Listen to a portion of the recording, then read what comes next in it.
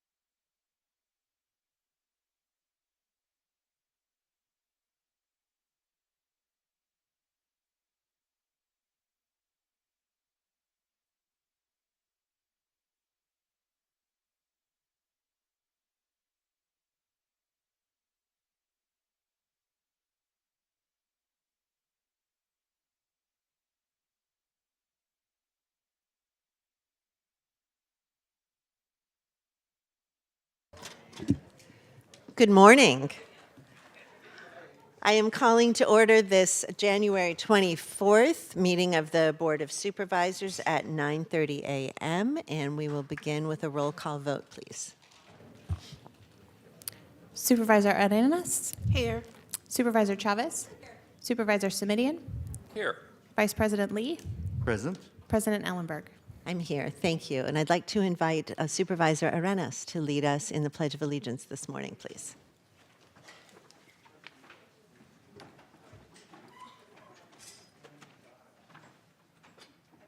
pledge allegiance to the flag of the United States of America and to the republic for which it stands, one nation, under God, indivisible, with liberty and justice for all.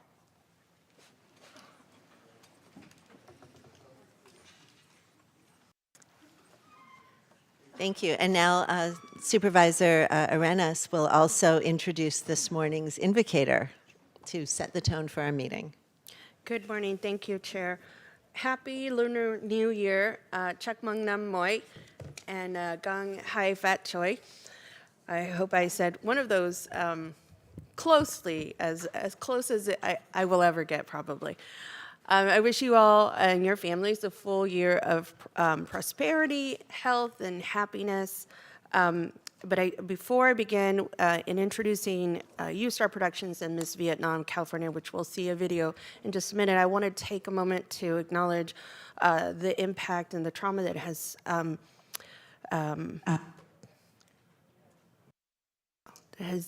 impacted our Asian American communities in the Bay Area.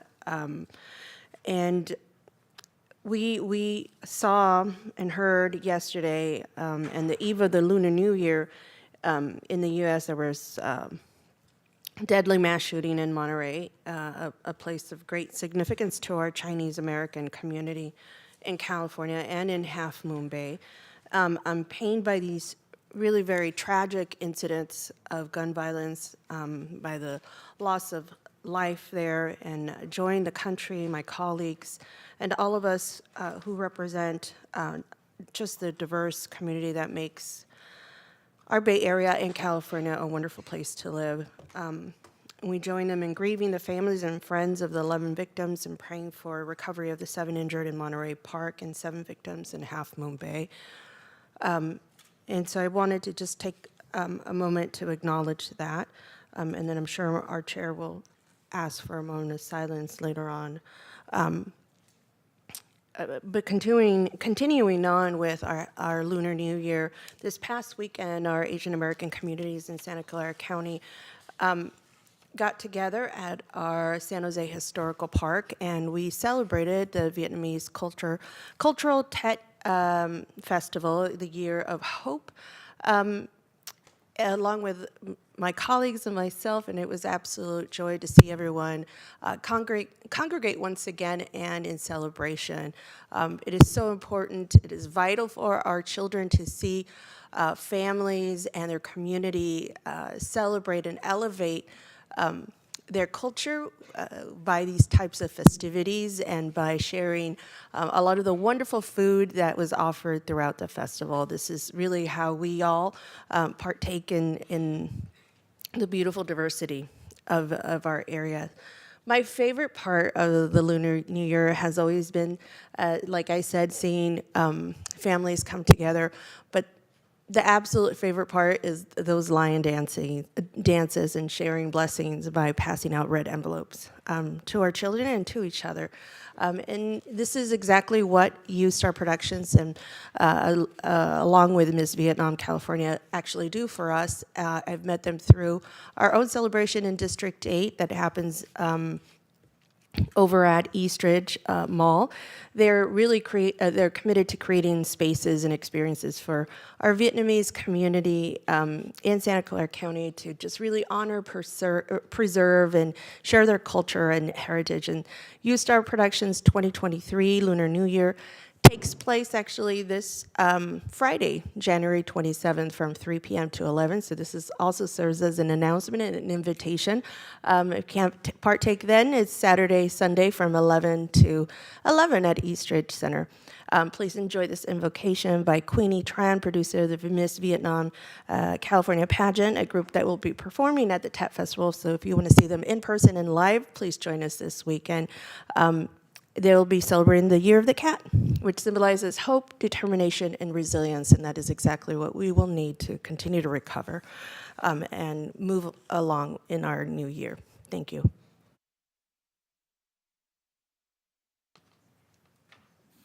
Hi, my name is Queenie Tran. I'm the producer of the Miss Vietnam California Hoa Hậu Áo Dài organization. I have been with the pageant for 34 years. I love to preserve and promote the Vietnamese cultures and language. This weekend, January 27, 28, and 29, the Miss Vietnam California organization will be participating in the Youth Star Productions Lunar New Year Tet Festival at Eastridge. The Vietnamese community in Santa Clara is so proud to invite everyone to the Tet Festival Eastridge as we showcase talents and culture and as we welcome the Years of the Cat. Thank you to the Supervisor Arenas and the entire Board of Supervisors for helping ensure that Santa Clara is a place where the Vietnamese culture is celebrated. Now please enjoy the video performance by Miss Vietnam California. Thank you.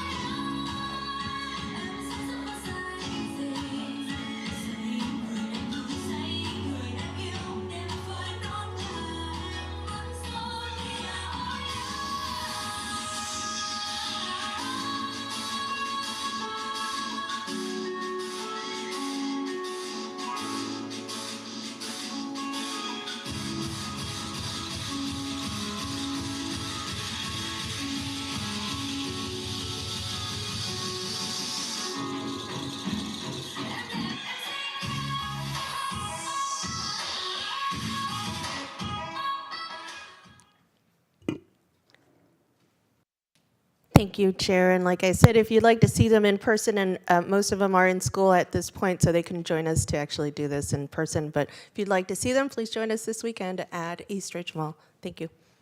Oh, thank you for that. That was gorgeous. And thank you also, Supervisor Arenas, for your thoughtful comments about the tragedies that seem to be building around us. So, as you noted, that I was going to call for a moment of silence, it really is with just a heavy heart that we're here once again mourning the deaths of 18 members of our community, this time during the Lunar New Year celebration, a time during which our AAPI communities come together, as you saw, to celebrate, pray to their ancestors, and come home. In honor of the victims in Monterey Park and Half Moon Bay and their grieving families, friends, and communities, I'm going to ask that we offer a moment of silence, please.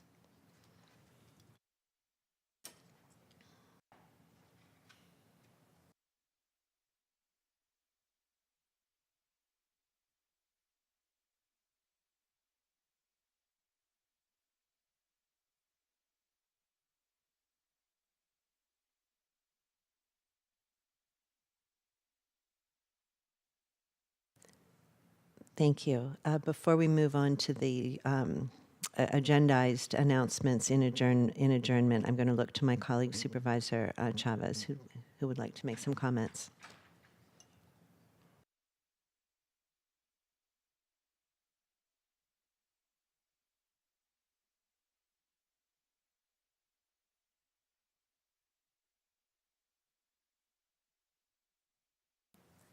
Are we going to the adjournments or the just adjournments now and then the commendations next?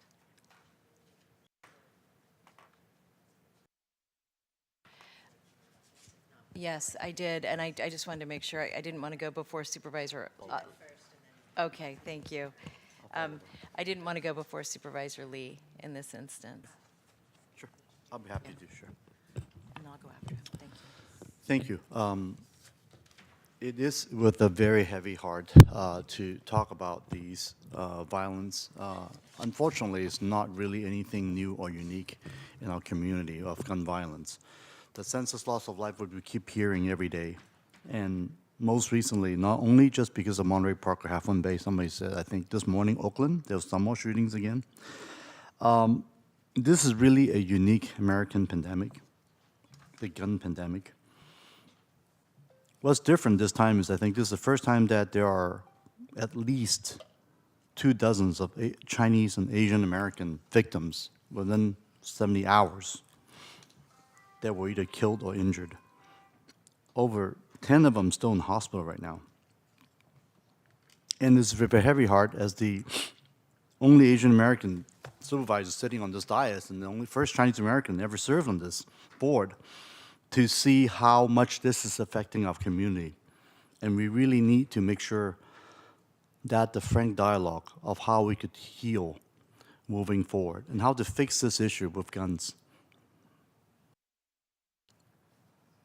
Many of my friends, family, relatives have heard that during pandemic we thought we need to buy guns to protect us in our house, thinking that would be something that's safer. And statistics have always proven that is the exact opposite. And I think it is so important that we need, as leaders in this community, to look at what we can do in either more laws, like and making the operations easier. Whether we talk about, some call them the red flag laws, or just simply we call it the GVRO.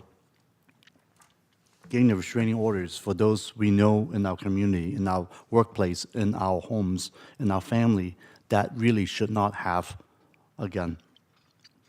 Or what are safe storage laws so that they are being kept away from kids. When we hear 6-year-olds bring a gun to school and has no consequences afterwards. Enough is enough. And I hope that with this new year of the cat, or year of the rabbit, we are really going to do something to help our community to heal, to move forward. And I thank President Ellenberg for letting me to make those statements. Thank you. Thank Supervisor you. Chavez. And thank you, Supervisor Ellenberg, for creating this space, and Supervisor Lee for your heartfelt, thoughtful comments.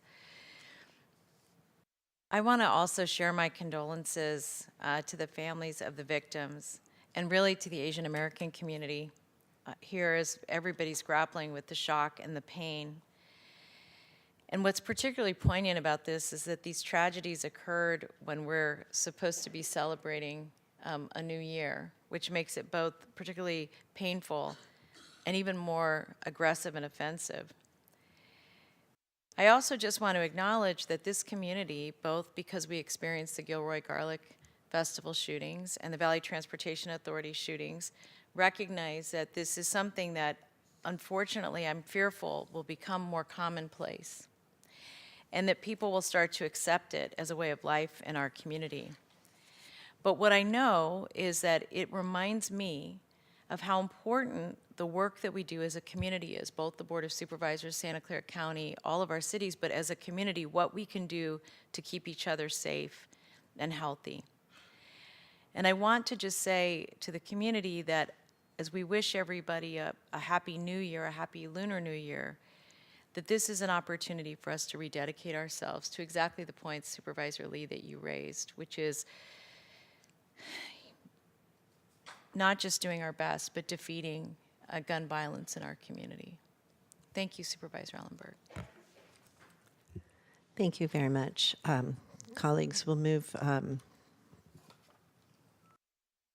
excuse me for 1 second, looking at the wrong screen, to other adjournments in memoriam. It looks like we don't have any, so we'll move to item 5, which is commendations and proclamations.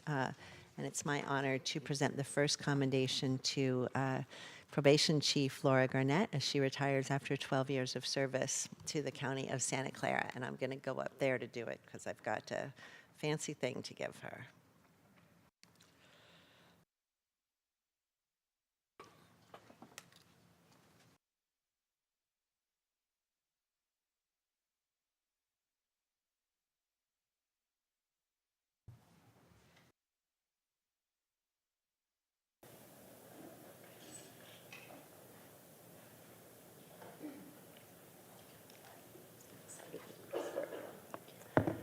It is truly an honor and a privilege to present on behalf of the entire Board of Supervisors a commendation to retiring Chief Probation Officer Laura Garnett for her outstanding years of public service to our county. When I first joined the board, I found kinship with Chief Garnett. She was clearly a leader who is honest, professional, collaborative, and passionate for the work. Particularly with regard to juveniles, Chief Garnett has a deep and genuine understanding of the traumas experienced by so many youth who come into contact with the criminal legal system. She understands that rehabilitation is not only possible but essential, and that youth truly into their early 20s have not yet developed the executive functioning skills most will hone as adults, and that their actions, however challenging, must always be viewed through an environmental and a developmental lens. You taught me that. Above all, Chief Garnett sees full human beings, not merely defined by what may be the worst thing they did during their young lives. As the chair of Public Safety and Justice Committee since joining the board, I have especially enjoyed working with you and learning from you. It was fitting when you began to offer a standing report at CFSC because just as the state has wisely separated juvenile justice work from the criminal legal system and placed it under the Health and Human Services umbrella, you found it critical to engage youth who have both experienced trauma and been alleged to have perpetrated some sort of harm through a system that focuses on support, rehabilitation, and healthy integration into their home communities. You're going to make me proud. Over the past 12 years, which is basically 3 supervisor terms, Chief Garnett has been able to support and restore communities by providing compassionate supervision and accountability to justice-involved adults and to provide preventative and rehabilitative services through evidence-based practices and collaborative partnerships. I should accomplish so much during my hoped-for 12 years on this board. Chief Garnett has been the Chief Probation Officer for nearly a decade, and under her leadership, the Probation Department has established a highly respected reputation for proactively implementing positive changes in the lives of Probation Department clients, as well as in the broader community, through outreach, education, emotional and family support, and rehabilitative services.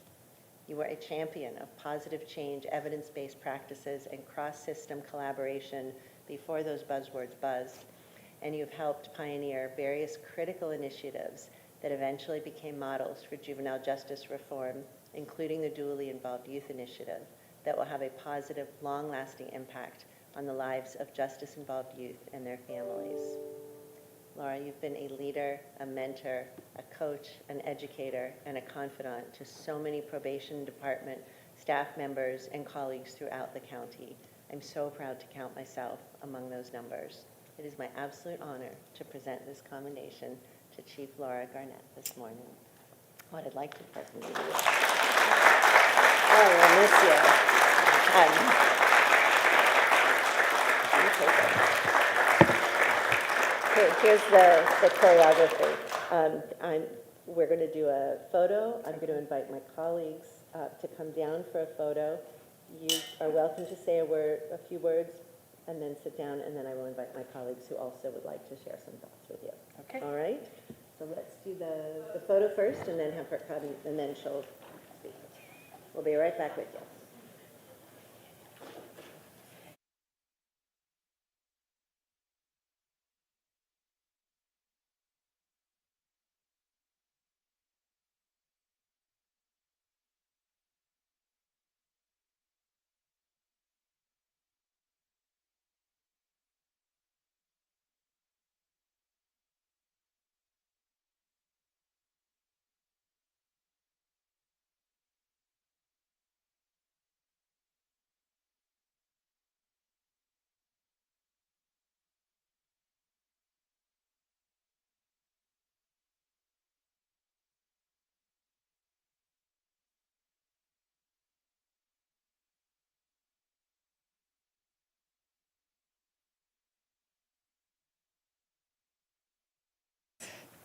I'm not really fond of public speaking, but I'm really not fond of it today. Well, I'm shaking. Thank you, President Ellenberg, for the beautiful words. I sincerely appreciate it, and thank you to the board for the beautiful award. I tried to write down what I was going to say today, and I just couldn't do it. I started writing a list of people I wanted to thank, and high on that list, for example, is the facilities guy who cleans our offices, who is like the nicest person ever that I see every day. And then I wanted to thank like all my team and then all the other department heads. And then I started thinking about people I sat on the Blue Ribbon Commission and parents of kids in custody. And I thought, oh my gosh, like there are hundreds of people that I would want to thank by name. And like, how lucky am I to get to have gotten to do something so wonderful for so long and not even be able to try to thank everybody. But what I will say, I mean, just a couple of points. I feel like what I have gotten to do here is certainly not me. It's been a team. It's been a county team under this leadership, under Dr. Smith's leadership, under the board. This is the most amazing place to work. I've worked other places, and this is truly the most amazing place to work. I think the two words that I would say that I felt like throughout the whole time I've been here is inspired and motivated. And to feel inspired and motivated when you're my age at this place in your career is almost unheard of. And I'm leaving inspired and motivated. Like it's, people say, how do you feel? Aren't you so excited? It's like I'm feeling every emotion you could feel kind of all at the same time. And it is time to leave. And I am thrilled with who we're leaving the department with. I'm thrilled with everything. And it's really hard to leave. And I think that's probably the best place you could ever be in. And the other thing is I feel like this county does a really good job of supporting, valuing and seeing people. And staff can't do their job if they're not seen, they're not valued. And from the very highest ranks of this county, I have felt valued and seen and really empowered to do the work that we have done. And I am more than happy to say that we are, I'm departing with a full executive team in place. No interim person. We have a full executive team. Chief Nick Burchard is the new chief. I couldn't be happier about that appointment and happier about the whole team. And that's about it. I do want to close with just one thing, because I started my chief job this way, and so I hesitated about doing it, but I'm going to. When I was first appointed chief, like 5 minutes later, I was diagnosed with aggressive breast cancer. And I talked to Dr. Smith and said, I'll absolutely step aside. Nobody even knows I've been appointed yet. And he said, absolutely not. We'll get through this together. And the only reason I was diagnosed with that was because Supervisor Simitian, when he was in the assembly, had passed a bill that put me up for an extra test that diagnosed it. Otherwise, it would not have been diagnosed.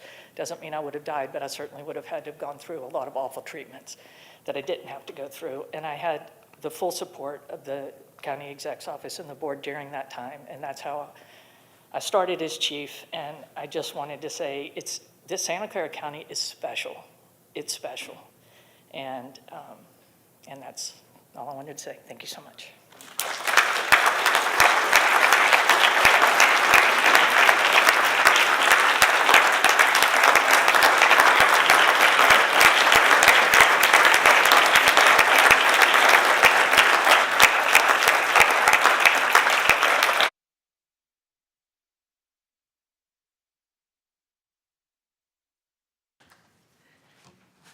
And because that wasn't quite enough vetting and celebrating, I'll share advance notice for the clerk of the board and the public that there is a celebratory lunch for Chief Garnett happening at 12:30. So the board is going to break for an hour from 12:30 to 1:30 so that we can further show respect and appreciation. So I'll ask if other colleagues want to speak now, or if you'd like to do that at the lunch later. Up to you. Either one. What do you prefer? You want to do it now? I think we embarrass her at lunch. Okay. And, Then we'll and do Chief that. Garnett, the one thing I wanted to say is so typical of you. You get a commendation. The commendation's still here on the, so we're going to have to hand it to you. Okay. Well, if we're going to wait, then I'm going to move on to the next commendation.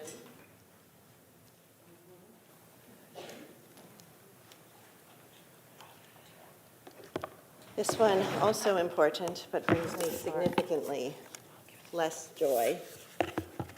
And I'd like to invite Ruth Litwin, a Holocaust survivor, to join me up here.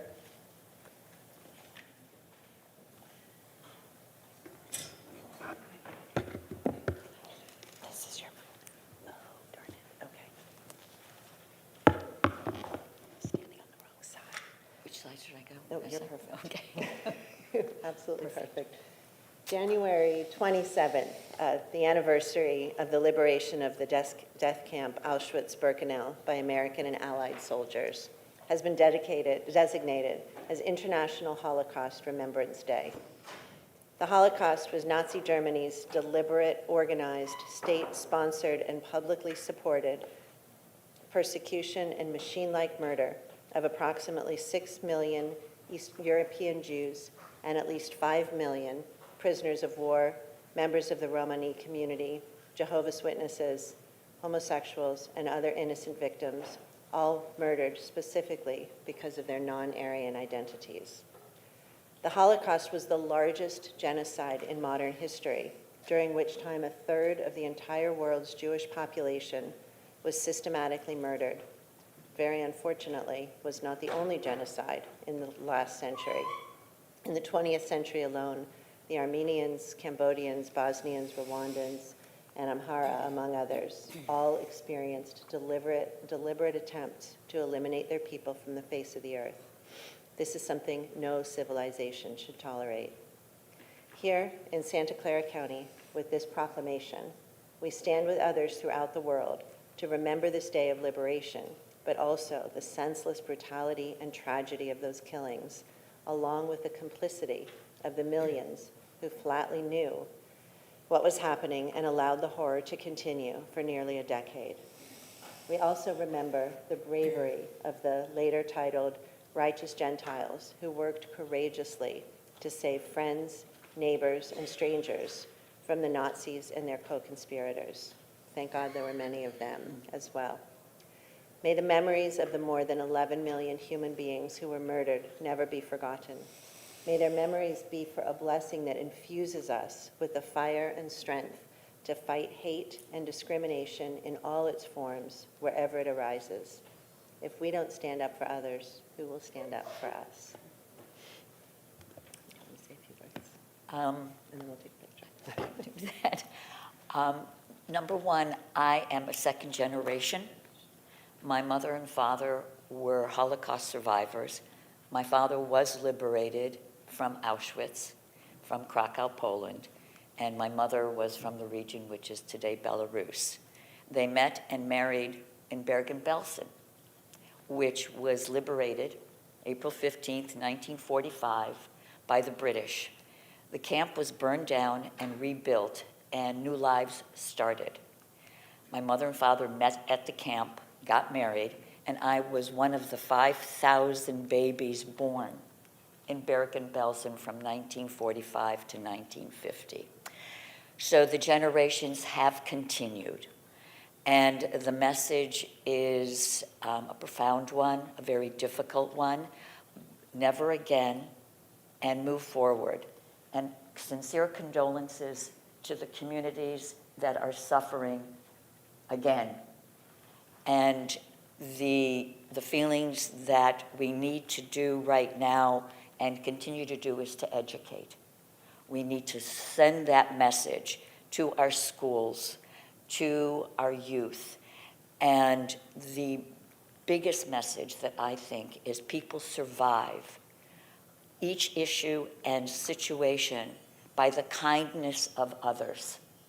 And it is imperative that we be respectful and that we educate and we share those stories, but with respect and kindness. My parents built a new life, started multiple generations, and here we are to tell the story, and may the legacy and the message continue to be shared.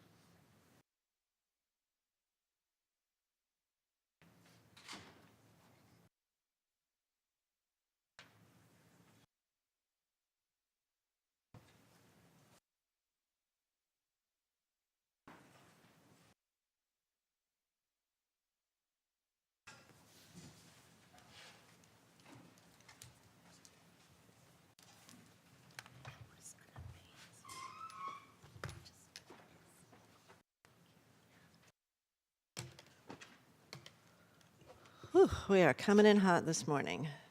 The next commendation is for the Vietnamese American Service Center for contributions to the Vietnamese community and county residents on the occasion of the 2023 Lunar New Year.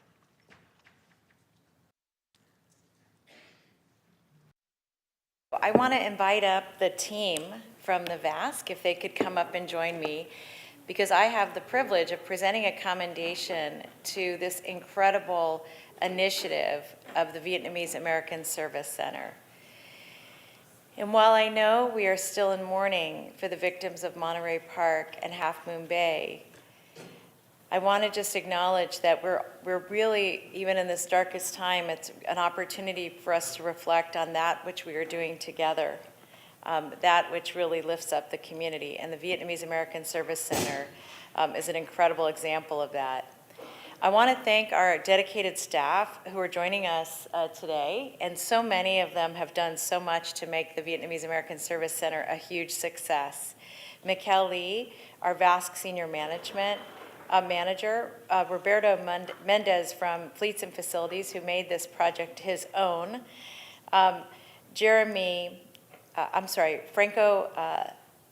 Franco.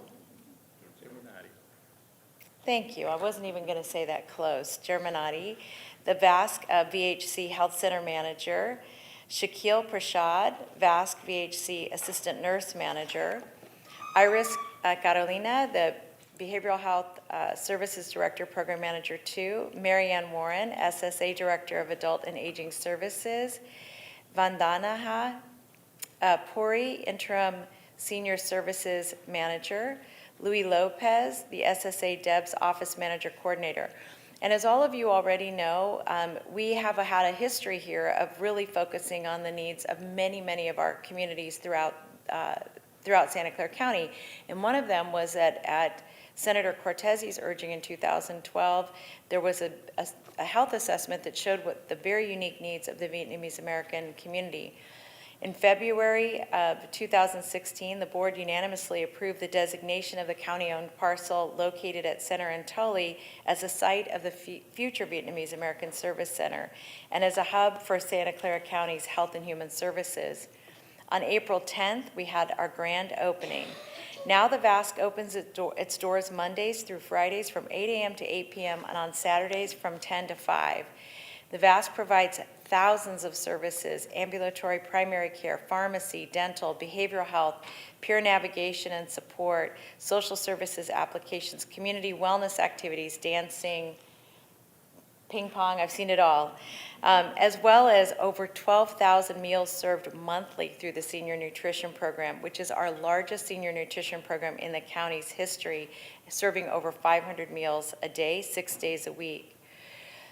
The VASC, let me just deviate for one moment to say this to the county staff. What's really a miracle about this is how many different departments are working together there. And it really is what we should be doing all over the county. It's not easy, but it's so great. And we just have to keep focused on doing that, which is hard because it has such better outcomes for our community. What I'm very excited about is the Lunar New Year Festival on January 28th will honor the Year of the Cat. But the celebration will also unveil the VASC's new light art installation, thereby launching the county's public art program. Under the program, the county has set aside 1% of the budget for new capital construction projects for public works of art. And this is an opportunity for us to engage, support, and really reflect our communities. The rooftop art at the Vietnamese American Service Center is the county's inaugural public art project for the program, and it is a result of 5 years of really pain and suffering. So I wanted to say to Sylvia Gallegos, well done, and her team for leading the program, and again for FAF for really working with us. The Board of Supervisors of the County of Santa Clara does hereby recognize and commend the amazing work of all of those leaders at the VASC who are serving the Vietnamese community and all county residents who are part of the VASC in promoting Vietnamese culture on the occasion of 2023, the Lunar New Year, Year of the Cat. Congratulations. And Sue, I'm going to give this to you. I don't know if you can hand it to you. Okay, great. Then you get the plaque if he's speaking. All right. Good morning, everybody. Thank you, Keeley, Deputy County Executive. I just wanted to say a few words. First, to really thank Supervisor Chavez, all of our board members, former board members like Senator Cortez and Supervisor Wasserman, who really gave us this opportunity, created this opportunity in the community. And also to thank Dr. Smith and all of the people behind me here who are actually making that vision a reality every day. You know, I was gonna end there, but it just feels like today is a sort of emotional day. For me and for others here, I think the VASC has a deeply personal meaning. Many of us are refugees. When you go to the VASC, it's a really special place. Sort of the bones of the VASC, the design of the VASC, the services that are provided there, how they're provided, the sort of the conversations that happen. which I embarrassingly admit I don't really understand most of the time, but when you hear the words, you're sort of reminded of how important this work is, and really how we're connected to the loss and sacrifice of our parents and of our ancestors, but also reminded of the great opportunity that we've been given. And when I go there, I feel a sort of quiet urgency to fulfill the duties that we have to our parents and our elders, to our community, and to future generations. Thank you.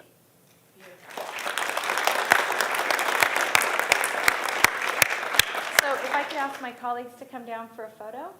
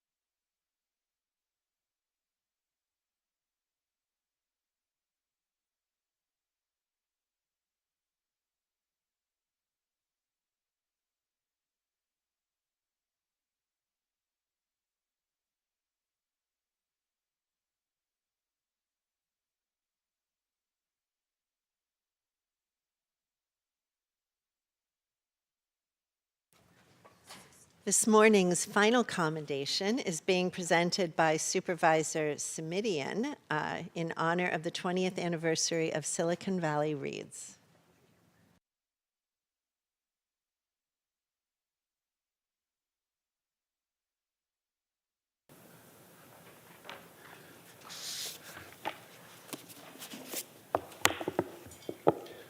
I get worried when the lawyers are looking at me over here. I'm not sure what that's all about. But good morning. I'm County Supervisor Joe Simidian, and it really does give me great pleasure to welcome and thank and honor with my colleagues on the board Silicon Valley Reads. Many of us, I think of reading as a relatively solitary activity. You maybe pick up a book, park yourself in a chair, if you're lucky, have a warm fire and just a little bit of solitude. And that's a marvelous experience, but an even more marvelous experience would be if you could share that with 2 million people here in Santa Clara County. And through Silicon Valley Reads, thanks to them, we're able to do that and have been doing it for 20 years. And through thick and thin and ups and downs, including a pandemic, Silicon Valley Reads has been the vehicle that has said, you know what, reading's a marvelous way to spend our time, but it can also be a marvelous way to build a sense of community in a very diverse place with very diverse lived experiences that can be better understood if we give some thought and care to what we read and who we read it with, metaphorically, if not literally. This has been going on now, as I say, for 20 years. I want to invite two wonderful women to the podium to join me. Our county librarian, who many of you may know, but for those of you who don't, she is one of the very important reasons why we have a 5-star library that is nationally ranked. So please join me in welcoming Jennifer Weeks, our county librarian. And Reed Myers, who has the enviable, though challenging job of being the director of Silicon Valley Reads. I know Reed from her 9+ years as a member of the Sunnyvale School Board, which, all due deference to our own work, I have often characterized, once you've been an elected school board member, every other job is easy. So please join me in thanking her for both her past public service as well. In February and March, and again, 20th year, February and March, there are going to be 100 events, free, that 150. See, you just can't keep up with Silicon Valley Reads. 150 events. Before you all start going to your devices and signing up, I hope you will just allow me to say a word or two more about Silicon Valley Reads. The theme this year is Journey to New Beginnings. I have already got 2 of the 3 books that I'm supposed to and want to read for the effort. I know there are children's companion books as well. This notion of Journey to New Beginnings is, I think, such an apt fit for our valley, and as we just heard a minute or 2 ago, the many folks who have found this place the place where they can have a new beginning. So with that, I'm going to step over, grab some hardware, present it to these 2 good people, and ask them if they would like to say a word or 2 before I invite my colleagues down for a photo. But mostly I just want to say thank you for 20 years.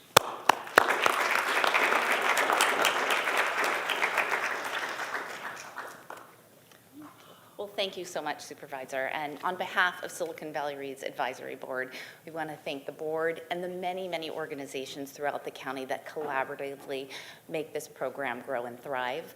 It is free, so we do invite all of you to visit the website and journey with us on New Beginnings for 2023. Thank you so much, and I have a bunch of bookmarks for you and your colleagues and everybody in the audience if anybody wants them, so thank you. And we really do have something for everybody, and it's all free, so go online, siliconvalleyreads.org. Got to do a plug. Then what I'm going to do before, well, I will ask my colleagues to come down so we can do a photo together, but as we're doing that, I saw Reed's eyes light up when she saw the proclamation.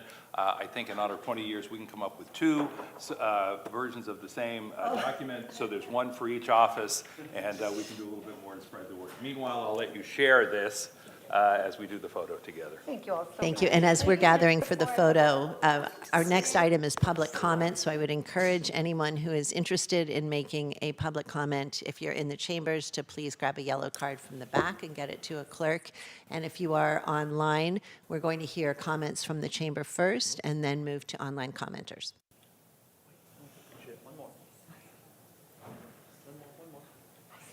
Forgot the president.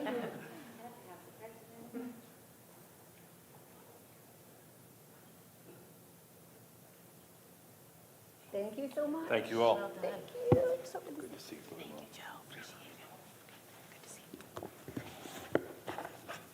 Thank you, Madam Valerie. Thank you. I also want to make a time correction. The board is going to break from 12 to 1, not from 12:30 to 1:30.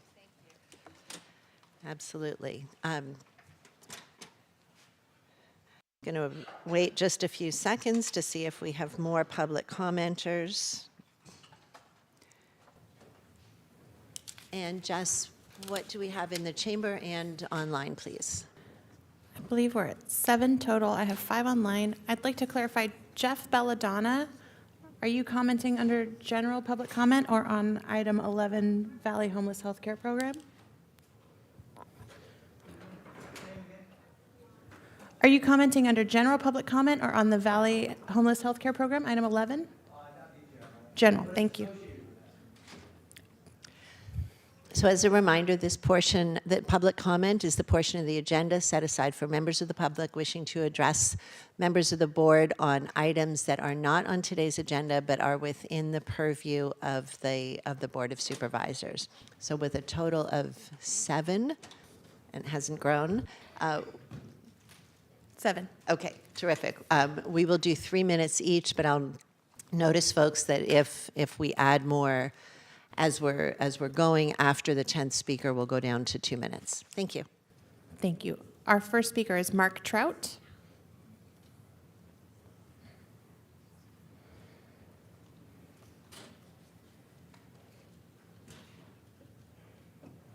Really strange to be back. I honestly never thought we'd have meetings again. I never called in, not even one time, to hear San Jose City Council or San Francisco supervisors, because I know that you know and they know my voice, and I know that I wouldn't be able to speak. You'd hang up, no one would know about it.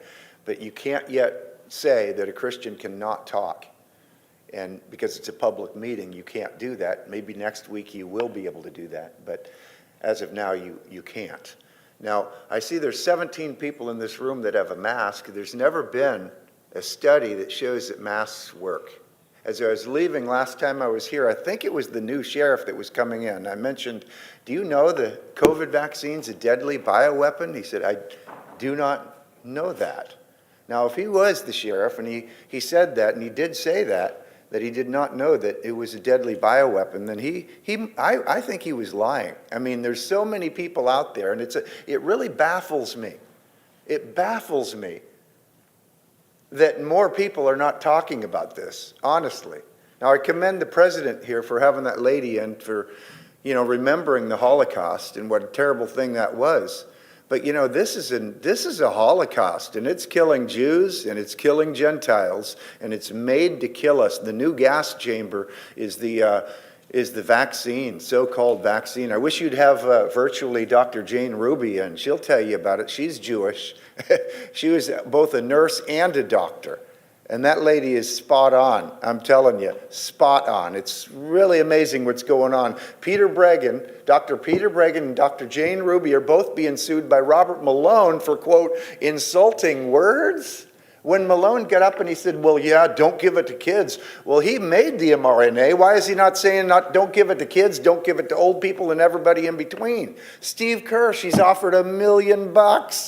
$1 million to anyone from the FDA or the CDC to talk to him for an hour. Easy cash money.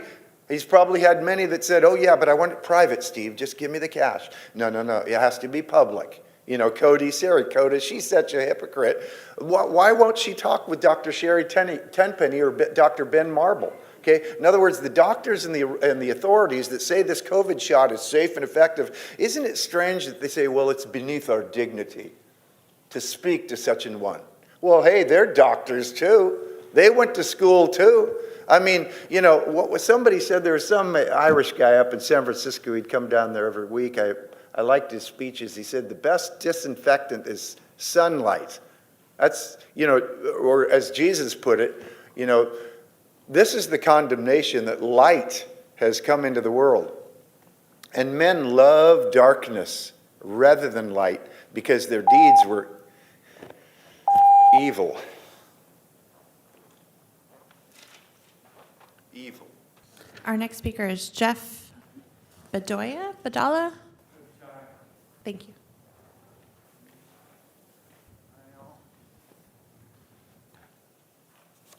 Is this where I stand? Okay. Jeff Badola. I like to read A Journey to New Beginnings. Okay. I'm homeless, but I have an opportunity of doing something about it. Okay. There's two parts. First thing is always adjusting thinking. Second is addressing the point at which adjustment issues become a social matters. Okay, I've been doing the necessary personal work, and I need to share my results. Okay, I'm ready for the next step. Okay, I composed an email for for sharing with the supervisor board. I was invited to do this up at the clerk's office. I have that composed, and I'll go ahead and send that. It'll allow you to see how things got to be so complicated for one marginalized person. It's very important to own your past, okay? And I wish you all the best. Enjoy the sun. Thank you. That concludes in-person speakers. We'll move to virtual. Our first speaker is Karen D. You'll have 3 minutes to speak. Please accept the unmute. The timer will start when you begin speaking.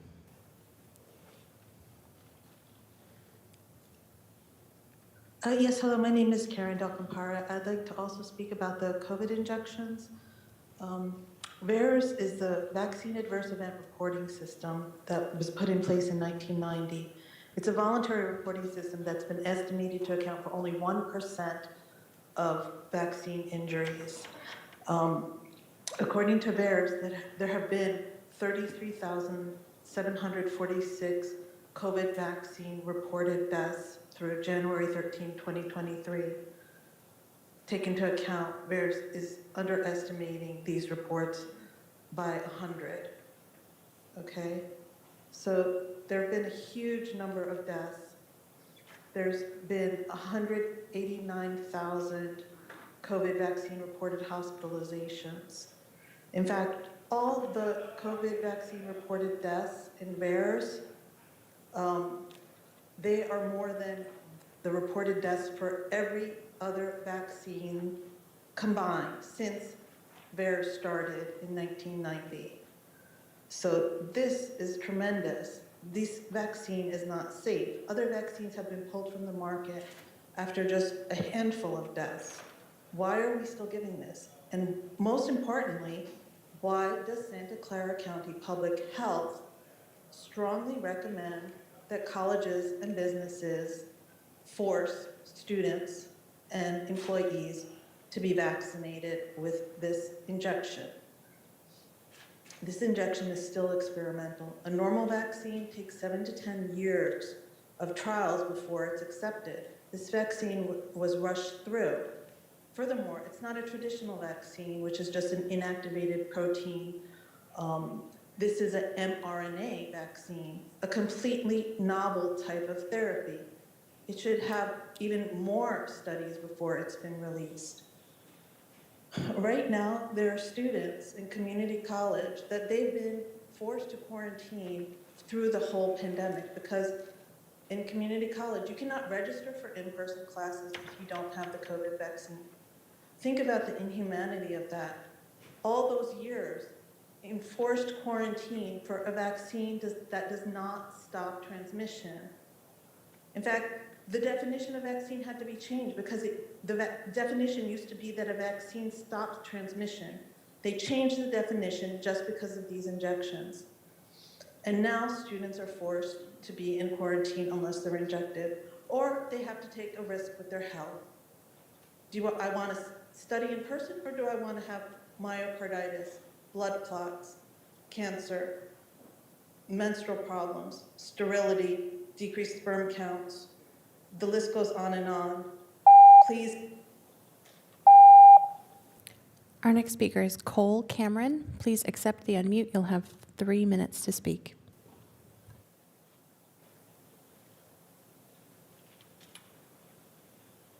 Good morning, everyone. This is Cole Cameron.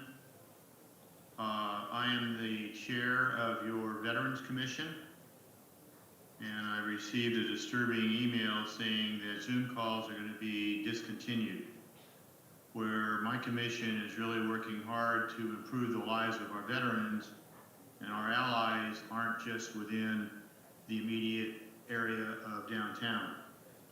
We have some of our allies that have immune system problems. I have the executive director of the VA joining us, very busy schedule. A national database, Scott over in Sacramento, that supports us.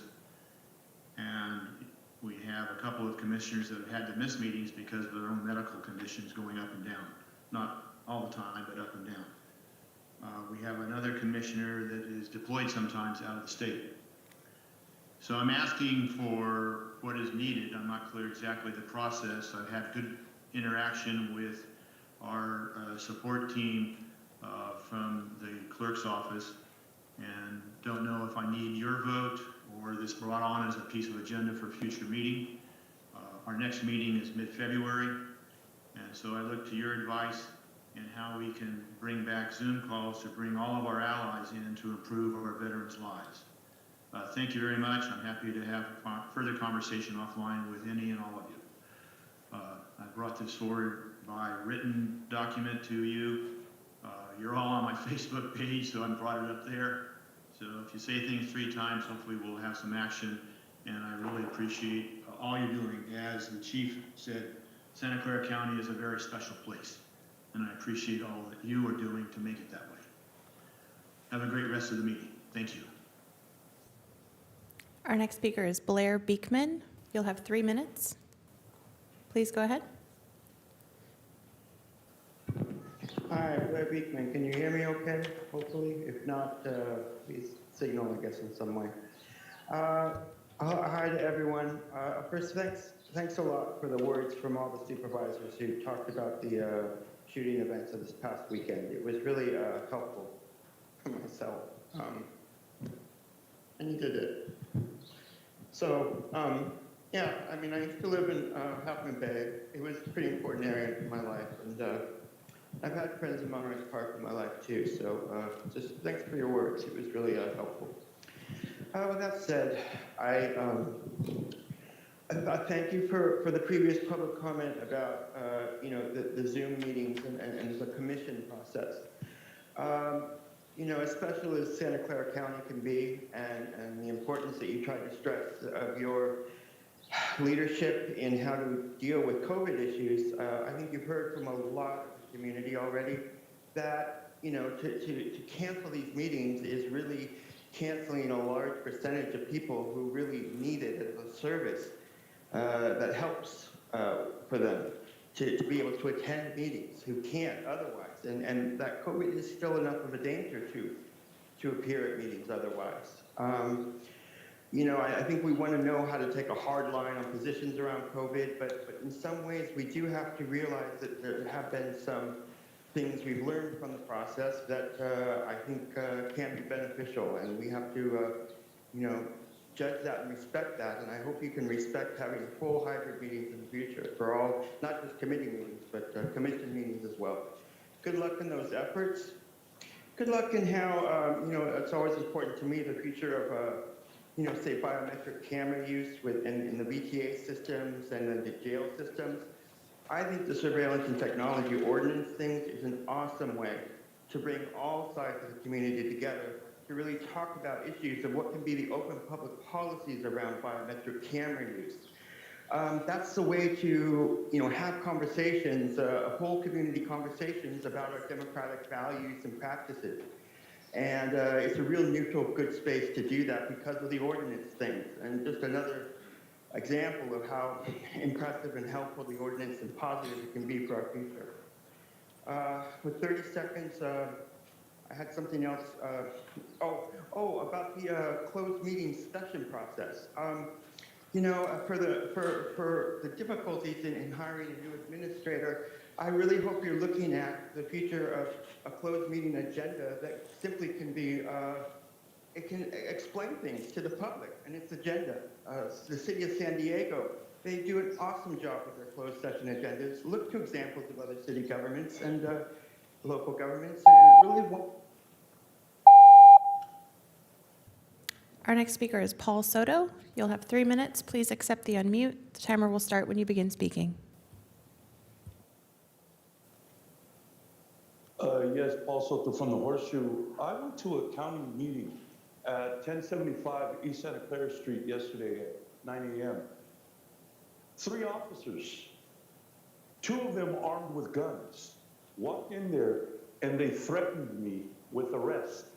They threatened my safety and they threatened my life and my freedom as an American citizen. In the Constitution, there's a series of rights that are hallowed, that you praise, and that this entire government's power is predicated upon. Some of them state that we have the opportunity, privilege, duty, and responsibility to redress our grievances to our government.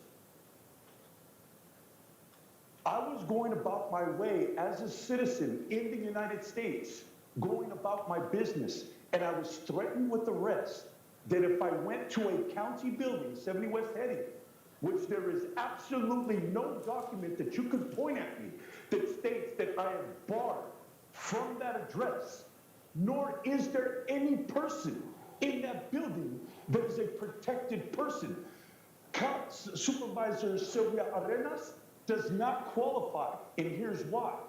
That was a workplace violation that was placed on me. She is no longer an employee of the city. I consulted an attorney, and my logic and my legal reasoning is sound and it's valid. Now I'm going to show up to 70 West Heading on my terms because I have a constitutionally protected right to do that. But you sent cops to threaten me when I have committed no crime. I have committed no offense. And you sent them to warn me that if you go there, we're going to lock you up. What is this obsession with this county and city? Why do you fear me so much? Why do you fear me so much? Because you know that I have a legal claim to reparations. You know that I come to these meetings and I fight for my ancestors. We sat here and we listened to Supervisor Ellenberg speak eloquently about the issues of genocide and how this was state-sponsored. What about the California genocide that happened to my people? What about the genocide that happened in Saucipuedes when this county profited from spraying pesticides on my ancestors? This is the truth that you fear the most. You don't fear me as a person. You fear the legacy and the reparation that this county and city owes. You were wrong. You made a miscalculation. And Our next speaker is Joanne Anderson. You'll have 3 minutes. The timer will start when you begin speaking. My name is Joanne Anderson, and I am a proud Santa Clara native. I currently serve on 2 sister county commissions. I've appreciated the county's hard work to have commission meetings virtually during COVID, and I really support the people that have spoken about continuing Zoom meetings or hybrid meetings to protect those that are autoimmune compromised like I am.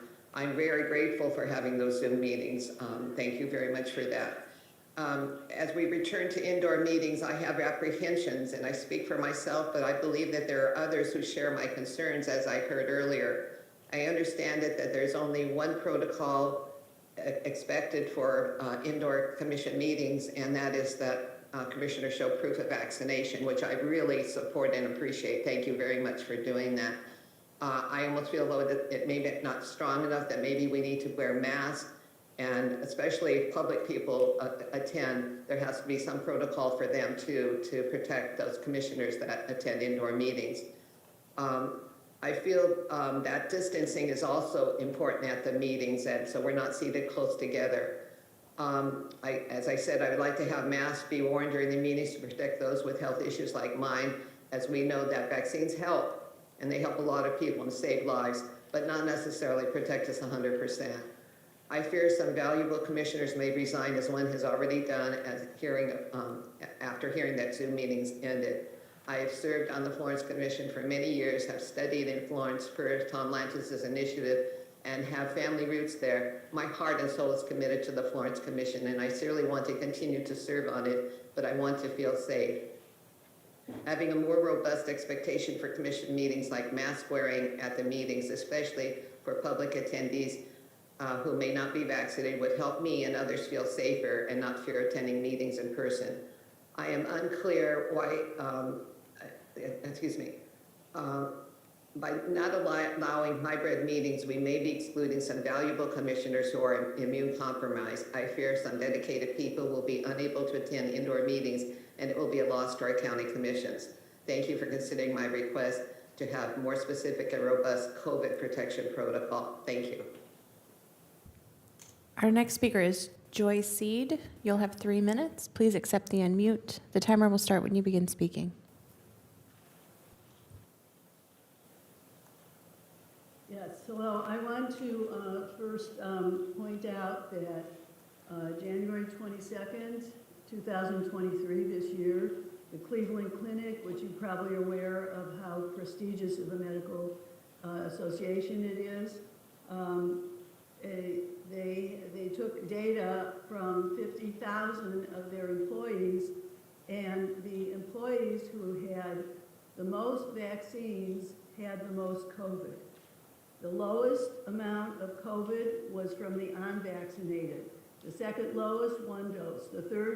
The second highest, 1 dose. The going higher, 2 doses.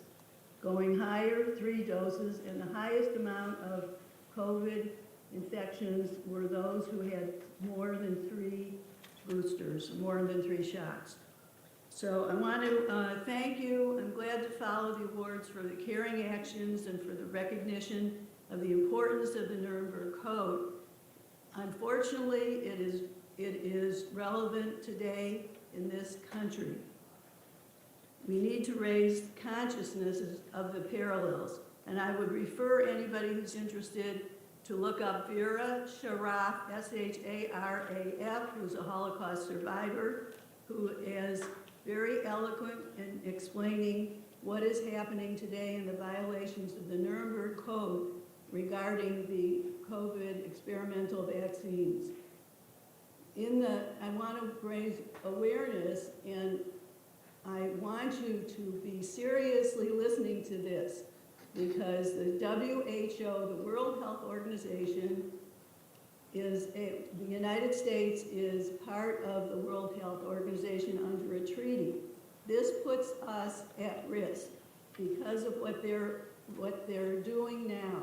So there are amendments to the World Health Organization that are very dangerous.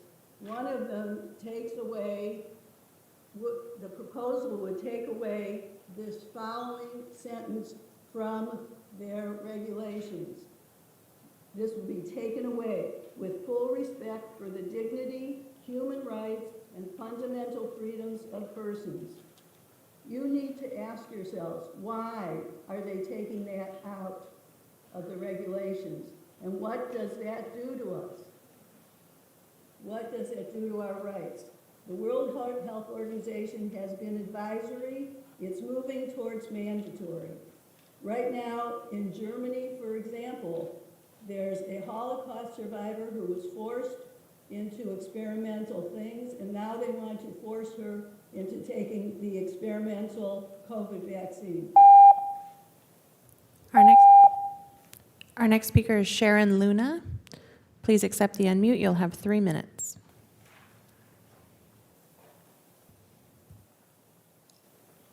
Good morning, President Ellenberg and supervisors. First, I'd like to say welcome to Sylvia Rennes as being the District 1 supervisor. We hope to have established a great relationship, and hopefully you'll be able to attend our town hall meeting on Thursday, January 26th. I have listened to a lot of the comments today, but first I would like to say how eloquently you all spoke in regard to the tragedies that we have been constantly incurring due to gun violence. The words that you expressed did make me feel a lot better. I'm wondering when this all will stop.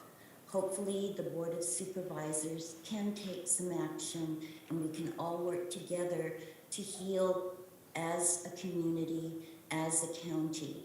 I think it's very important that we recognize that it's different classes of people. Something is going on with our seniors that possibly we need to delve into a little bit more, work with our young people, and really strategize to make this community or make the United States a safer place to live. It's getting out of hand. The fact that the California and New York have the strictest gun laws is important to note that something is not working. And for assault rifles to be used or obtain is a crime in itself. And I think that it's very important that we deal with the underlying issues as far as what is driving individuals to take these types of matters into their own hands and with the loss of life. So I'm hoping that the county will do something. I am appreciative of what the county has done with the COVID. I have lost family members in regard to it. I know that others have different opinions, but you have done a great job.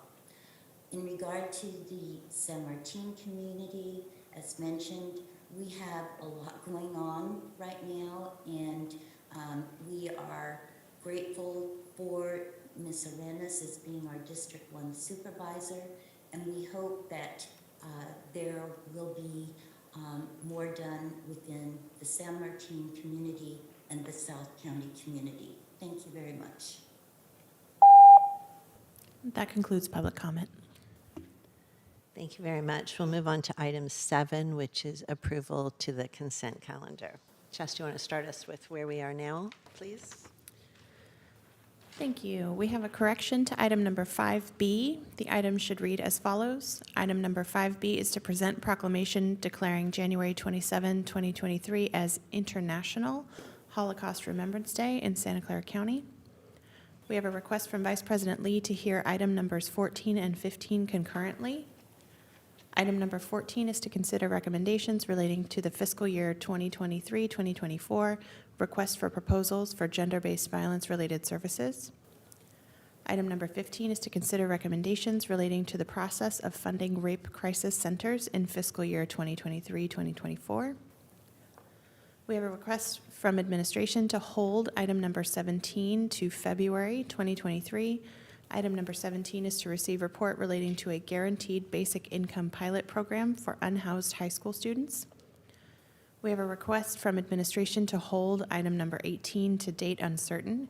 Item number 18 is to receive report from the Office of the County Executive relating to an analysis of transferring the Office of the Sheriff Programs Unit personnel to the jurisdiction of the Department of Correction. We have a request from administration to hold item number 25 to date uncertain. Item number 25 is to consider recommendations relating to the Santa Clara Valley Medical Center Building M cart washer and reverse osmosis system install project, project number 921-C210007. We have a request from President Ellenberg to remove item number 51 from the consent calendar. Item number 51 is to approve delegation of authority to the county executive or designee to negotiate, execute, amend, or terminate agreements with the grantees of the Community Care Expansion Preservation Grant Program to preserve existing licensed adult and senior residential care facilities in Santa Clara County. We have a request from President Ellenberg to hold item number 58 to February 28, 2023. Item number 58 is adoption of ordinance number NS-19.45, adding sections A3-34, A3-35, and A3-36 of Chapter 3 of Division A3 of the Santa Clara County Ordinance Code relating to campaign disclosure and board member disqualification. We have a request from Vice President Lee to remove item number 61 from the consent calendar. Item number 61 is to receive report from Measure A 2016 Housing Bond Independent Citizens Oversight Committee relating to the fiscal year 2022-2023 first quarter report from the independent auditor. We have a request from the sheriff to hold item number 66 to February 7, 2023. Item number 66 is to approve request for appropriation modification number 131 for $1,600,000, transferring funds from the general fund jail camera system reserve to the Office of the Sheriff budget for the replacement of the public safety camera system throughout the Custody Bureau facilities. We have a request from President Ellenberg and Vice President Lee to remove item numbers 69 through 73 from the consent calendar to be considered concurrently with item number 12. Item number 12 is to receive report from the Office of the Sheriff relating to training curriculum for the new Sheriff Protective Service Officer classification. Item number 69 is to receive report from the Office of the County Executive relating to the establishment of the Sheriff's Protective Services Officer Classification and Implementation Plan. Item number 70 is to approve job specification and amend classification plan to add classification of Sheriff's Protective Services Officer. Item number 71 is adoption of salary ordinance number NS-5.23.40, deleting 1 Protective Services Officer position in the County Library District and 11 Protective Services Officer positions in the Santa Clara Valley Medical Center, and adding 75 Sheriff's Protective Services Officer positions in the Office of the Sheriff, and amending the salary schedule to add the classification of Sheriff's Protective Services Officer, and adding footnote number 873 to delete Protective Services Officer and Supervising Protective Services Officer positions 1 year after becoming vacant. Item number 72 is to consider recommendations relating to the management structure of the new Office of the Sheriff Protective Services Division. Item number 73 is adoption of salary ordinance number NS-5.23.58, adding 1 Sheriff's Lieutenant position and 4 Sheriff's Sergeant positions in the Office of the Sheriff. We have a correction to item number 78F. The item should read as follows. Item number 78F is to adopt proclamation declaring January 27, 2023 as International Holocaust Remembrance Day in Santa Clara County. And that concludes my summary. Well done. Thank you very much, Jess. I'll look to my colleagues for any additional changes and begin with Supervisor Lee. Thank you, President Ellenberg. First, I want to apologize because a couple of changes I have requested, actually, I'm going to withdraw. First of which is the 14th, 15th. I asked for having those heard concurrently, but actually would like to retract the request and have them heard separately. Second one is regarding the item 61 being pulled from the consent on the Measure A issue.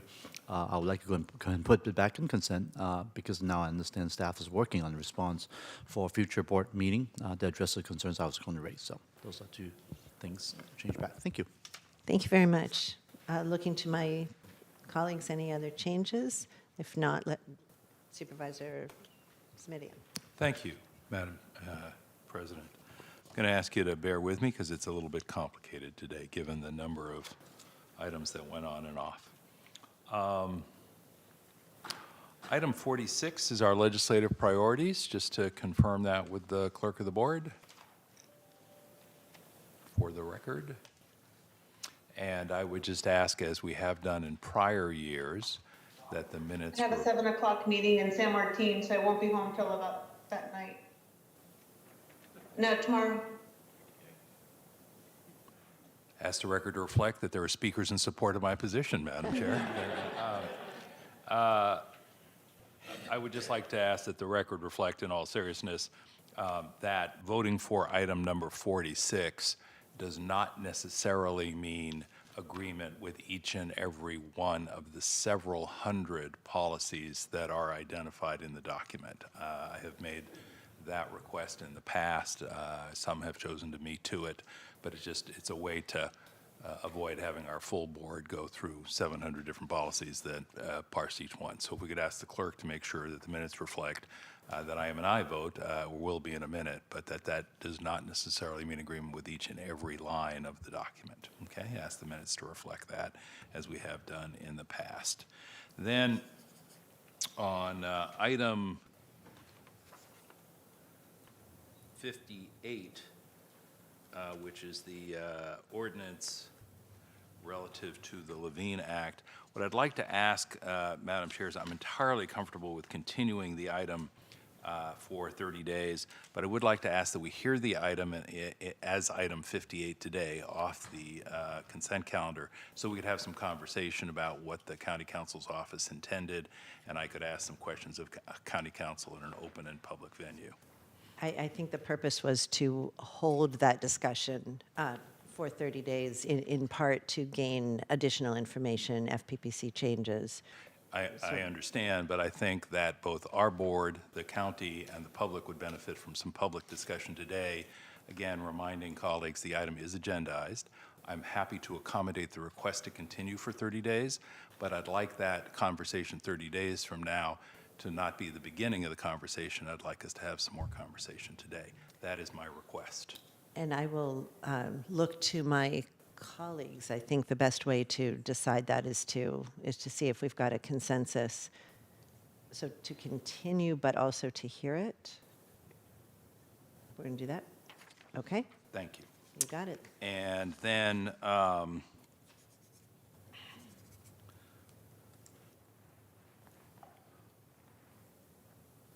have some questions about various Levine Act-related items. And Madam Chair, I have tried to get my questions asked and answered prior to today's meeting, but in some cases, that wasn't possible. And to the extent that there's still ambiguity, I want that publicly noted for reasons of public transparency. So let me ask, for example, on item 52, this is a simple report relating to anticipated requests for proposals. The item is not a Levine Act item per se, but through the chair to our county counsel, Mr. Williams. There are, I think, a half dozen or more notices here of RFPs or, forgive me, I forget the other term of art.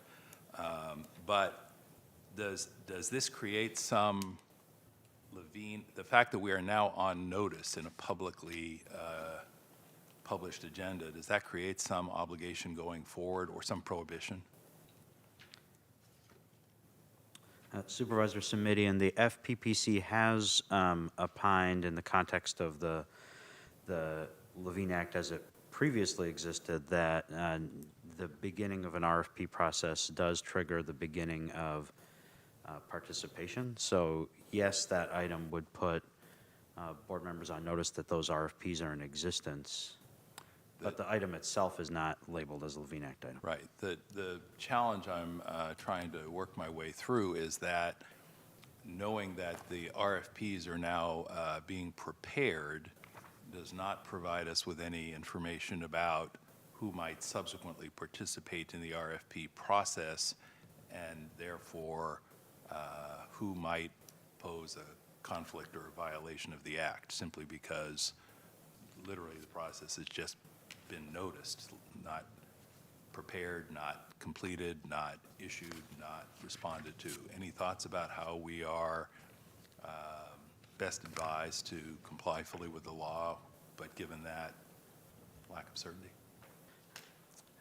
If a supervisor became aware that a entity or individual is a prospective proposer for one of those RFPs or is otherwise participating in the process related to one of those RFPs, that would be then the trigger with respect to the Levine Act.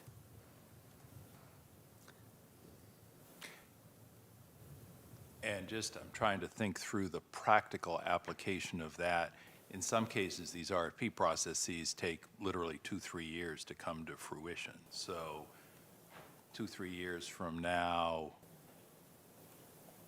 when some of us won't have to worry about that here, 2 or 3 years from now, and then there might be an RFP, and then somebody might respond, and then if they've made a contribution sometime 12 months after that, so 3 or 4 years from now, presumably folks are obliged to track that data and respond accordingly? The prohibitions do extend throughout the duration of the process. Fortunately, most of our RFPs don't take multiple years, but you're right, there's occasionally some that do. Of course, there's also a life cycle of a contract, and so contracts may have amendments that come forward. I think that's probably the more frequent ongoing iteration is, many of our contracts come back on an annual basis for amendments and modifications, and each of those touch points would be a trigger. So I actually think that's probably the more frequent ongoing impact, actually, than even just the RFP process. Thank you. Further question is I can't help but note that a couple of the items that are identified by presumably your office and the clerk, and thank you to the clerk's office for helping us keep track with the triple asterisks. Items 33 and items 81 on the consent calendar are both contracts with public agencies. In item 33 case, it's State Water Resources Control Board. Item 81, it's the City of San Jose. I don't think of those as entities that are lawfully permitted to make donations, and therefore I'm trying to understand what the Levine Act prohibitions or obligations are tied to, just so I understand more fully. Thank you. Sure, and I'm glad you asked that question. Obviously, those public Excuse me, entities. Mr. Williams, you may be the only one in the room who can say that. Well, no, I am on that particular one has come up a few times. Obviously, the public entity itself can't contribute, but that doesn't mean that there couldn't be a financial interest on the part of a participant. So, for example, I think it was, sorry, what was the second item you said? 80. 81 was San Jose. and 81, 33. for example, is a real property transfer, and for instance, the next door neighbor might be somebody who might come and have an objection or concern or something else, and if they also were a contributor, they're certainly under existing FPPC rules, there's certainly someone who likely would have a financial interest in the transaction by virtue of being a next door neighbor in that real property. And the prohibitions, I shouldn't say the prohibition, the liability under the law attaches only when you know or should have known. So then the question is whether you knew or should have known that the next door neighbor in the hypothetical you gave us has that interest.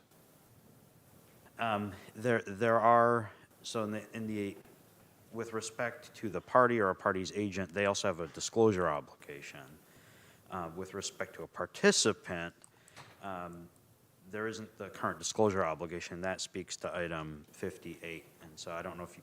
But if they don't have a disclosure obligation, or if they don't honor the disclosure obligation, the elected official is still responsible for compliance and liable if they knew or should have known of the financial interest. Is that how Yes, this plays out? yes, if the official knows or should have known. Okay. There has been a request, Madam Chair, to remove items 69 through 73 to be considered concurrently with item number 12. I can support that, but I would ask that item number 72 be a separate item, because item number 72 alone among that group has been identified as a Levine Act item, and so I'd like to ask that it be items 69 through 73 exclusive of item 72, which could then just be heard immediately thereafter for anyone who wanted to recuse themselves, which might include me or might not. That's fine. Thank you.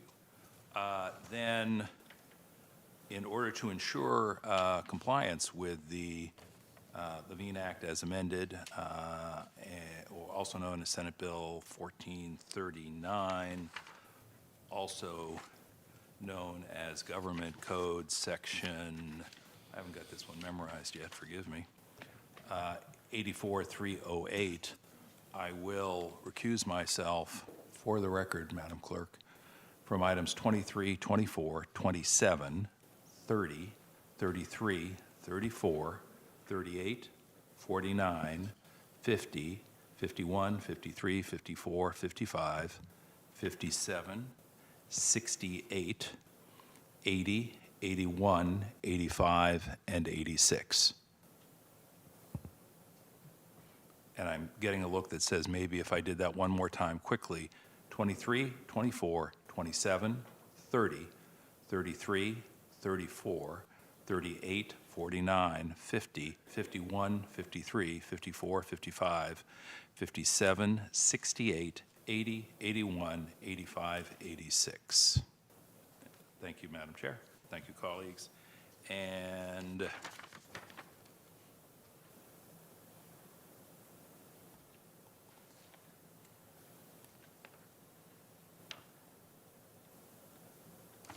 that's it for me. Thank you, Madam Chair. Thank you very much. James? I just wanted to check, Supervisor, did that also address your items with respect to item 58, or is that a separate conversation? Just wanted to know for clarity.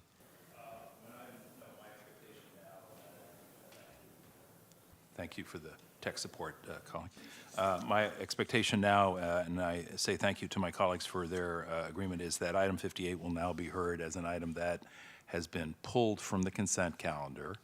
We will discuss it in its place on the agenda when we get to item 58. We will not take action today. That has been agreed to, I think, by the consensus assessment of our board. But we will have an opportunity to discuss it there. I will also have some Levine Act questions for you when we get to the report from County Counsel. Thank you.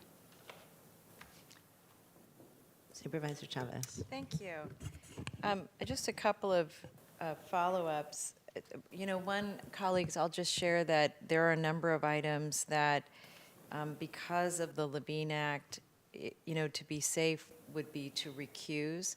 What I'm concerned about is that at some point we're all recusing from everything, and so I'm appreciating very much that Supervisor Simidian sort of laying the path forward, because I think it will express, as we do our work both with CSAC and with other partners, what the risks are at a local level. And one of them that I'm most concerned about is the delegation of authority all going to administration. And not because we don't trust our administration, but that kind of defeats the purpose of having elected officials as oversight. So to that end, I had a similar list as Supervisor Simidian, but I'm going to not recuse today, but I wanted to just alert staff that as the weeks go on, that I will be turning my attention similarly to the way that Supervisor Simidian is. And I am mindful of that because one item I was looking at has a 4/5 vote on it, and I thought that we're going to, I'm hoping by the 30th we have a little more clarity. So I really do, Supervisor Ellenberg, appreciate you allowing for the discussion, because in some ways we're going to need to ask more questions that can be responded to by the 30th in order for the ordinance to be appropriately prepared. So with that, I'm going to request, if my colleagues are comfortable, to move item 15, and this is the funding of our rape crisis centers, to consent. 15 is the recommendation that we're only funding our 2 rape crisis centers, and I want to thank staff for following the board direction and separating this funding from the broader RFP provision that we'll be discussing with item 14. And on item 46, I want to align my comments with Supervisor Simidian in that not everything on the list do we all agree, because we don't know what these bills look like, as they're going through their processes. But as we continue to discuss and determine how to ensure transparency through hybrid meetings, I want to make sure that this priority, colleagues, that we're really just leaning in on the county supporting the continued access to remote participation for both elected and appointed officials in public meetings. I want to continue to advocate for that. What I would like to do is ask Dr. Smith, for our own local work, will this item be addressed at mid-year, or is it necessary for us to have a referral, which Supervisor Simidian and I offered to do, but I did not recall your response at our last meeting? I don't think we need a referral. So we'll expect to see something in the mid-year about how to address it? Yes. Okay. Thank you. While I'm on the microphone, you said you wanted 16 to go to, or 15 to go to consent. Did you also want 14 to go to consent? No, 14's it got a little bit of a wrinkle in it still. Thank you. I think.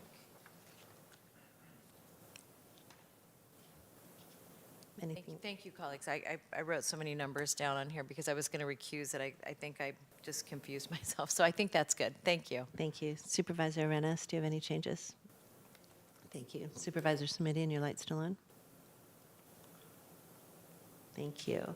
So, Jess, what I heard is that we are adding 15 to the consent calendar. We are hearing item 58, removing it from consent, but we are not voting on it because that's being continued to next month. But we'll hear the item in the appropriate place with items removed from consent.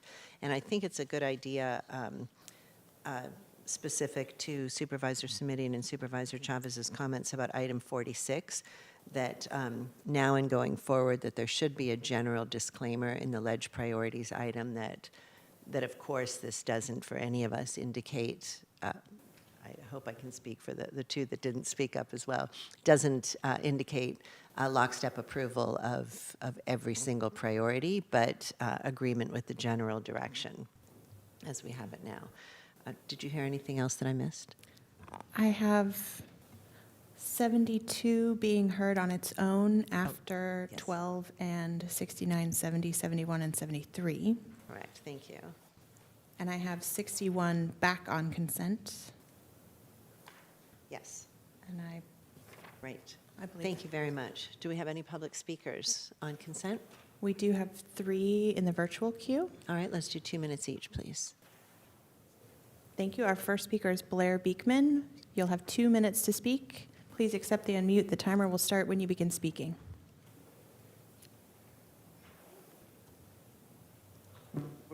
Mayor, first I'm going to pull from the agenda today about something about camera use in tonight that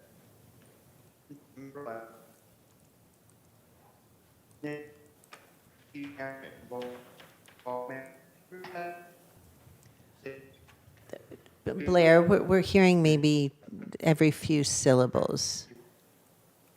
You want to check your connection?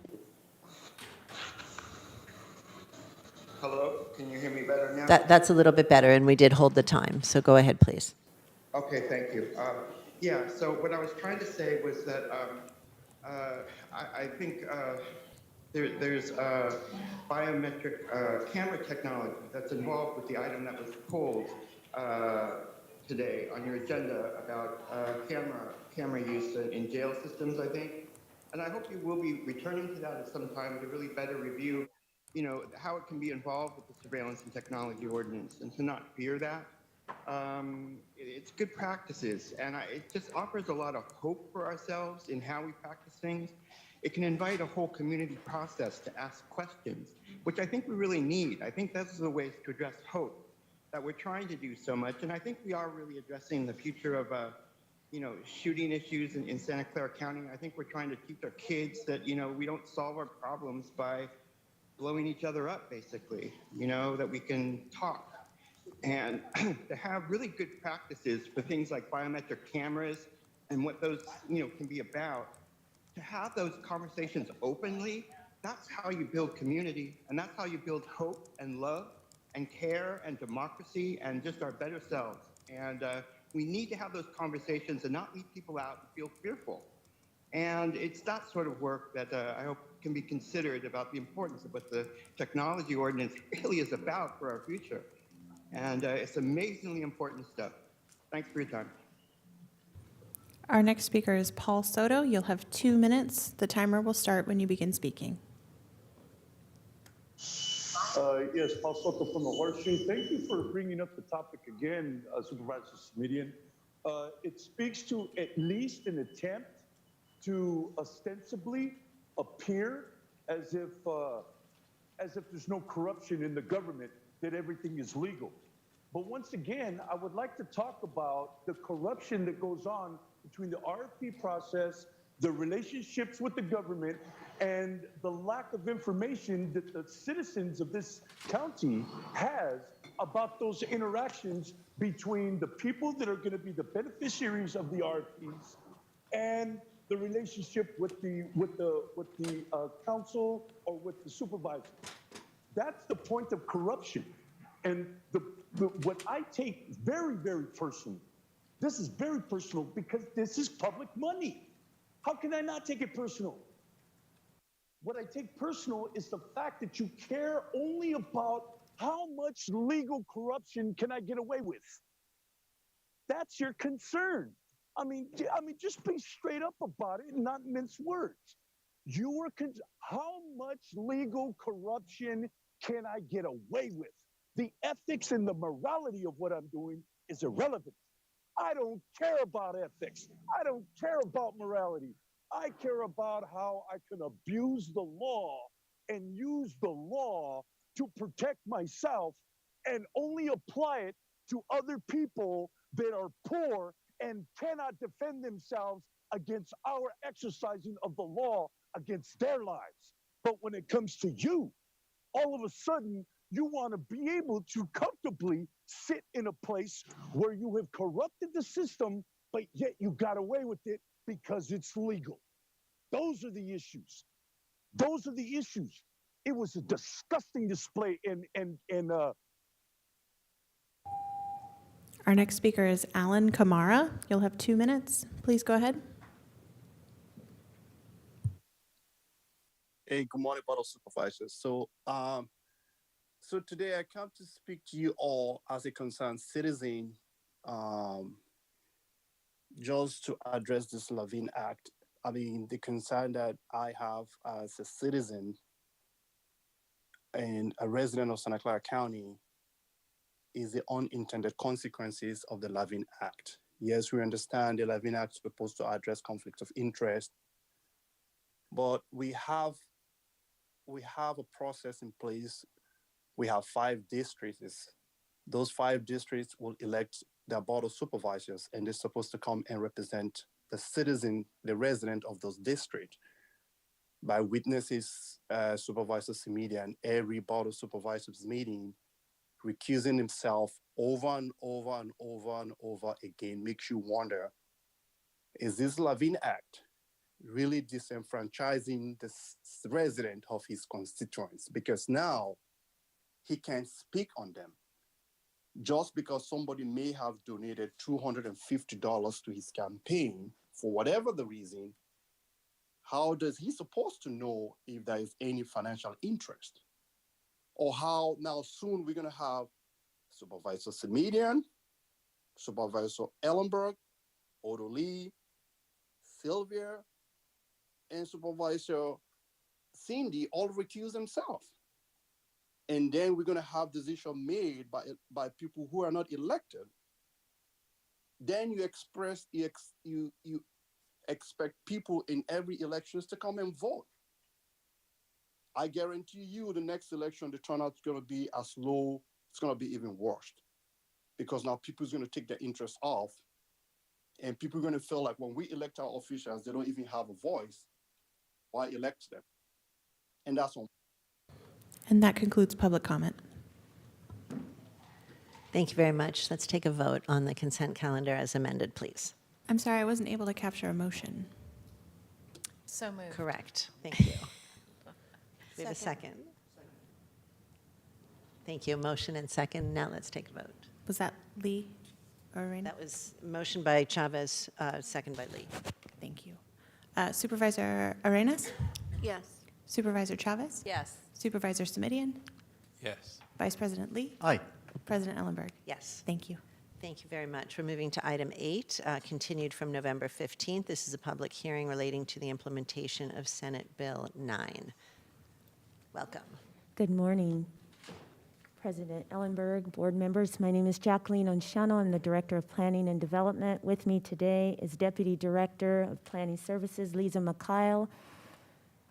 Deputy County Counsel is Ann Reynolds, and Associate Planner Robert Kane. We have a short presentation if the board would allow and if the board desires. Otherwise, we are available for questions. Would the board allow for us to present?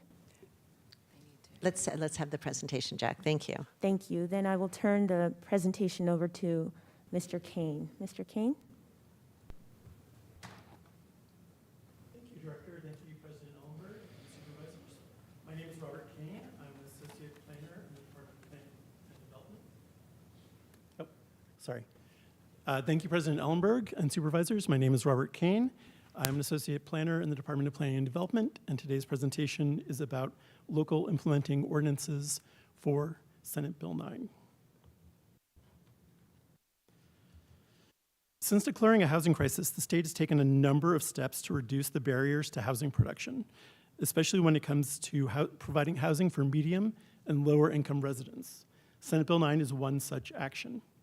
The goal of Senate Bill 9 is to make it easier for property owners to add additional housing units in urban areas as designated by the U.S. Census Bureau. Only objective standards can be considered, and the projects are exempt from CEQA.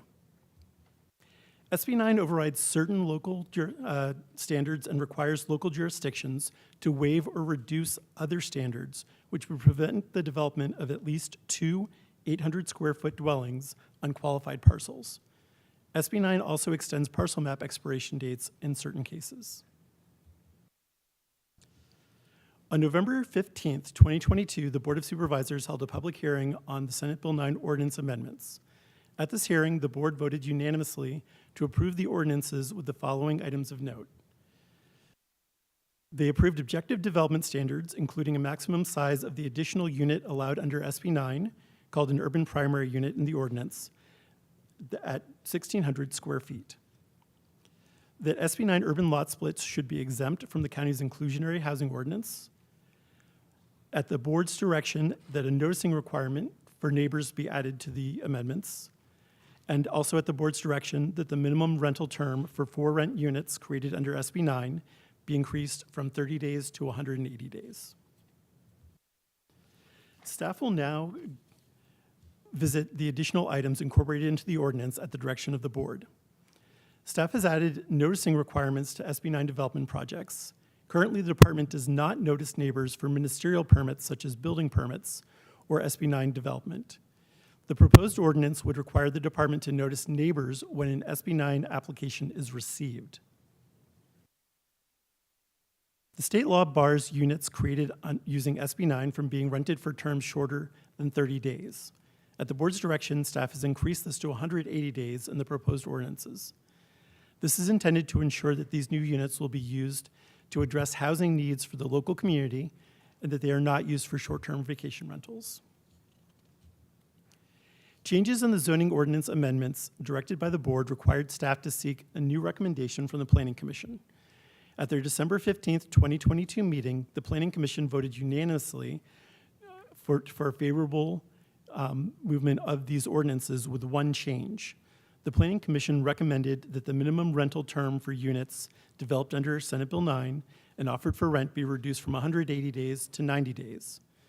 The Planning Commissioners stated that this length of time, or even 60 days, would achieve the same result while allowing greater flexibility for both landlords and tenants. The Planning Commission was also interested in the reports requested by the board before recommending additional changes. Throughout the ordinance amendment drafting process, staff has conducted outreach through our website, individual engagement, and since December 2021 has hosted a robust series of 21 outreach and public meetings, including at Hewlett, the Planning Commission, SIMPAC, and the Board of Supervisors. At the November 15th public hearing, the board directed the Department of Planning and Development to report back on topics related to the observed impacts from Senate Bill 9 in the unincorporated county, a plan and process to address violations, including the state-mandated 3-year occupancy period for SB 9 urban lot splits, on measures to protect the South County and Coyote Valley, and clarification from the state regarding urban and rural definitions in Senate Bill 9. Staff recommends that the board affirms the ordinance amendments are exempt from CEQA and adopts amendments to the subdivision ordinance and the zoning ordinance. Staff has provided these amendments consistent with the board's direction from November 15th, including the 180-day rental period. This concludes my presentation. There are a number of us present for questions. Thank you for your time. Thank you very much. I'll look to the board for clarifying questions, then I'll open the public hearing, close it when finished, and then come back for board discussion. Are there any initial questions? Seeing none, I will open the public hearing. Do we have any speakers? We currently have 3 virtual speakers. And any in the chambers? There are not. All right, let's do 2 minutes each for the 3 speakers, please. And we're up to 4. Stick to 3 minutes. 2 minutes. Can we 2 keep minutes. 2 pardon. minutes? 2 minutes. Our first speaker is Paul Soto. You'll have 2 minutes to speak. The timer will start when you begin speaking. Yes, Paul Soto from the Horseshoe. I'd like to get to the origins of the bill to begin with. The reason why we have that bill to begin with is it was the state's attempt to amend redlining policies, segregated neighborhoods, and the historical deprivations of both wealth, access to schooling, and integrated neighborhoods. This is what the bill was for. Okay, it was a really lame bill. It's very impotent, in my opinion, considering that I experienced the generational impacts of the very things that the bill was trying to amend. But that said, I don't want any exemptions. I want them CEQA mandated, okay? And I also want 180 days. In fact, that's an insult because you are going to have temporary housings. They're just trying to minimize the way they get around it. The reason why it was 180 days is to discourage that. To look at that now and say, oh, well, we're going to just amend that too. That reeks of just watering down and diluting the purpose. So when you talk about racial equity and Supervisor Ellenberg, you really did not want to talk about that on any public level. In fact, you stifled and you silenced public input with respect to racial equity. This bill is your opportunity to amend that because you did silence it.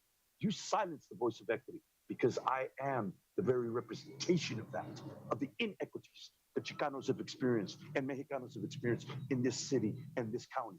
It's disgusting what we experienced. And this bill's opportunity to amend that, you do not compromise CEQA, and I want 100. Our next speaker is John. You'll have 2 minutes to speak. Please accept the unmute.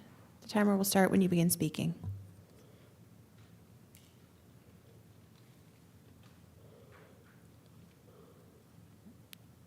John, your microphone's open. Please go ahead. Oh, thank you. This is John Holton, and thanks to the Board of Supervisors, the Planning Commission, and the County Planning Group for all the work on this regulation. We know it's hard to consider everyone's input. So I'm with the San Antonio Hills Homeowners Association. 3 points I want to make. I put these in writing, but I want to emphasize a few things. One is the notification requirement to neighbors. We applaud the language that's there and the requirement from the Board of Supervisors. One thing missing, though, is we would ask that HOAs are included in that notification. HOAs are an important part of the community. There's still some question about HOAs and their rights regarding development under SB 9. And in the spirit of transparency and communication, we would ask that HOAs be added to the notification list. The second point has to do with the minimum lease period. So the goal of SB 9 is to create permanent housing stock. As a landlord myself, I can tell you that no serious landlord who's interested in permanent housing is generally interested in a lease less than a year. So the only reason to do the 90 days is to accommodate people that want short-term transient accommodations. Keep in mind this provision only applies to SB 9 units, and we would ask that the 180 days is restored. The last point has to do with the occupancy requirement. Keep in mind that SB 9 only passed when protections were added to help prevent developers from restructuring lots, forever changing the landscape of a community and then leaving with the money. The occupancy provision is meant to be the control point for that. We believe that the 3-year occupancy should start after the property is restructured, particularly when a current dwelling, the principal residence supposedly, crosses that property line, right? So if it crosses the proposed property line, we would like to see that occupancy requirement start 3 years from when the property is restructured and new housing is built. And that's in line with the letter of the law, which has a minimum but not a maximum. Thank you very much for your time. Our next speaker is Sharon Luna. You'll have 2 minutes. Please go ahead. Good morning, President Ellenberg and Supervisors. This is Sharon Luna from the San Martin Neighborhood Association. First, I'd like to recognize the hard work that the planning staff has done in regard to this implementation of SB 9. A lot of public outreach went out, and we certainly appreciate it. The ongoing question that SMNA has is the definition of San Martin being urban versus rural. We were under the impression that the planning department was going to write the state to get clarification. The point came when it was addressed with the Board of Supervisors. We had residents writing in regard to why are we being considered urban versus rural. And it was kind of shocking at the last, I think it was the November meeting, that the supervisors were not really sure as to why this went about, and that's why it's being questioned. Our request was to write the state to relay what San Martin is really rural. We are on wells, we are on septic systems, we don't have the roads where different locations, they're not near shopping or businesses. And this is an ongoing concern that we need to have the state questioned on because they may have no Our next speaker is Blair Beekman. Please go ahead. Hi, Blair Beekman here. Again, tell me if my mic cuts out, and I can try to make changes. You're accordingly. perfect, Blair. All right, thank you. I just wanted to offer that, yeah, I mean, I've talked often in the past few years. I'm trying to learn more about the concepts of mixed income and how that can help what this item seems to be addressing. I think mixed income is going to be a real important feature in our future. And it's just important to learn how to understand it and talk about it. I think it can offer a really important flexibility and choices for ourselves that I hope can be respected. And, you know, if done in a respectful way, I think it could be interesting, that I hope all sides will want to look into and understand as how to have conversations about the future of how people can be housed in different neighborhoods. And there can be ways to do that. Cooperation is important, and it takes trust. I hope we can learn how to do that in this next decade. I think we should start doing those things now. Governor Newsom brought out a few months ago, he was asking questions, you know, what are we doing with all this money we now currently have? What are our local cities and counties doing? And I really hope you're organizing yourselves well. You're taking the time to really organize, and we all are. And what we do well in 2023 in planning, I think by 24 and 25, we're going to start really be doing some really interesting, good work. And this item today is a part of that process. So thank you for that. If we work well in this year and just use our good ideals, I think 24 and 25 should be really important years. So we don't have to be so dour as dour as this year may be. Thanks a lot. Our next speaker is Rocio Molina. You'll have 2 minutes. Please go ahead. Hello, good morning, everyone. Rocio Molina from Catalyze SV here. We are excited to see the implementation of SB9 in the community. And while there are still many questions about how that's going to exactly look, the creation of housing options in the area is always something of benefit for the community. Increased regulation on how that is executed that's proposed today is potentially creating barriers to that for homeowners, including the 180 days that's being considered and the reporting requirements that it sounds like may even be escalated. One thing that we definitely would love to have seen as this was brought up was the community input results. While the agenda item lists various meetings and different conversations that the staff had with the community about this item, the results of those conversations and the input from the community weren't necessarily included. So we'd love to see what their specific concerns and questions were to get more insight into how the community on the ground feels about the increased requirements. We heard today from an HOA member, and while a few of them were listed, it doesn't seem like particular individual groups or community groups were listed as well. So we'd love to see more details on the community input process. Thank you so much. And that concludes public comment. Thank you very much. With that, I'll close the public hearing and turn to, it's a perk, and turn to my colleagues for comments, questions, and discussion. Supervisor Lee. Thank you. Just a question for staff in terms of clarifying the issue of this maximum limit on the, is it 1,600 is the number we've been working with, right? So one question came up was regarding area underground, or in this case, basements areas, right? Would the basement, if it's not exposed to the top, if it's all underground, is that included in 1,600 or is in addition? Through the chair, we're relying on our current zoning ordinance for how to count basements. So there's a little bit difference in the N1 district, but generally if it's completely submerged, it does not count as floor area. Right, so they could actually have a fairly large-sized basements, but will not be counted to the 1,600 in that sense. That's what we're saying, right? That's correct. Great, thank you.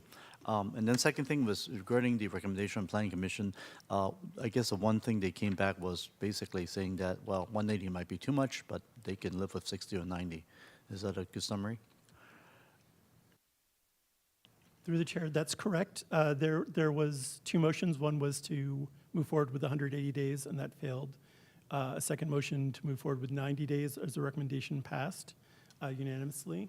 The discussion was what happens when there are things that are unforeseen, such as conflicts between tenants and landlords that might not want to continue for 180 days to comply with the law.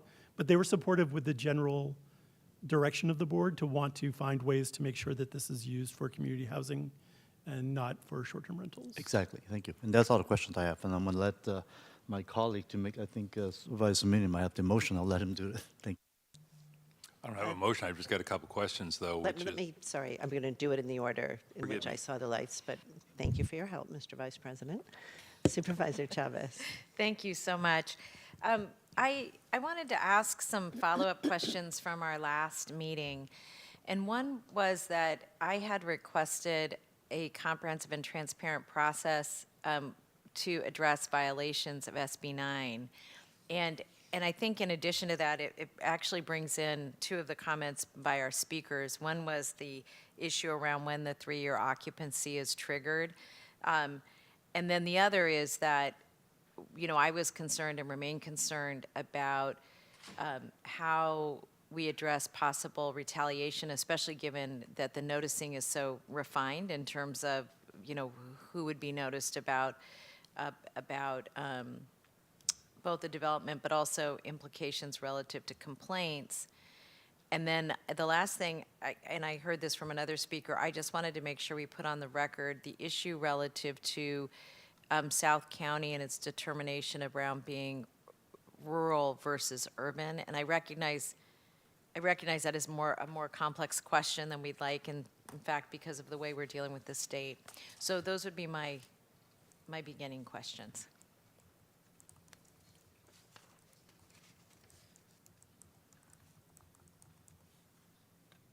President, can you hear me okay?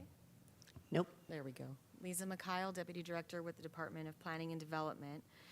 The board, through the November 15th hearing, did provide some referrals that came out of that hearing that included reporting back on the implementation of SB 9 in the fiscal year 23-24, as well as a subsequent referral for 25-26, where we can look at the square footages as well as any changes that the state has included related to urban versus rural.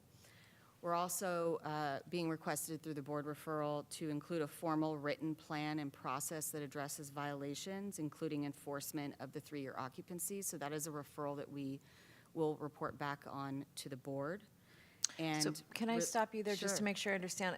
And Lisa, can you go back to the first point and then the second point? On the first point, could you restate that again? Sure. So the board, at the November 15th hearing, referred the department to come back at subsequent meetings in fiscal year 23-24, as well as 24-25, to report back on the implementation of the ordinance. And so, and that was, you listed out specifically the issue relative to square footage, because I remember that was a little bit of a discussion probably for us in the Planning Commission. Correct. But the follow-up to that on the implementation, in terms of how you deal with violations and all of that, frankly, I was hoping we would be seeing that concurrent to this, so we would understand, once the implementation occurs, what the method for complaints from people, feedback and all of that, but that won't be done until completed or brought back to us until when? The second quarter of this year is when the department is planning to return with the proposal for a written plan and process for For addressing enforcement. violations under SB 9. Okay. And I'll just say, I have a concern about us implementing something without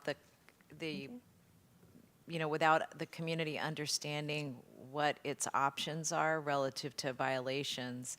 And that brings to me then the 3-year occupancy trigger. Is the refinement of when occupancy occurs, as an example, is that something that you anticipate coming back with, or are you making a recommendation on that today?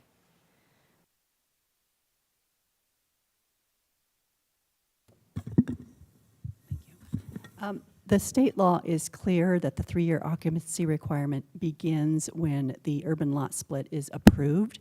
So that's a very clear demarcation in the statute. So there's been no staff judgment on that. It's just following the law. Thank you. That's really helpful, thank you. I don't think I understood that. And then on the urban versus rural issue? Sure, through the president, Lisa Mikhail again. So at the November 15th meeting, the board also provided subsequent referrals to report back regarding the U.S. Census Bureau approach for protecting existing policies of South County and Coyote Valley, as well as reporting a report related to clarification from the state regarding urban versus rural descriptions as they're applied within the county, and that we return to Hewlett and also the Federal Affairs Advocacy Task Force. So those would be to follow. And the timeline on those?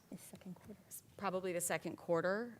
We do need to get a hold of the state and begin the communication and continue that communication. Thank you. And if I can, through the chair, if I may, we have reached out to the state. The definition they send back is the same definition that they have. And so we have to, it's important for us to have a conversation with them so that they can understand the makeup of the county of Santa Clara. And if I may speak to the enforcement, we do have an enforcement program in place for the county. What we're grappling with is how to require or how to gain information or implement some type of requirement for people to submit documentation that they're abiding by the 180 days.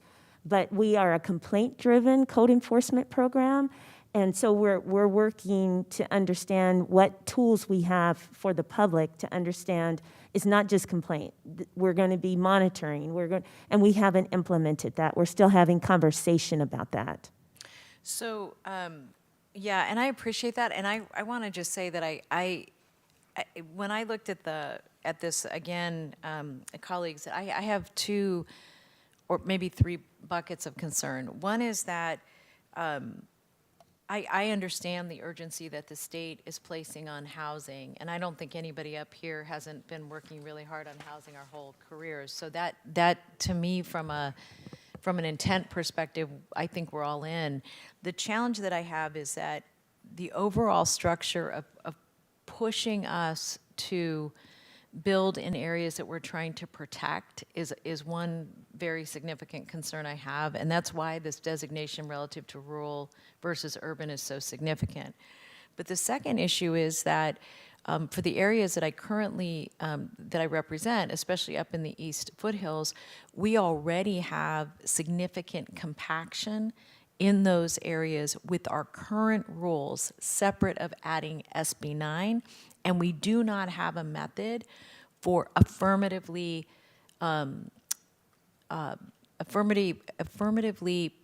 placing responsibility on the property owners to comply with any rules or regulations that the county has.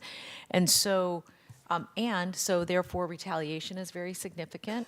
You know, we have a lot of fear from folks wanting to report. And so I am very concerned about us adopting the ordinance absent us taking a new look at the structure for complaints. And for me, for example, I would like to see an affirmative application that is transparent and public that someone has to put in when that lot split occurs that says, I'm living here right now, I will be here for the next 3 years. So there's more put on the property owner and less on the surrounding communities. I think this is true. You know, I will just say that in one of the areas that I represent, the parking is already overwhelmed. And so I'm just very concerned about this. I do want to say to the staff, you know, as always, I think you do very fine work and that you're giving us your honest and best opinion about how we should and could proceed in balancing all that. But I am concerned that moving forward with one without the other is going to heighten the complications in the areas that I represent, and frankly, I think negatively impact or could possibly negatively impact the work we're trying to do in South County. So I'm very cautious and very concerned about this, but I do want to say it's not a reflection at all of your work, because I think your timeline was just different than my expectation as we were moving forward. So thank you. I just wanted to, sorry. Go ahead, Jim. Lizanne might be chiming in I to say just- exactly what I was going to do, so go ahead, I just Lizanne. wanted to chime in. These, people can already do these things right now. The ordinance that's before you is trying to put some additional requirements and guidance about what you can and can't do. So absent having our ordinance, it's a little bit of a free-for-all. So there's no lack of clarity in the statute about what constitutes urban and rural. I know that's problematic for the County of Santa Clara, but we have to rely on U.S. Census definitions, so there's no wiggle room on that. You know, if that's going to change in the future, it's going to take a legislative amendment. So Does that mean, then I want to go back to the point that Jack raised. I really appreciate that's good information. But to the point that Jack raised, is that then what is the purpose then of engaging the state on that topic?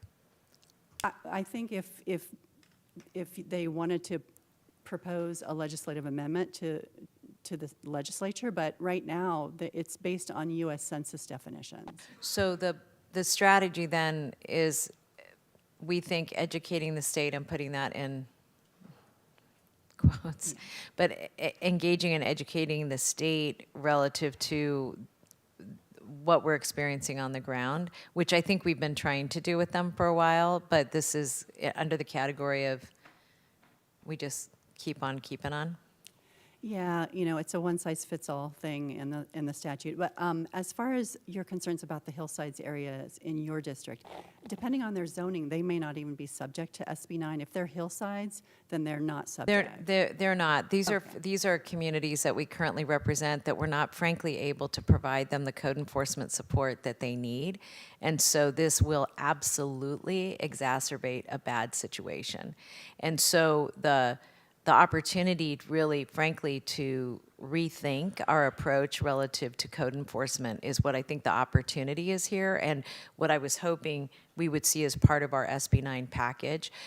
And I do just want to reinforce the point you raise about the county kind of going a step beyond to try to be protective of our communities, and I recognize there's a range there, but I also frankly think this is an opportunity for us to change the the approach we're taking in lots of areas that we represent. And I'd like us to use this opportunity very vigorously to protect the character and quality of life in these communities, because what I worry about, well, frankly, you already know, you get the feedback as I do. So thank you. Yeah, I also wanted to clarify that when somebody does an urban lot split, they do have to sign an affidavit stating that they will occupy one of the residences for at least 3 years from the date of approval. That's an initial occupancy requirement only. Say more. That the law allows us to require an applicant for an urban lot split, basically the subdivision, to sign an affidavit saying that they intend to occupy one of the residences for 3 years from the date the urban lot split is approved. That's an initial occupancy requirement. It doesn't, beyond that 3 years, it no longer applies.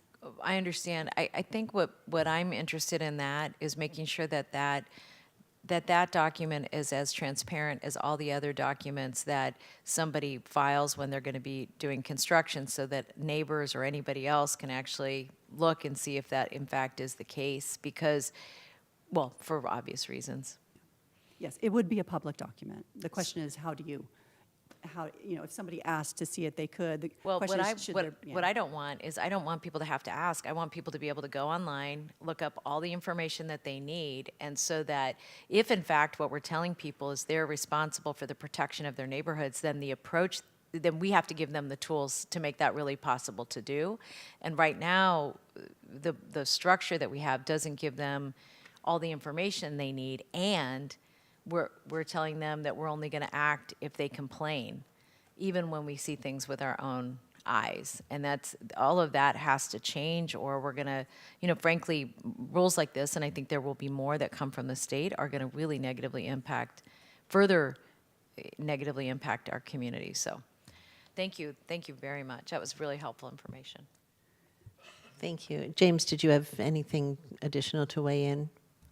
I was just going to weigh in with the point that Lizanne originally made, which is that under existing law, people can move forward anyway, so these very important questions around enforcement are really not necessarily tethered to the adoption of the ordinance itself. They're very important and need to be addressed, but people can move forward right now. Thank you. Supervisor Arenas. Thank you. And I just want to say thanks to Supervisor Chavez for bringing up the really important question about how this impacts South County. As you've heard, there's already an association that is expressing their concerns. We obviously, the county considers it rural, but that's not what matters here, is what the legislature decides it to be. And I know that you're stating that the U.S. Census Bureau is going to, we have to rely on their definition, and I understand that they're going to revisit the definition to consider from, I think, population to household, right? And in the meantime, we'll just continue to move forward. But I wanted to ask you just to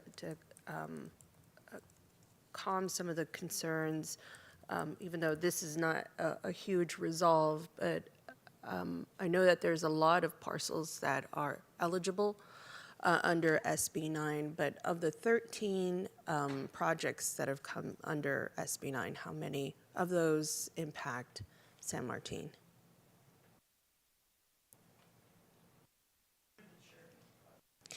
And I know that just to let you know, I know the answer. I just want to make sure that our community hears it from staff. Certainly. Through the chair, we have received 13 or maybe 14 now since in the past week applications.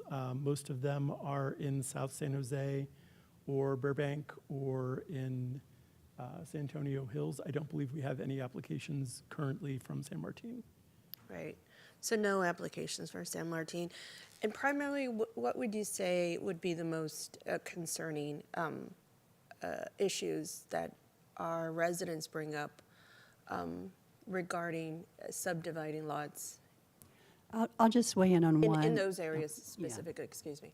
Oh, for the San Martin or for the other? San Martin, South County, some of these rural real rural areas that we recognize already. Yeah, we heard one of the speakers raise septic issues, and that's certainly a concern down in San Martin because we do have some nitrate problems in some areas. One of the escape valves in SB9 is that the building official may find that there's a significant unmitigable impact to either public health and safety or the physical environment. So we already have septic system requirements that people have to meet. So that should take care of any issues. Like if somebody's lot doesn't perk and they have a septic system, then we would deny that application. But if for some reason there's some other issue that relates to public health and safety or the physical environment, the building official can make a finding and we could deny an application on that basis. Right. There's also the responsibility of water and sewage, right, of that property owner. Correct. And the impact it'll have on its neighbors in this small community that is around it. So, I mean, there's a lot of issues that would probably organically prevent folks from subdividing is the point that I'm hoping to get across here. And the fact that there isn't any projects in South County also, I think reflects this, as there's no willingness to do that. And you've just said that there is another project added just this week, increasing it from 13 to 14, and none of those are in San Martin. I think time will hopefully help us in terms of having the Census Bureau decide to recognize San Martin as rural, and not particularly San Martin, but in changing that definition.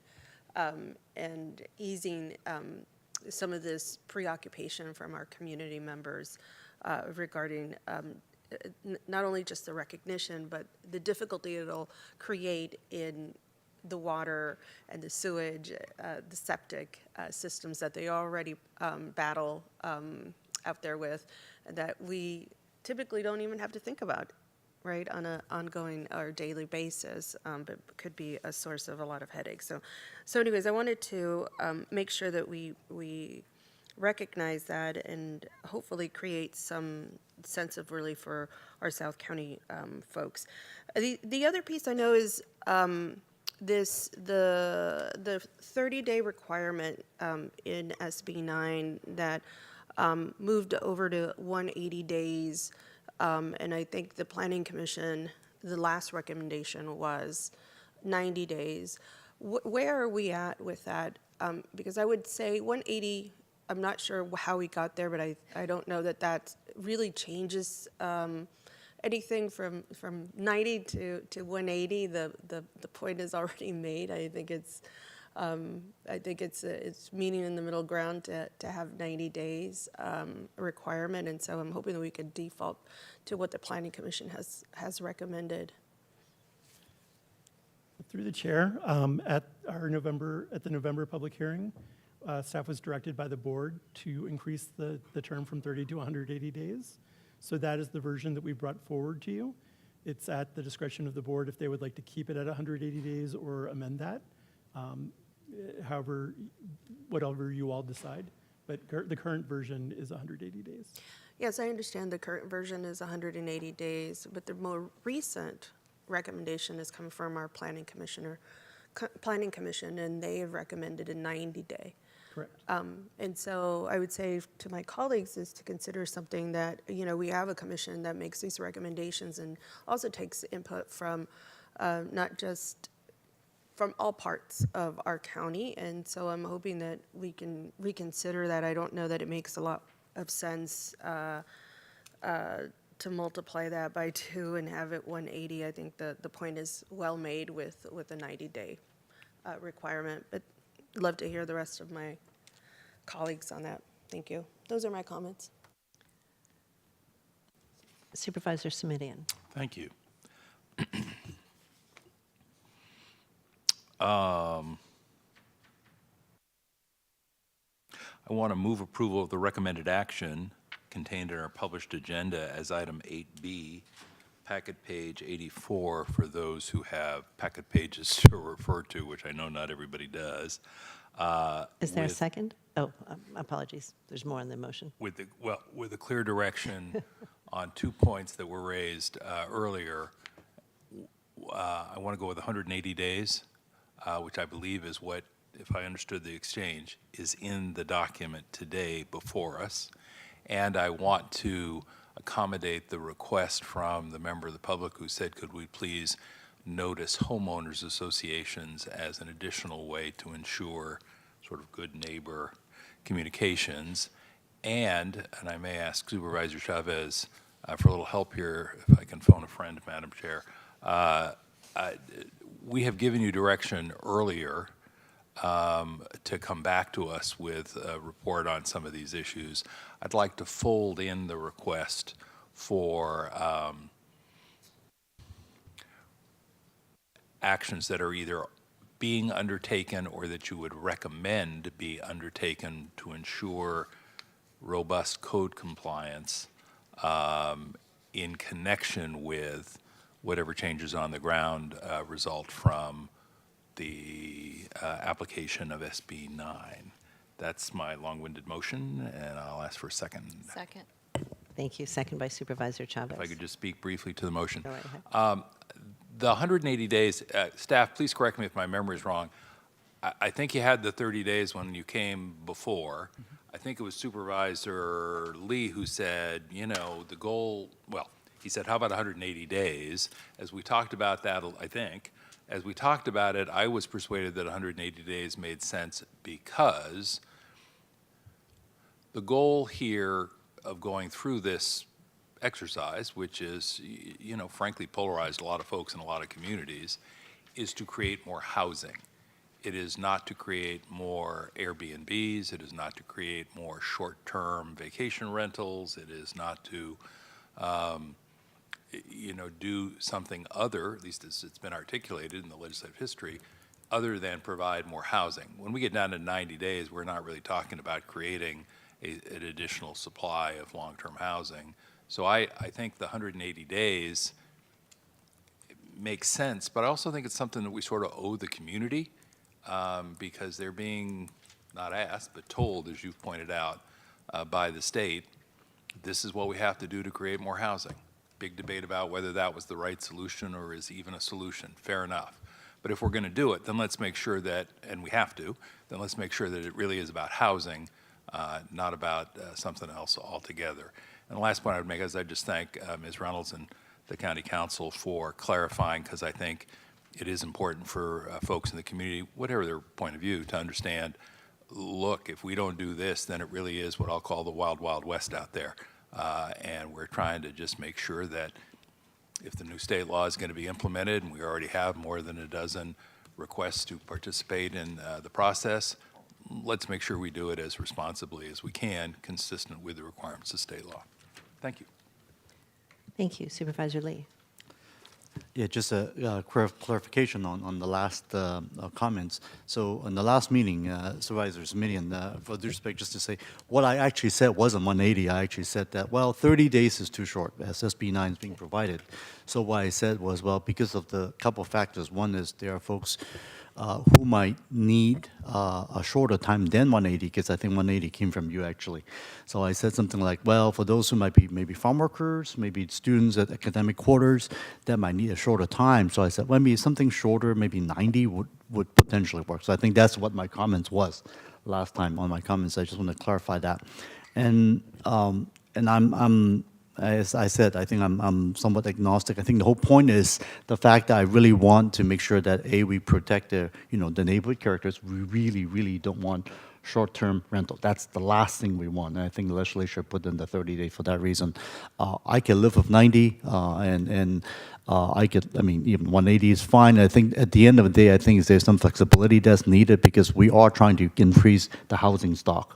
So if we have situations, like I said, mentioned, folks who need to have a shorter time, and, as planning commissioners mentioned, there are other circumstances that potentially would make it necessary. By having 180 might cause people to break leases and all kinds of other issues. So that's why I thought 90 would have been good. But I mean, I'm not going to oppose this motion as is, but I really do think maybe let's see how this works for maybe a year and come back to us. And if the homeowners and landlords and all that realize that, hey, 180 is too long, then maybe we could then adjust down the road. I'm okay with that. Thank you. Is that a proposed friendly amendment to the Yeah, may motion I? on the floor? Yes, there's a friendly I will amendment. both take the friendly amendment that we incorporate the how did it work out assessment in the already requested direction. And my apologies for misremembering. I was probably just trying to get Nope. my thinking to be your thinking as we were going through it. No worries. That's it. Now, I just want to also thank a couple of things. I want to thank staff and Planning Commission for holding so many public hearings on this issue. And it's a lot of hard work since all the way from December 2021 to December 2022 for all these different meetings from Hewlett and the public in San Martin. So I just want to say thanks, staff, for doing extremely awesome outreach. I want to thank the Planning Commission also for spending all the time for these recommendations. That is extremely well received, and we definitely listen to those. Thank you. Thank you all very much for your comments and your insight. I will just add my thank you as well to Jacqueline and to the planning staff for work on this. There's been a lot of overlapping and intertwining comments around short-term rentals as part of this, and as you know, I've had a referral outstanding for some time that would help to solidify and codify what role the county would like to play here and how we'd like our neighborhoods to engage. So I'd like you, Jack, to check in with David Fernandez in my office, who I believe is looking for some updates for you. And we have had public comment, we have had a presentation, discussion, motion, second. Let's take a vote. Could I just clarify, was 8C included in the motion? I didn't hear anything excluded. Is that correct, Supervisor? The 180 days is already in the document before us. There's an additional request for homeowners associations to receive notice. I'll let staff work out what that process looks like. We've got a request from Supervisor Otto Lee, which I have incorporated, which is to bring back an assessment of how that 180-day timeline worked out with the referral that's already out there. I'm going to give Dr. Smith and Winken a nod and say, so that's not a new referral, that's an amendment to an old referral, and also incorporating Supervisor Chavez's request that we assess code compliance issues raised by SB 9, and with the understanding that you'll address them as you go. You won't wait a year to take action if you deem it necessary and appropriate, but that you'll also come back with a report on it at that time. I think I have correctly captured. I think the question is, there are two different ordinances, and so you, in your motion, you mentioned 8B, which is the subdivision ordinance, and 8C is the zoning ordinance? Both. Thank you. Forgive me, I misunderstood the question altogether. My apologies. Thank you for keeping us on task and clear, Jess. Apologies. Supervisor Arenas? Yes. Supervisor Chavez? Yes. Supervisor Simidian? Aye. Vice President Lee? Aye. President Ellenberg? Yes. Thank you. As promised, we are going to break. It is 12:05. Nonetheless, we're still going to come back at 1 o'clock sharp. So enjoy your lunch and reprieve, and we'll be back in 55 minutes.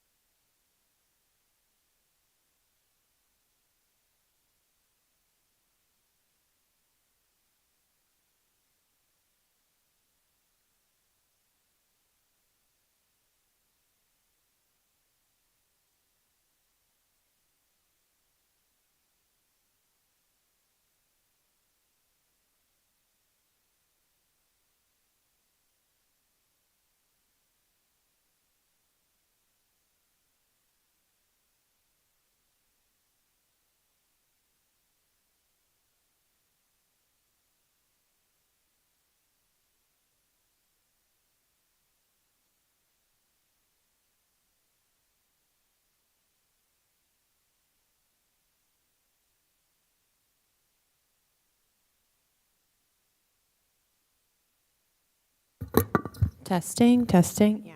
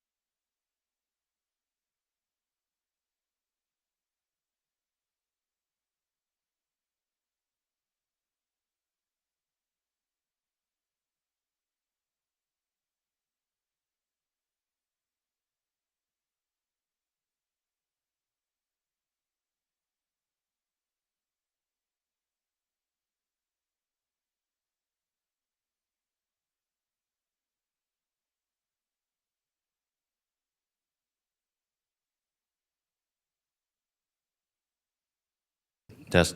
Okay.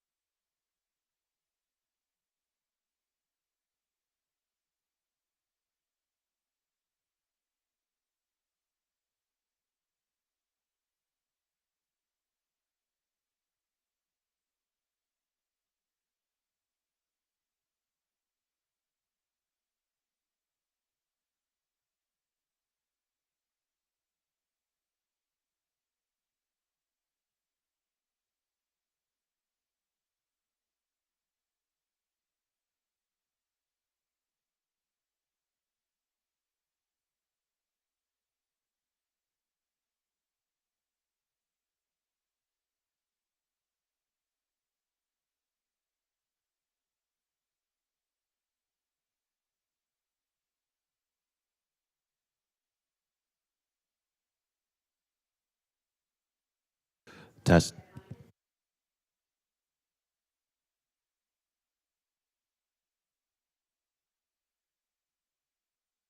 Test.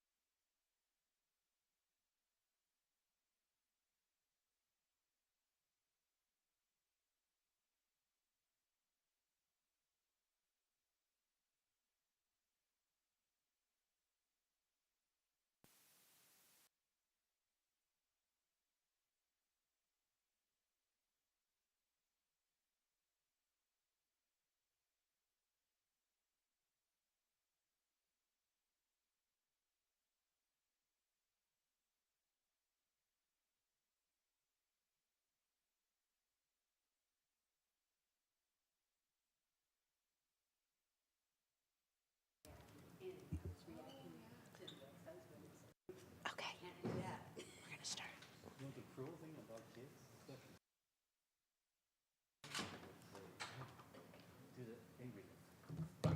then, the third one saw it, she started like tearing because she's that scared. And then she's like, then the second saw like, see, it worked. All right, good afternoon. We are back at 1 o'clock, and I will turn to our current clerk, hi Dave. Hello. To take a roll call to establish the continued presence of a quorum. Good afternoon. Supervisor Arenas? Supervisor Chavez? Here. Supervisor Simidian? Vice President Lee? Present. President Ellenberg? Here. Thank you. You have a quorum. Thank you very much. Thank you. We'll note that Supervisor Arenas is also here. Thank you very much. Item 9 is to receive a report from the county executive. Thank you, Madam President, members of the board. Wanted to just talk a little bit about the state and federal budget issues and how they're affecting us. At our last regular meeting, we had just begun to look at the governor's recommended budget. And as I mentioned, they were envisioning about a $30 billion deficit. It was reduced to about 28 billion by some unexpected revenue and some reorganization of services. But in order to close the balance and actually add some more services programs related to health and human services, he's recommending delaying payment on services that we provide, and we expect payment from the state in order for us to balance. So it looks like that budget will, if it passes, will be causing significant cash flow problems for us in the future. We'll keep an eye on it and let you know how it evolves. Also, from the federal level, as we're all aware, there's great concern about the debt limit. And we're noticing that federal subventions related to health and human services that we rely upon are also being delayed. Obviously, if the debt limit problem is not solved, the economy crashes and we can expect dire consequences. Nobody really thinks that'll happen, but the question will be, how does Congress come up with a compromise, and what does it do to health and human services, which is the second largest part of their budget? So we're preparing for the mid-year, which will be in February, and we're also reviewing our anticipated revenue and expenditures for next fiscal year 33, 34. And we'll have more to report in February on that. So without any questions, that's my comments. Let's see if we do have questions or comments. Supervisor Semidian. Thank you. Dr. Smith, could you perhaps share any thoughts you have right now, but I think I would like to ask if we could get some kind of a preliminary report at our February 7th or February 26th meeting at the latest on damage to county-maintained roads. All of us have newly drawn districts as a result of the redistricting process. I've got quite a bit of territory that is really struggling with the impacts from the storms. I feel sure I am not alone in that regard among my colleagues. But, we've got places where there are sinkholes, washouts, closures. People are doing the best they can with workarounds in some cases, but, it's adding an hour to commutes even if they, quote, can get out. So thoughts today through the chair that within the limits of the Brown Act, or can we ask you to come back on the 7th with some kind of a report? I can give you a brief summary now, and we'll have all the details for you on the 7th. From the county perspective, we anticipate about $27, $28 million worth of damage in county areas. Most of that's roads, some of it's landslides and other damage to facilities, but most of it is roads. And as you point out, there have been a lot of difficult areas to transit. We had a period of time when the San Antonio Valley was closed off almost completely. 130 is actually maintained by Caltrans, so there were 2 potholes, large slides on 130, but on the other side of Mount Hamilton is our roads, and there were also slides there closing the access from 130. The access from Alameda was also closed, and for a while the access from Stanislaus was closed, but that was the first one to open. So that was the County of Stanislaus's responsibility, so they got it open. We've also had problems with 17, which is obviously the Caltrans responsibility, and 101, which is Caltrans. But we had a lot of problems around Uvis Reservoir, Mount Madonna, and numerous other county roads. If you then add in the city of San Jose, they're giving us a preliminary number of about the same, so about $27, $28 million. I can't give you right off the top of my head what they're talking about, but we'll give you an update in detail in February. Thank you. Thank you, Madam Chair. Thank you. Supervisor Chavez. Thank you. I just wanted to ask a follow-up, and it may be a little timely. For the road repairs in particular, since that seems to be how we were most hard hit, because of all the different partners you talk about, the overall total amount of damage could be significant, but the damage relative to each of our organizations could be less than what the federal minimum is, I guess, for investing in repairs. Is that the case for us? Can we get FEMA's investment on the damage to the roads? Right now, we can get some FEMA related to the original declaration, but we were left out of the secondary declaration. And our congressional representatives have been very, very supportive, trying to get the administration to include us on a declaration. And so I wouldn't give up on it now, because Zoe and Anna are really after them, as well as So we'll see how that plays out. But The other issue is in what I just told you, I'm not talking about personal damage. We all saw the picture in the front page of a farmhouse that was totally flooded around Gilroy. That obviously is a lot of damage, and that's not included in what I just talked about because they get funding through a different stream for personal property damage.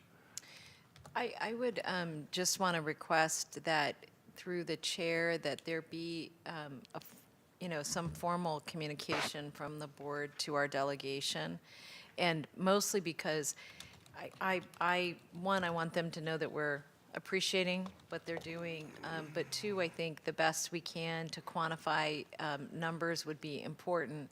And, like in terms of damage, as you said, Dr. Smith, the second issue that I would just want to raise as it relates to what Supervisor Smidian raised is that I think it would be of value to have, if appropriate, a Caltrans representative here to talk about their strategy for addressing the pieces of property that they're responsible for. And in part, the reason I'm requesting that is as it relates to, there are a lot of areas where we intersect, like where our properties are intersecting with theirs and our responsibilities with theirs.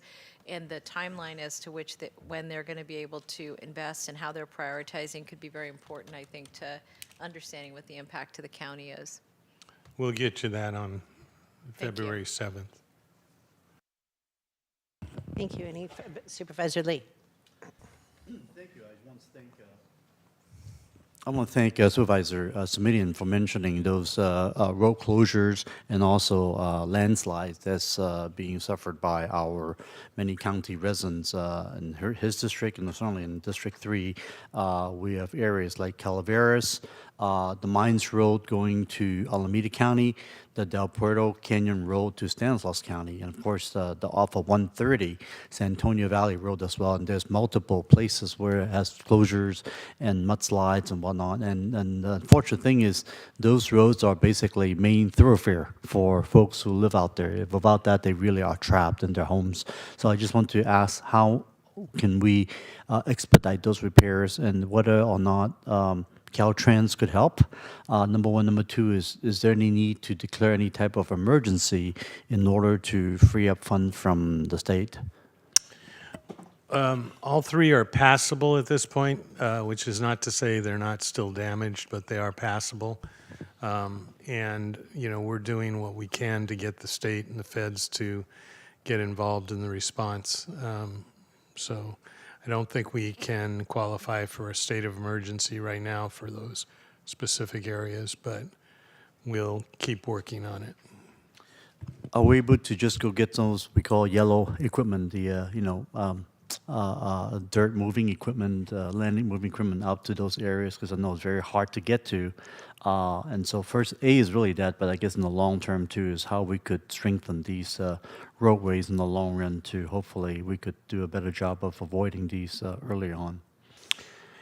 Yeah, we station equipment out in the valley, and we have workers that are dedicated to those areas. My understanding, I'm not a geologist, but my understanding is part of the problem is that valley has lots of areas where there's springs that weaken the soil, and the soil slips quite easily, especially like in Calaveras Reservoir. So we'll try to include that report back. Yeah, please, because we've been getting lots of phone calls, and the calls and communities basically have been calling our roads and airports on these issues, and some were told it will take 3 months for some of these repairs. So obviously concern is repair, meaning at least it's still passable for now, or does it take 3 months for them to even be passable? And then second thing is, I think there's words that the Mines Road is not passable currently, so is there any type of detour on Mines Road? If you could let us know. Yeah. Right. We'll get back to you. Yeah, thank you. Supervisor Smidian. Thanks. I just wanted to me too the comments of my two colleagues. I had I guess I thought that the sort of the exhortation about expediting and using whatever existing emergency authority we have was implicit in my remarks, but as I listened, I thought, maybe not. So I just want to sort of say yes and yes, and make sure that that was clearly top of mind. Thank you. Yes, we will. Thank you. Item 11 is the monthly VHHP report. We'll move on to that. Oh, I'm so sorry. County Council report first, item 10. Apologies. There were no reportable actions taken at the closed session meeting of January 23rd, 2023. And that concludes my report. Thank you very much. We will now move on to item 11, which is the Valley Homeless Excuse me, Madam Healthcare. Chair, I do have questions on item 10. I'm very sorry. Didn't mean to be rushing, so yes. No worries. Go right ahead. Wanted to say thank you to the County Counsel's Office for the 2-hour presentation from 2 of their attorneys on Levine Act issues, which my entire office benefited from, and I know that the offer has been made and some have had an opportunity already to take it up. I will say I found it helpful. I know the staff found it helpful. I think one of the corollary or ancillary, benefits was that I think County Council was able to sort of assemble a list of questions that were yet to be addressed as we went through the exercise. I did want to ask, and I know we'll get to the later item on the ordinance, but I did want to ask if there was anything you could share now about when we are likely to hear more either from the FPPC or from outside counsel that could provide us with a little bit of guidance, because there are still a host of outstanding questions about who's a party, who's an agent, who's a participant, who's an agent. And I'll just give you an example. One of the items that I did vote on, because I knew I could not recuse myself, was the item involving the use of Stanford development funds for an affordable housing project in East Palo Alto. And the funds ultimately benefit Mid-Peninsula Housing Coalition, okay. But it's not clear to me, as an example, who is then precluded from making contributions within the time periods provided by law, or who am I precluded from receiving contributions from? Is it the organization? Almost certainly, I would think, because it's the party. But when we ask questions, and this is not a criticism of County Council, it's a sort of a frustration about where we are. When we say, well, what about their executive officers? Or what about their board of directors? Or what about their community advisory committee, which has a number of folks from the community there? Or what about their spouses or business partners of those people? There seems to be still a lot of uncertainty. So let me just see if there's more certainty than I have been privy to or have realized, and or what your thinking is about when we might know more.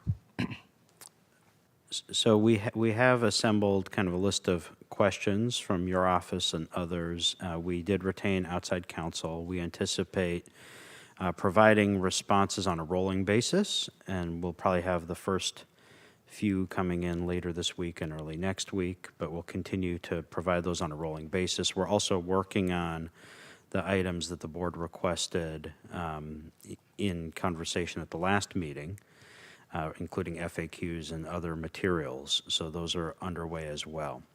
With respect to the FPPC, can't predict, of course, what timeline they may provide additional clarity on some of these pieces. I do know that some entities have made some requests for opinions. That process is in their hands in terms of what they might do. They did indicate late last year that there would probably need to be updates to the regulations. That process, of course, takes a little bit of time because they have to go through noticing and comment periods for regulatory updates. No drafts have come out yet. So I would think that it'll be a little bit of time for the existing Levine Act regulations to be updated. We will, of course, keep a close eye on, any activity by the FPPC, and we'll keep the board updated and, of course, update any advice and guidance that we provide to ensure that we're in alignment with those updates. Through the chair, if I may, just to circle back to the question I was asking about, any idea when you might be able to give us some guidance on who the parties are, who an agent is, who the participant is, who the agent of the participant is? Those questions are with outside counsel we've provided some of very initial takes. For example, there is an existing regulatory definition of agent. I don't personally find it to be a super helpful definition because I think it's a bit circular and not terribly explanatory. But we do have those materials which we have shared. But as far as kind of more granular definitions, we're working with outside counsel. Ultimately, of course, we will need the FPPC to weigh in because that is the body that has the regulatory authority for the Levine Act. Okay, last sort of set of questions here through the chair. Supervisor Chavez, I believe at our prior meeting, referenced the desirability of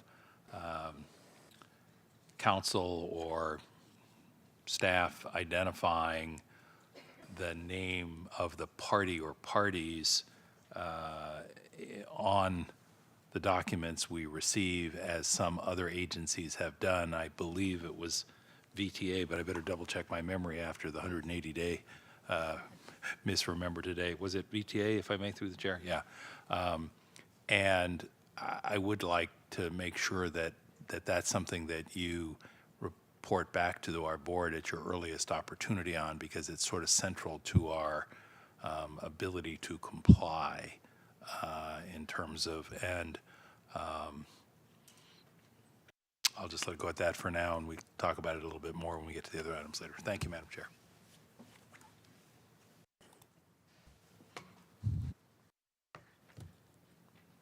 Thank you very much. Now, Dave, we're going to move to item 11, which is to consider recommendations regarding to the Valley Homeless Health Care Program. And who do we have presenting today? Supervisor Ellenberg, President. Hello, Paul. Yes, this is Paul Lorenz, Chief Executive Officer for Santa Clara Valley Healthcare. Also joining me is Celine Ho, the Program Director. Of course, you have a written report. There are two items that I do want to bring to your attention. One of which is that your board did have a referral to staff to report back on the number of medical respite patients who secured transitional or permanent housing while under the care of the respite program. And then also an update on CalAIM in terms of our referral process. On the first issue, since January of 2020 through September of 22, of the 428 patients under the care of the respite program, 238 individuals received assistance to transitional housing, permanent housing, senior nursing facilities, motels, or shared housing, as well as shelter care. With respect to the CalAIM program, we are working very closely with the Medi-Cal managed care plans, as well as the Office of System Integration and the Office of Supportive Housing, to ensure that we have a streamlined process in making sure the referrals get to the respite program and we're able to support individuals within the CalAIM program. So those streamlined referral process as of January are in effect, and I think you'll see a further improvement in the number of referrals due to the CalAIM program. The other issue I want to bring to your attention is that in the written report, as you note, we did receive a supplemental grant from HRSA of about $102,000, and those funds will be used to expand our cold weather outreach program with additional registered nursing support and community outreach specialist. So with that being said, I'm happy to answer any questions, and again, Celine Ho is here with me as well. Thank you very much. I'll look first to see if we have any public speakers on this item, Dave. We have none in the room, but we do have one in the virtual queue. All right, let's do 2 minutes, please, and then turn to the board. All right, the next speaker is Paul Soto. You have 2 minutes to speak. The timer will start when you begin speaking. Yes, Paul Soto from the Horseshoe. That CalAIMS program is a mandate by the government. And there's a lot of particulars inside those mandates. One of them is that a person have immediate access to treatment, that they have access to treatment in a certain amount of time. That's going to cause, so that is going to need some really bold, courageous action on the part of the county. People are dying on the streets, in the tent, slowly. Just go look at a tent. Just go walk along Guadalupe. I know all of you are afraid. You fear for your lives. I don't. Ain't nobody gonna touch me there. I'm one of them. And you can see the suffering going on. These people are dying because of lack of access, because drug addiction, alcoholism, untreated mental health conditions are medical issues. CalAIM was designed to amend the neglect and lack of resources in the county systems in order to treat them. You see, if I got a broken arm, of course, I could go straight to Valley Medical Center. They'll treat the arm because my arm is broken. But it's not so with addiction or mental health treatment. Oh my God, we got to go through all of your paperwork. We got to call this number, call that number. Oh no, you got to wait while the person is sitting there dying. Literally.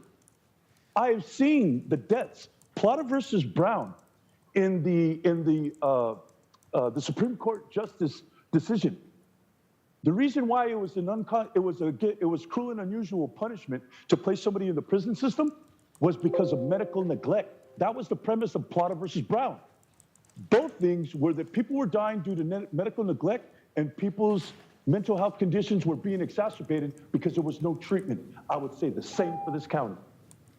And that concludes our public speakers. Thank you very much. Supervisor Chavez. Yes, thank you. And I'm going to direct this question to Paul, virtual Paul. I'm very interested in understanding, based on where we are now, in terms of being able to move people using CalAIM, if you could talk just for a minute about the significance of CalAIM to the overall program.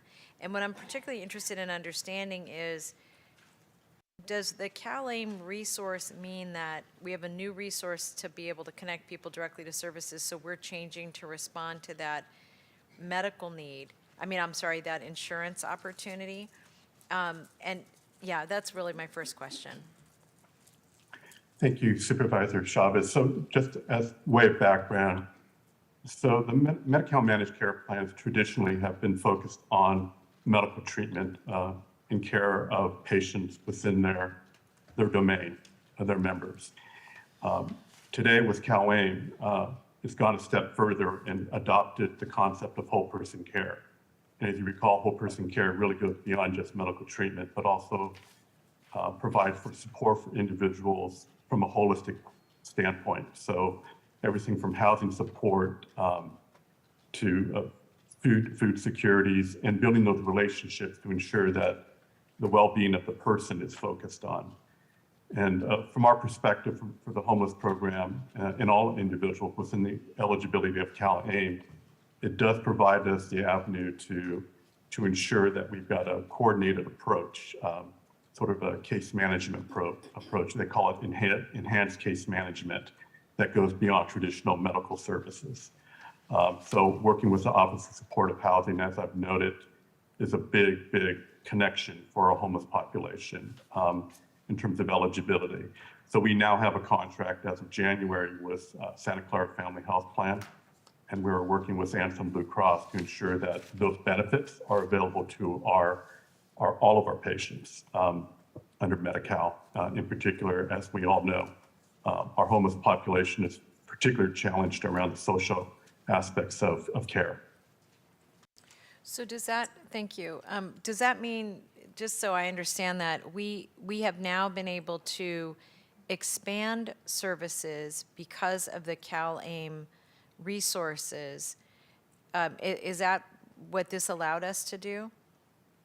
What CalAIM did is it transitioned the whole person care program, which was a pilot program, into Medi-Cal managed care. So the managed care plans here in Santa Clara County, which would include Family Health Plan and Anthem Blue Cross, are now responsible for ensuring the coordination of those services that go beyond just medical treatment. And so we have a contract now to ensure that we as a provider who provides respite care, for example, that program is now made available to all Medi-Cal patients in Santa Clara County under the care of Family Health Plan. And eventually, as we work with Anthem Blue Cross, it will be also available to those patients as well. And so those costs are covered. Thank you. I think that's really helpful. Just a follow-up, do you anticipate that we're going to need to expand services now so that we have the appropriate number of placements for these individuals? And I ask that because I do think that we have a finite number of beds, and so I'm wondering if we're expanding or if this is taking up services that would have been accessed by somebody else that may or may not have been in this particular program. So Celine Ho can speak to the numbers, but as far as I understand, we do have capacity within the current respite program in terms of the number of beds. When we had designed the new center on the Valley Medical Center campus, it did have an increased capacity to serve our population in Santa Clara County. So, what we'll be telling over the next several months will be the number of referrals we get on a regular basis through CalAIM and the utilization level. And at that time, I can provide you a more informed answer of where we are with regards to capacity. So, one of the reasons I'm asking this question is that I know in February there will be a presentation of Valley Medical Center's business plan. And what I'm interested in understanding is where we have gaps in service relative to long-term care specifically, and then what are the other opportunities that we get when somebody comes through Valley Medical Center and how that fits into our plan to end homelessness. And so what that tells me is that we're really looking for the expansion of two types of services. One is this respite care component, but then the placement after respite care into opportunities for permanent housing or transitional for obviously a short time, but then into permanent housing. And so what would be important to me is to make sure that as part of that business plan, there's a strong understanding of the systems that we're relying on and where we may then need to make sure that we're addressing the needs along the continuum. And what it also sounds to me, we've been talking about respite care for a while, and it does appear to me that CalAIM's resources have allowed us to at least invest more rigorously in the navigation component. But what I'm worried about is having more navigators that can assist people and not having enough placement to make sure that they can get the services they need, whether that's respite care or long-term permanent housing. And I know that this program is only a component of that, Paul, but I want to make sure that that continuum is really addressed. And I just couple that with making sure that the CalAIM utilization is at its peak in terms of our ability, again, to kind of hit the ground running. It seems like with these numbers that we are moving in a really good direction. What is hard for me to understand is and I'm sure this is something you're thinking about too, is what's the long-term demand going to be, and then therefore what's the implications for our ability to provide the services necessary along this alignment. So I just want to say to colleagues, I think this is an important part of the business plan discussion, and that I would like to encourage the staff to continue to report out on the navigation program and how these warm handoffs are occurring. Thank you. Paul, did you want to give any more feedback? Thank you, Supervisor. I think those comments and those questions are duly noted, and what we'll do is make sure that we're responsive to them when we come back to the board, both for the master plan and other updates to your board. But I would agree that in the whole scheme of things relative to the continuum of care, everything from the step down from an acute care setting, whether behavioral health or from the hospital setting, respite care, skilled nursing facilities, as well as long-term care facilities are a critical part of that continuum. Do you feel that that requires a motion, or Paul and Supervisor Chavez, are you comfortable with the conversation? I'll include that in the motion to receive the report.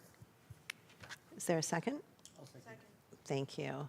If there are no additional comments, Supervisor Lee. Sorry about the late light here. First of all, thank you, Paul, for the report, and I always want to commend the excellent staff of the VHHP program. The doctors, nurses, and all the workers with this program has been truly amazing, doing God's work out in the community every day, rain or shine. So I just want to say that again. And I do have a couple of questions. I apologize for not asking those earlier. One of which is regarding the shift of this new funding that is coming from HRSA regarding the able to add adding the number of shifts from 5 to 6 shifts for this the cold weather outreach. So my question first is, does it mean that instead of 5 days a week, now we have 6 days a week of coverage on this program? Supervisor, I'm going to ask that Celine Ho respond to that question. Thank you for your question, Supervisor Lee. Currently, we have one cold weather outreach team that's going out 5 days a week. With this additional funding, we added a second team. So, but that team is actually going out during the day to inform folks of where to go at night. And so we found that it was more effective to have this day shift team to go out to kind of prep folks that the weather is going to be getting cold and to find shelter, and then follow up with the other team that's going out at night. So that's 6 shifts, 5 days a week that's going out.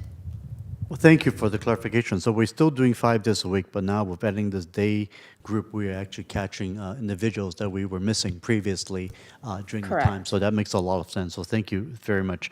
Now, in terms of these outreach, obviously our weather doesn't get that cold, I guess, past March onward. So do you see this program being suspended after March? When the We weather's usually warming just, up? yeah, we usually do stop around March time, and the teams are going out when OSH declares the inclement weather. And so they are kind of in a holding pattern until it's declared that there's inclement weather, and then we would deploy the teams then. But it usually ends around March. Great, thank you. So I guess my question here is, yeah, six shifts is great, and if there's any way with the funding we have, we could of course add more. I think we talked about this last time when we just come before the board. So adding the extra shifts, exactly what I asked last time. So I want to say thank you for that, and if there's any way we could even do more. The only concern I have is we are a huge county, right? From Palo Alto to Gilroy, even to drive would take like easily 2 hours, depending time of day. So I think having one team is great, but I think having multiple team, I think, would be helpful to cover different parts of county. So that's my main concern. So whatever way you could give better coverage to all areas in the county, that would be very much appreciated. Second thing is regarding the questions on the placement after the MRP respite care enrollment. The report stated that 238 out of 428 patients got the different type of housing. So my questions always go back to is what happened to the other 190 patients? And do we track them now that they've been released from the program but not having been able to housing? Yeah, so our data shows that what you have mentioned about 238, the other 30% were actually self-discharged. And so we don't have any data on where they went because they just discharged out of the program, and we weren't able to do an exit interview on them. And then about the rest of them ended up with friends and family. And so they didn't end up going to the shelter. So that was the remainder of the folks. Is there a reason why you know there's no extended view? They just disappear from the system, or when you mean self-discharge, how does that work? Yeah, so it's not the respite program, they can come and go. And so a lot of the times they would just discharge the next day. And so we don't know that they have left, and they didn't inform any of our staff that they would be leaving. And so we weren't able to do an exit interview on them. Right. And by being enrolled in an MRP program, they all get access, like, for example, using, I know it's the VI SPDET program. Is that correct? Correct. We do VI SPDETs on all of the respite clients. And if there isn't a recent one, and then we would have our social worker update that as well. Great. Okay, thank you. I just want to make sure that the assessment is done, and I certainly would like to do more in terms of providing potentially future help, because some of them might come back, right? So thank you. That's all I have. Thank you all very much. Dave, let's take a vote on the motion on the table, please. Madam Chair, I'd like to clarify if all of the possible actions are included in that motion, or if it was just possible action C, which was to receive the report. I'm going to take action A, B, and C along with the comments that were made as part of the motion. Thank you. Okay. Supervisor Arenas? Yes. Supervisor Chavez? Yes. Supervisor Simidian? Vice President Lee? Aye. And President Ellenberg? Yes. Thank you. Thank you very much. We are going to move to item 12 on the agenda, and here concurrently items 69 through 73, but excluding 72, which we will hear after that remaining clump of items. So welcome. You get situated and then begin your report, please. Good afternoon, board members. Sylvia Gallegos, Deputy County Executive, and I'm here with Sheriff Johnson and also Captain Borsa. And in the audience, we also have Under Sheriff Binder, Assistant Sheriff Dalia Rodriguez, Michelle Kwan, who's an Assistant HR Manager, Matt Cottrell, who's a Labor Relations Director. We have Mitch Bielsbach, a Principal Labor Relations Rep, and also Rob Quella, who's an Assistant County Counsel, they're all members of a very large interdisciplinary team that's been working on this matter for quite some time. So what I'm going to do is present what I hope is a fairly brief overview of 69 through 73, and then turn the presentation over to Sheriff Johnson, who can speak also, and in particular to the report item 12. And then obviously we'll be happy to respond to any questions.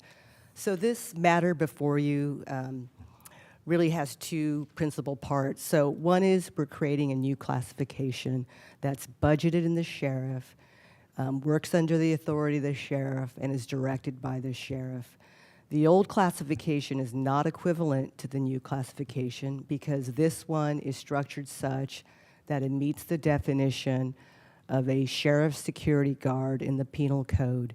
And importantly, that invests certain authority to carry and use duty equipment that's necessary to perform the job. In addition, we're trying to do before you, which is adopting a salary ordinance to add 75 positions in the sheriff. We're also deleting 12 vacant PSO positions, principally at the hospital and one and the library system. We are also recommending appropriating funds from a reserve that was set up for this purpose to fund the management structure. And then lastly, we are proposing a salary ordinance amendment to add a lieutenant and 4 sergeants. So that would supplement what exists as the management structure, which is a captain and a sergeant. So then we'll supplement it with a lieutenant between the captain and the sergeant level, and then add 4. Of the 4 we're adding currently, we're only funding 2. And principally, we're limited by the fact that we have an ongoing reserve, and it only will fund the positions we're proposing today. I'm going to briefly talk about the benefits to the organization and to employees. First of all, and this is welcome news to the sheriff, it creates a pipeline to deputy positions and correctional officers positions. You are well aware throughout the nation, all law enforcement agencies struggle to recruit and hire. And in fact, recently I've been advised that 2 of our PSOs are now taking correctional officers positions. So we welcome that. In addition, this will reduce our use of contracted security. We have 7 contracts, and total value over a period of time is north of $10 million.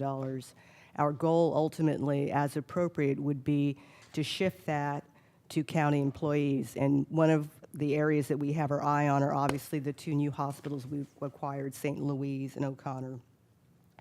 We believe that county employees are better suited to perform this work. Over time, with consistency, they get to know the facilities, they get to know the facility managers and the occupants and the assets, and we believe develop relationships that are important over the long run. We think employees are served as well because we expect that they'll get better and more consistent training over time, and that it offers professional growth opportunities for those who seek it. We do know there is a subset that want to become, law enforcement deputies. You would now create a unified command structure, and that's important because when we do have emergencies, it helps us more quickly deploy staff to respond, whereas now the management is spread between VMC, one at the library, and at SSA. This Sylvia, give me just 1 second to check in with my colleagues to see if you have questions during the presentation, such that your lights are on, or if you want to wait until the end. apologize. I can ask later. Okay. Apologies. Thank you. Go ahead. No worries. This proposal, as I mentioned, is substantially cost neutral. The new sheriff PSO positions I call it the first batch, will be funded by the vacant PSO positions that we have currently.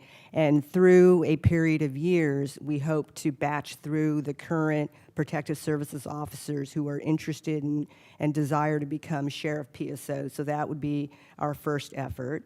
And through that, between OBA and ESA, we'll be very carefully monitoring that it remains relatively cost neutral. There is, as Supervisor Arenas mentioned to me, there's a cost difference. The new class will get 10% more. And so when I say substantially cost neutral, it means that the sheriff department would absorb a very modest cost. As I said, there are benefits to employees.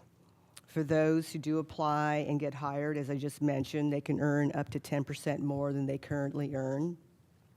For those current PSOs that either do not want to or cannot become a sheriff PSO, they can remain in their current position, and their circumstances would in effect remain the same. They'd report to the same managers they do now. And then lastly, before I turn the presentation over to the sheriff, I wanted to once again point out for both Supervisor Arenas and Supervisor Ellenberg, who wasn't at the November 15th meeting, that staff have met for over a year and at least 7 meetings with SEIU to righteously try to come to some understanding and agreement. And there are a number of issues. I want to reassure the board that this isn't the end. This is an ongoing process, and we continue to have conversations. There have been a couple of issues that were brought to my attention last week that I'm committed to helping resolve.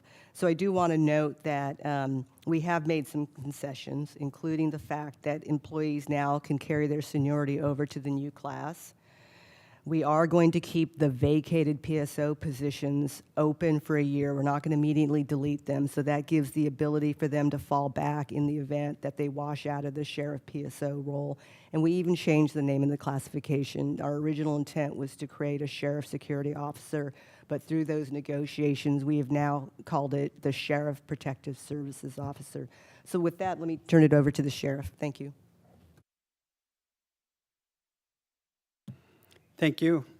Good afternoon, Mr. President, or President Ellenberg. I'm so sorry for that. Supervisors, I'm so pleased to be in front of you today to discuss this proposal. It has been one that's been going on for quite some time, and I am the newest member to this team, so I'm very, very excited and appreciate the opportunity to speak to it. I think this is an exciting proposal because what's been in front of you as was mentioned, for me as an incoming sheriff, it does create that immediate pipeline for recruitment. I'm extremely excited about that opportunity and hope we can have a conversation on that. And really what's exciting is the integration of such a vital role in our county with our county partners and the residents of establishing that environment of safety and care.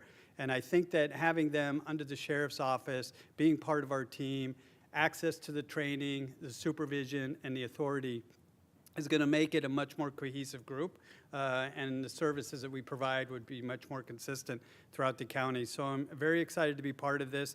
The 3 points that I would like to really address for me and our office that I think would be a dramatic improvement is it does create that recruiting pipeline, and it almost gives us a tiered type approach to hiring, meaning individuals that apply for protective service officer positions, somewhat, they definitely have an interest in providing protection and care for the communities they serve, right?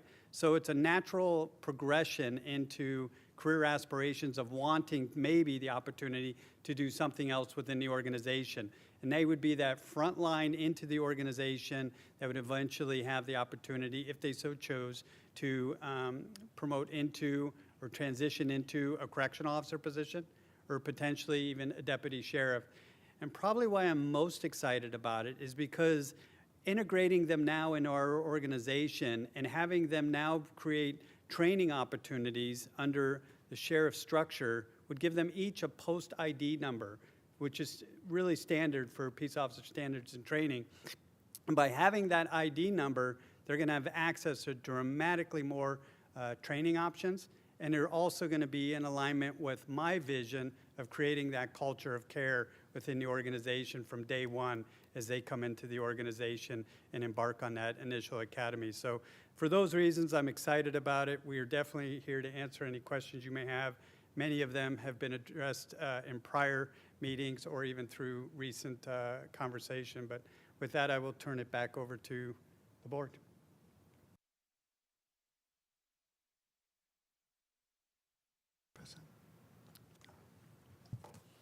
Supervisor Lee. Well, thank you very much, Sheriff, and welcome. Yes, I'm glad to see you in person. That we've been able to do this through the the Brady Bunch in the boxes, so it's good to really see you here in person.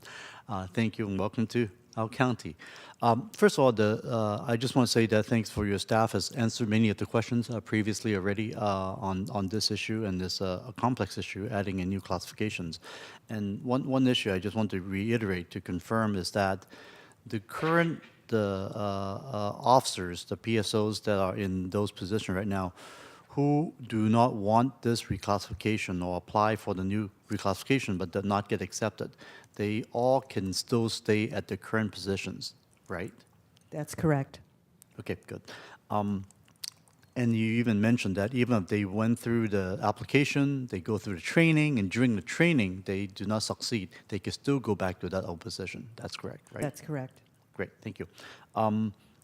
And the other question I have is regarding the hour of training we talked about, because when I start reading the various areas, which I think is extremely important, thanks for having those in there, which is number one, the implicit bias in community policing and racial identity and identity profiling.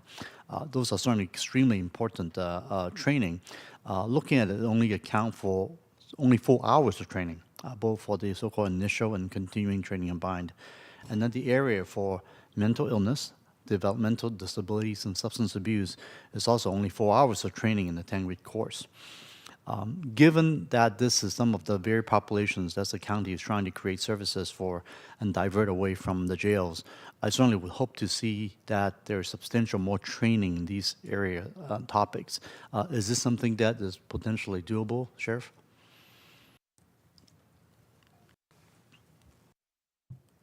Getting used to the buttons. It's going to take me a bit. Anyway, absolutely. I think, again, what you have in front of you is a proposal, the entry point that can obviously be enhanced any direction we want. And I think, again, having that access to post-certified training, there's a lot of training out there that's really starting to become innovative and evolving to the areas that you spoke of, especially with implicit bias and compassion and care. So I think it's very well aligned to do what you want it to do. Great, thank you. President Olmberg, is this a time we can make a motion, or should we wait till all the questions first? Go ahead and make a motion. Okay, sure. I would like to go ahead and make a motion to approve the administration's recommendation to receive the report on the new Sheriff Protective Service Officer classification and approve these new Sheriff Protective Service Officer classification, and also request that OCLIM to monitor and report back to the board on the progress. I'll be glad to second that, and when I have an opportunity to weigh in, may request some additions there, but thank you very much. Other supervisors have comments? I wanted to see Supervisor Ellenberg, or President Ellenberg, if there's nobody from the public, I'd like to weigh in, but if not, I'd like to wait till after the public comment. Absolutely. Dave, do we have public speakers? We currently have 4 speakers in the queue virtually. Let's do 2 minutes each, please. All right, one moment, please. The first speaker, the number is increasing, we're up to 5. The first speaker is Jennifer Hughes. You have 2 minutes to speak. The timer will start when you begin speaking. Good afternoon, Board of Supervisors. My name is Jennifer Hughes. I'm the Vice President of RNPA Nursing Union, and I'm speaking on behalf of our 4,000 nurses. We are asking to please fast track implementing having PSOs at St. Louis and O'Connor hospitals.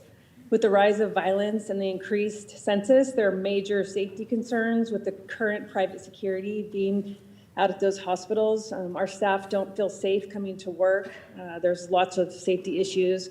So we need the County Protective Service officers who have consistent training to keep our staff safe. We would also are asking or continue to ask to have a sheriff deputy at the EDs at O'Connor and St. Louis. Staff have been asking this for added protection, so they, again, continue to feel safe. And finally, we continue to ask for metal detectors to be implemented immediately at all 3 hospitals, especially the emergency rooms. Thank you. The next speaker is Marcos Esparza. You have 2 minutes to speak. The timer will start when you begin speaking. Hello, my name is Marcos Esparza. I've been with the Department of Protective Services for 9 years, and I support this movement. Hopefully it'll help everybody, us as PSOs and the community, and thank you for your time. The next speaker is Alan Kamara. You have 2 minutes to speak. Please go ahead.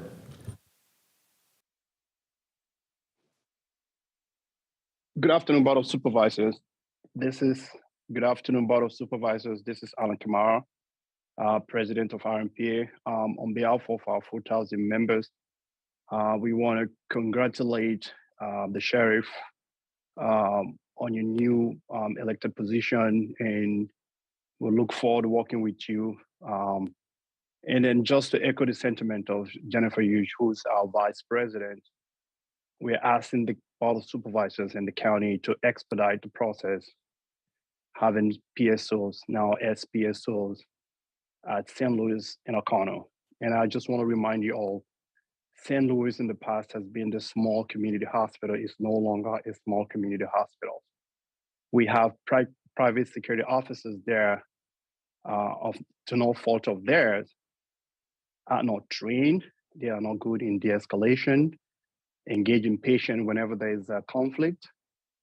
I mean, we just want people who knows what they're doing to do the job. And for the most time, staff, including managers, have been complaining. I don't know if you all been to St. Louis. It's a small, isolated place. When there's a conflict, especially at night, it takes some time if you call 911. And we asked that we deploy sheriff deputies there as well.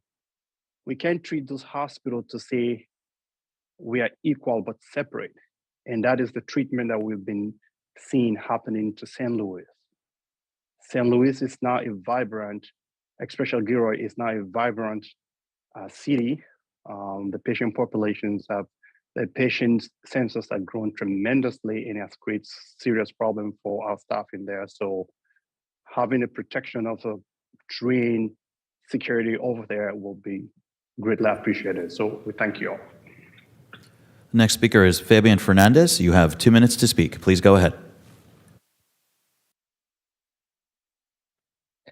Hi, I'm a researcher in emergency departments in San Francisco, and I'm just calling to oppose this measure given what we've experienced here in San Francisco. In 2002, San Francisco approved a similar measure, which allowed for the SF sheriffs to take over security for our public health system.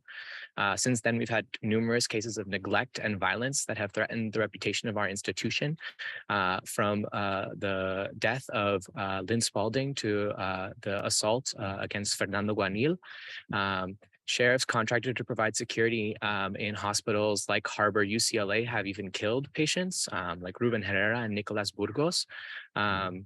These security forces have encountered continuous opposition, not just by patients and staff, but by hospital administrators who petitioned the SF Board of Supervisors to end the contract with the sheriffs in the last decade, citing numerous incidences of violence, a lack of transparency, and challenges with the indirect management of security personnel. While there are healthcare workers who advocate for the presence of the sheriffs, they do so because there's really an absence, right, in other forms of safety and a lack of training for the security team. Since 2020, we have been working on expanding safety measures, including a piloted safety team with standardized training that can put hands on patients and restrain them, a behavioral emergency response team that can skillfully de-escalate situations, and a reduction in the presence of the sheriffs. I hear the concerns of staff who face workplace violence every day. And I want to stress that the sheriffs are not going to solve this problem. We have staff in the emergency department who are frustrated with the sheriffs because the sheriffs will not put hands on patients until someone is threatened or gets hurt. I have had a nurse say that they have been told to get really close to a patient so the patient can take a swing at them, and then the sheriff will intervene. The sheriff has requested that nurses put themselves on the line, and I don't think this is a good arrangement. The next speaker is Robert Perez. You have 2 minutes to speak. Please go ahead. Hello, my name is PSO Robert Perez. I've been working as PSO for about 8 years. I just wanted to say myself, as well as a bunch of other PSOs, want this proposal to move forward. It has been delayed long enough. I look forward to the pay increase, the added training, and the opportunity to work at various sites throughout the county. Thank you, board. I appreciate your time. Have a great day. That's all. And that concludes our speakers. Thank you very much. Supervisor Chavez? Yes, thank you. I wanted to ask a question just in response to some of the feedback we got about St. Louis Hospital in particular, and if you could talk just a little bit about any plans relative to the healthcare system.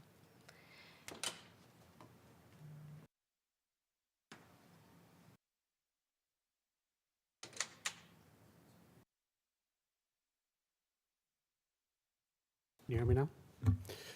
Good afternoon, Board of Supervisors. As for plans for the future for our hospitals for O'Connor and St. Louis, this plan basically implements trying to get the existing ones over to the new training standards and up to speed. Once we're completed with that, then we'll start working our way out to the hospitals such as St. Louis and O'Connor. And we do have those plans in place, but we want to work and focus on the ones we have right now to get them switched over to the new classification. And once that's going, then we'll continue to have these academies going on a quarterly basis. Bless you. And then that way we'll be able to expand throughout the county. So does that mean that, I know we voted on a contract maybe even today about about our healthcare system. Does that mean areas where we have a current contract with a external contractor that's in the works to eventually be in-house? I'm going to turn to Dr. Smith. Maybe Would you I like to should answer jump that? in here because it's sort of cross-departmental issues. We've had to have contracts in order to cover areas with outside contracting institutions, but frankly, we've had problems with sufficient training and supervision of those contractors.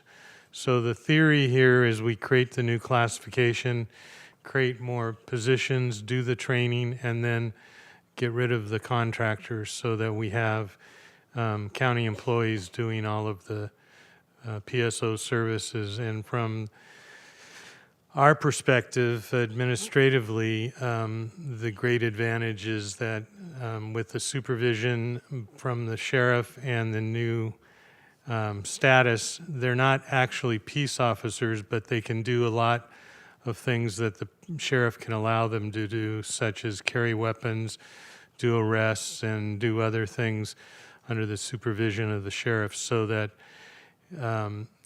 it'll be an improved level of security and much more improved level of training and management. So part of the reason I'm asking the question is that a couple of weeks ago, we voted on a contract, and in that contract, my observation was that the living wage standard wasn't even a component of the contract. I know staff's going to be taking a look at that, but it was an escalating increase of a contract, and it might have been over I can't remember if it was a 3 or 5 year period of time. I do recognize that all of this is going to take some time, but what I'm concerned about is what happens in the interim, both relative to training, appropriate pay, and then the other question I would just ask, because I can't remember this, is I know that for specific contracts like ambulance that we use an incumbent workforce policy specific when we're doing an RFP or an RFQ, but is that something that we could start thinking about now? And the reason I'm interested in this is no matter what happens today on this vote, the need for improved support and training, if those contracts are going to be in place for the extension that we just voted on, is pretty high. And maybe, Dr. Smith, and I would ask our county counsel to let us know this, if that's a discussion that could come back or should come back to the board as a separate item, I'm comfortable doing that, but I do think we need to wrestle that issue to the ground, whether that's as part of today's discussion or an additional discussion. Certainly, if the board wants to have further discussion, that's completely up to you. Our intention from the administrative perspective is to eliminate those contracts as fast as we can, and individuals who are working for the contractor who would like to apply to be a county employee as a sheriff's PSO would certainly be welcome. And I think you heard the sheriff say that, it'll be a great opportunity for entry-level issues, people who want to get into the police officer business, police business, protective business. I got you. You And got it. I think, yeah, and I was listening to both Jennifer and Alan, just talking about the experience of employees in addition to them. But what I'll do is, let me just give a little more thought to the best way to do that, because one thing we may want to think about is having an incumbent workforce policy that's attached to particular contracts, so that process is actually laid out, even if it's going to be multi-year. But let me just go back to the request today. So first of all, I appreciate that we didn't hear the consternation that we'd been hearing for some time. So thank you for doing all that work with our employees. And I want to just reinforce the point that Supervisor Lee raised about protecting the incumbent workforce as we're moving people into these new and different opportunities and perhaps higher level of support and security. So I'm really appreciating that.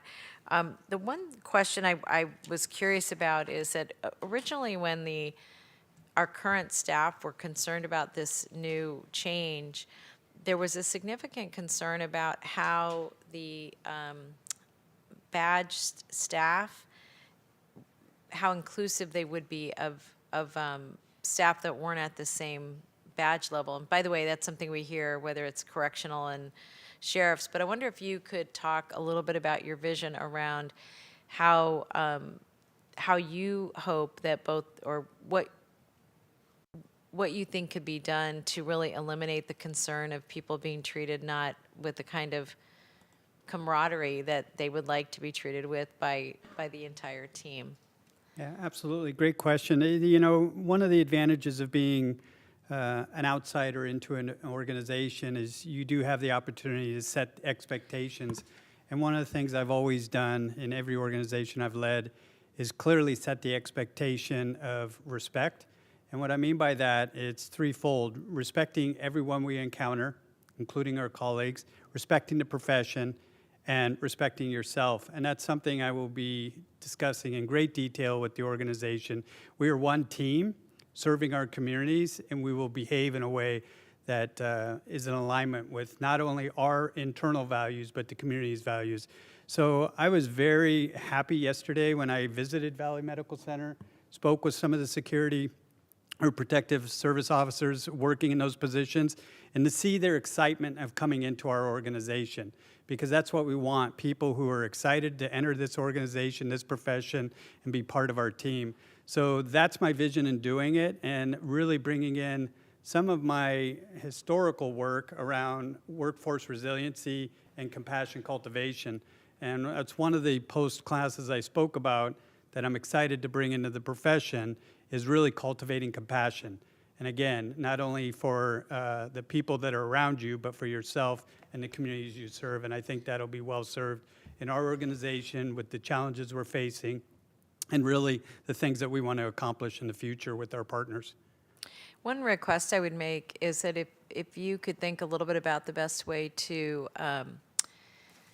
test that sense of belonging across different roles in the organization. And I know you all do surveys and different ways of checking in with your employees, but I think it would be interesting to better understand, like from a baseline today to what that looks like 2 and 4 years from now, because I do think that we want people to feel very respected at their work. But the other thing I think about is that if in fact the culture of the institution is one of the way you just described it, is really caring for the community, that even that culture, both from the perspective of the staff that are at the hospitals and our customers that are, clients that are at the hospital, but also your staff directly in terms of how they see their role, would be very impactful to the overall, culture of the organization. Thank you. Thank you. Supervisor Lee, did you have something to add? Yes, I do have a couple of follow-up questions, actually, after hearing the questions and comments. So first thing is, going back to the question regarding those individuals who decided not to get into the new classification, who stay in the old PSO classification. The new ones will fall under the supervision of the sheriff's office that go through the classification. But for those who do not apply, will they stay outside the purview of the sheriff's office, or how would that work? It depends where the PSO is stationed. If it's the one at library, it would fall under the library management. If it's a PSO in SSA, it would be under Steve Fondacaro. If it's at the hospital, it would stay within the oversight of the sheriff. Okay. Now, and those will remain as contractor. That's the idea. Is that correct? Because that's what they are currently. Am I correct? No, No, they're staff. They are staff. Okay, all right. Now, second question is regarding the training, because there's some discussion regarding the security guard registration and the 40-hour training that some of these PSOs might not have possessed those.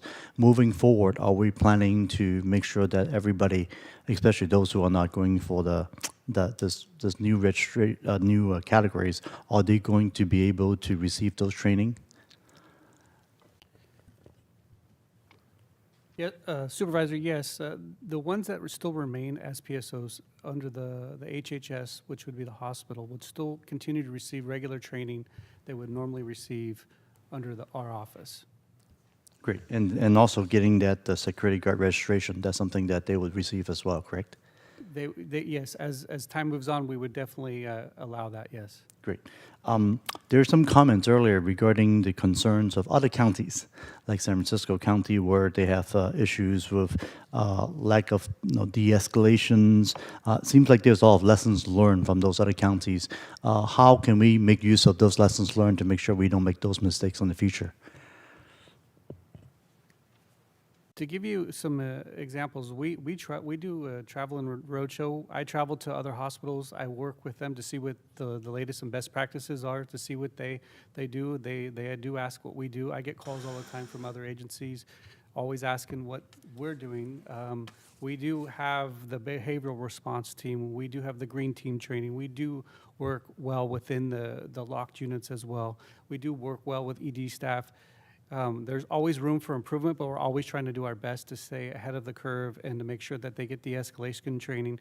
We're always out there looking for the latest and greatest as well, not just on the law enforcement side, but also on the healthcare side as well.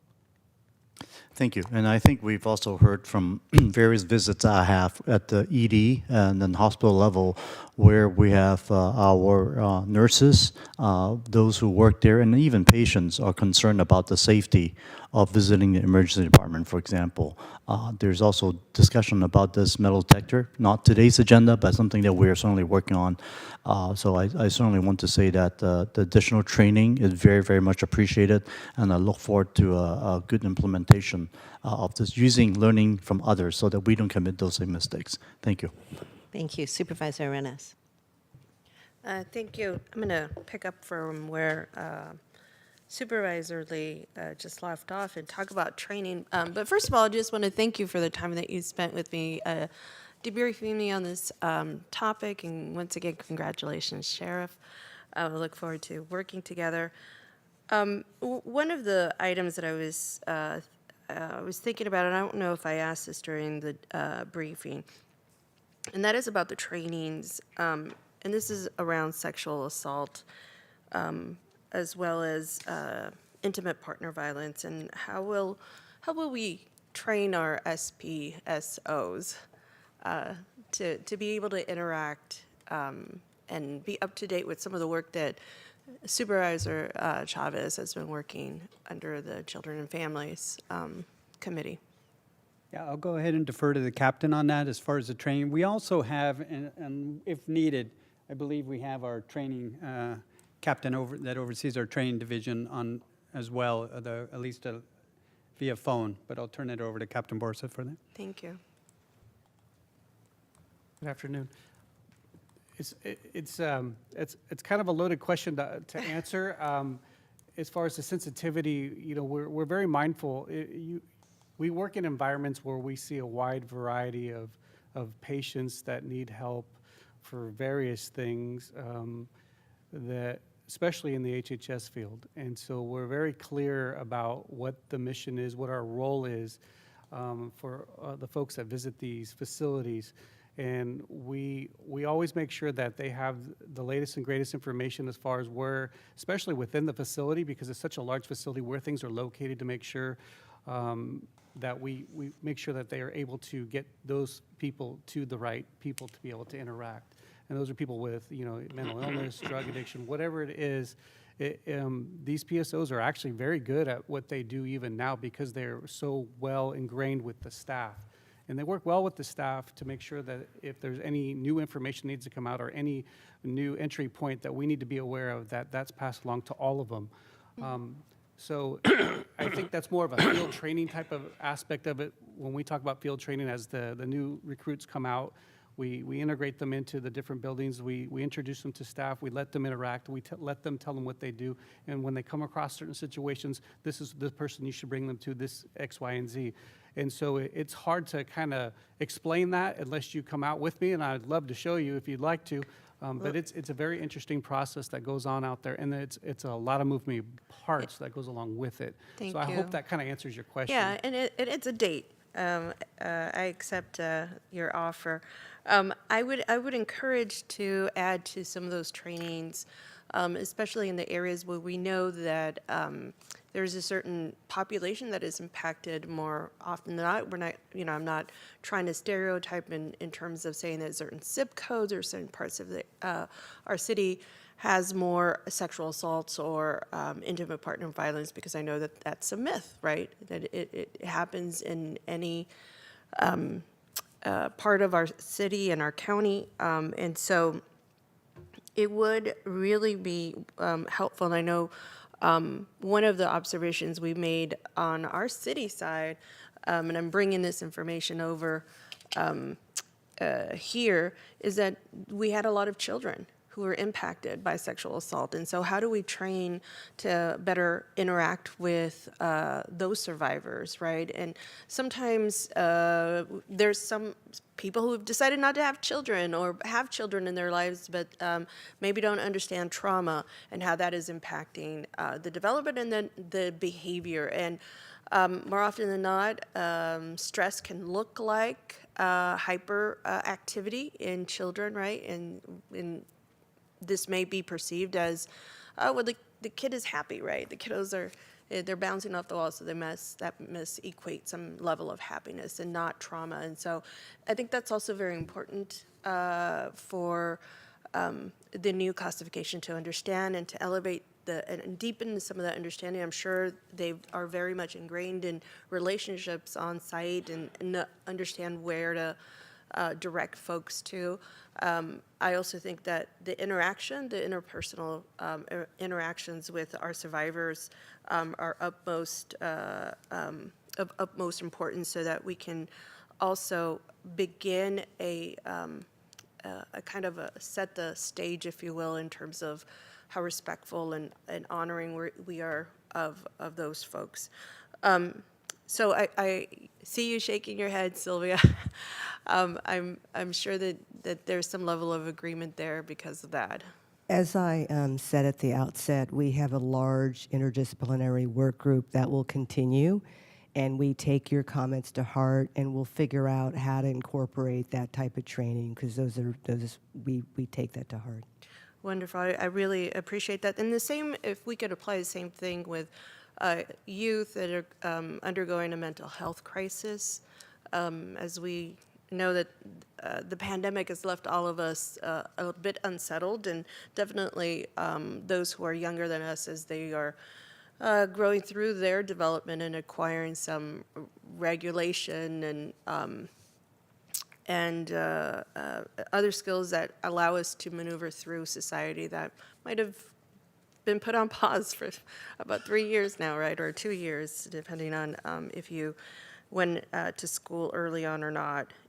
Anyways, I appreciate that. I appreciate you listening to my concern around training. And then just, I know that Supervisor Chavez spoke about making sure that these badges kind of were on par, right, and that there is no difference.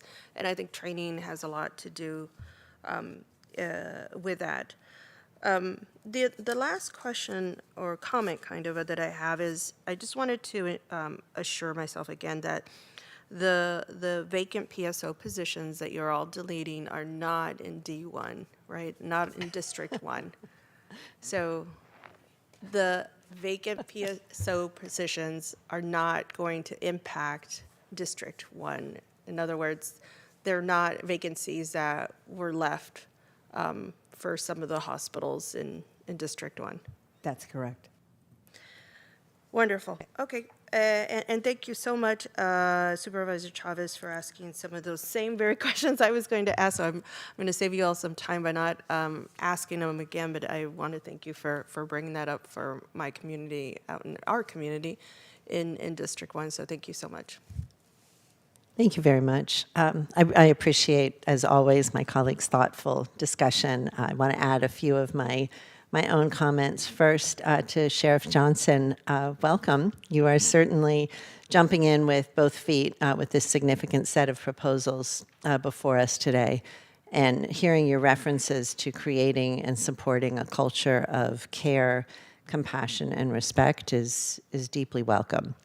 I want to thank the staff for putting in the many, many hours that were needed to craft this proposal, for making yourselves available to respond to my team's questions on a relatively short turnaround time leading up to this meeting. And I just would like to specifically call out Assistant Sheriff Rodriguez, Matt Cottrell, Paul Lorenz, Deputy County Executive Sylvia Gallegos, Captain Borsa, and I'm certain many others who helped to make this possible. I appreciated the breakdown of training components that the Sheriff's Office provided, which was really useful to understanding what that looks like for our security. This item was a challenging one for me. On one hand, I recognize, Joe, I can hear you in my head. I recognize the importance for the county to ensure both our employees and members of the public feel safe, to be able to reallocate security as needed, to standardize training, to have proper weapons certification, and to address our shortage of deputies. And of course, I want to make sure that we're being as responsive as possible to those issues. On the other hand, what I didn't hear stressed as strongly is the safety of county employees and those whose safety may be in jeopardy, either as victims or alleged perpetrators of harm. A lot of focus has been on the recruitment value, which undoubtedly is accurate. Additionally, this is a really huge structural change, expanding the sheriff's office jurisdiction and budget by what will become about $9.2 million annually to start. To justify this change to the public, I think that it's incumbent, first on you and then of us, if we approve the item today, to persuade the public that there are no alternative policy options that could better achieve the goals of this proposal, and that any risks associated with a more visible law enforcement presence are offset by the benefits to those whom we're committed to protect. So to that end, I have just a few questions.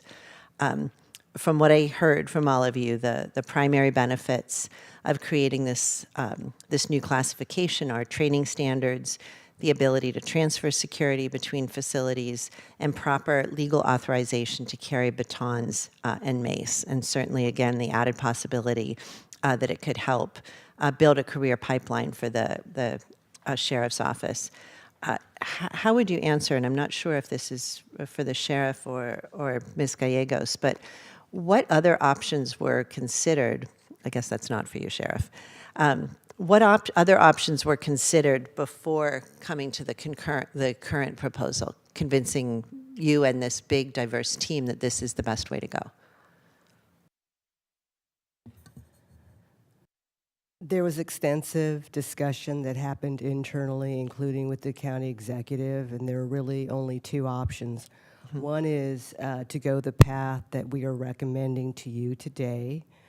The second alternative would have been to go through a process by which the existing PSOs go through a guard card process and to obtain baton permits. And certification as security officers? That would, in effect, give them the authorization to carry the equipment that's necessary to perform their jobs. The challenge is that if, for whatever reason, we had existing staff who couldn't go through that process, that then it would compel us potentially to have to lay them off from the role. And we thought that for the reasons we described here, in addition to that, that we would, as I said, get better and consistent training. We would have, this single command structure that help us because we do have circumstances where we have in the past anyway, where we need to rally a platoon to respond to an emergency. For all of these reasons that described previously, this is our recommended proposal to you after a considerable amount of thought and consideration from all aspects, all the disciplines. And consideration as well of how the impact and visibility of law enforcement might, let me ask it a little bit more clearly.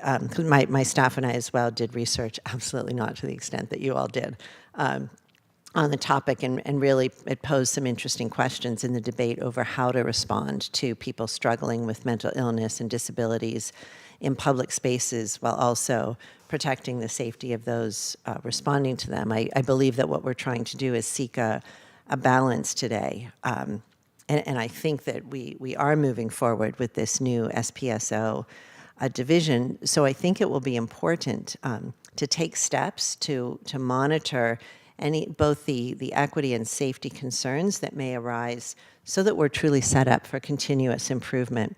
So what I'd like to do is offer to the maker of the motion a few friendly amendments. The first one is to ask that administration and the sheriff's office coordinate the PSO and SPSO use of force reports including demographics of those that are involved in incidents, and share those reports with OCLEM so that they can report annually to the board with a review of the reports. The concerns, which you mentioned, Supervisor Lee, with regard to what happened in San Francisco, concern about inequitable applications of the new policies and certainly a disparate impact on people of color or people with disabilities always has to be top of mind. That's the first of three. Does that work for you? Thanks. I'd also like to request that the training on healthcare topics, especially the training on working with individuals with intellectual and developmental disabilities, mental illnesses, and substance use disorders, be delivered either in whole or in part by healthcare professionals, and that crisis intervention training be added to the requirements. Yes. And finally, I would be interested in having our Race and Health Disparities Board review the PSOs and the future SPSOs training and use of force policies, and for the policies to be provided to the board in an off-agenda report. Does that third work as well? And then I'll look to the group here if you have any questions, or if you can preempt any of that direction by saying we're already doing it, that would be fine as well. Well, I would never preempt you, but I will say this, and I apologize if I didn't clearly state at the beginning of when I came into the conversation that we all need to remember that the primary role of the protective service officer position is to establish that environment of safety, not only for our county partners, but the residents and the people visiting these institutions. So that is first and foremost always. To answer your questions or your direction, a lot of those will already fall or will soon fall into our operating model. And what I mean by that is because they would now be an employee of the sheriff's office, they would fall under our use of force protocols automatically. And with the upcoming information sharing agreement with OCLEM, they would also fall into that reporting mechanism regarding use of force. Excellent. And so for Dr. Smith, please note that I am not asking for additional work, but that they are already doing it, and I'm just making sure it's all coming back. Yes, I noticed that. I didn't want to risk subtlety.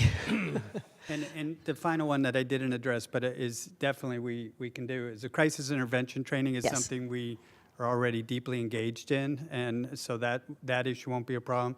The only one, unless the captain has a specific program, the one that would be over or taught or facilitated by a healthcare worker. Right. That may take us just a little research to determine who that would be and what the hours would be. Does that make sense to you, or But do you have? it do you- absolutely okay. makes sense. And again, this goes back to my earlier comment. The beauty of this program is we have the ability to mold it to how we want it.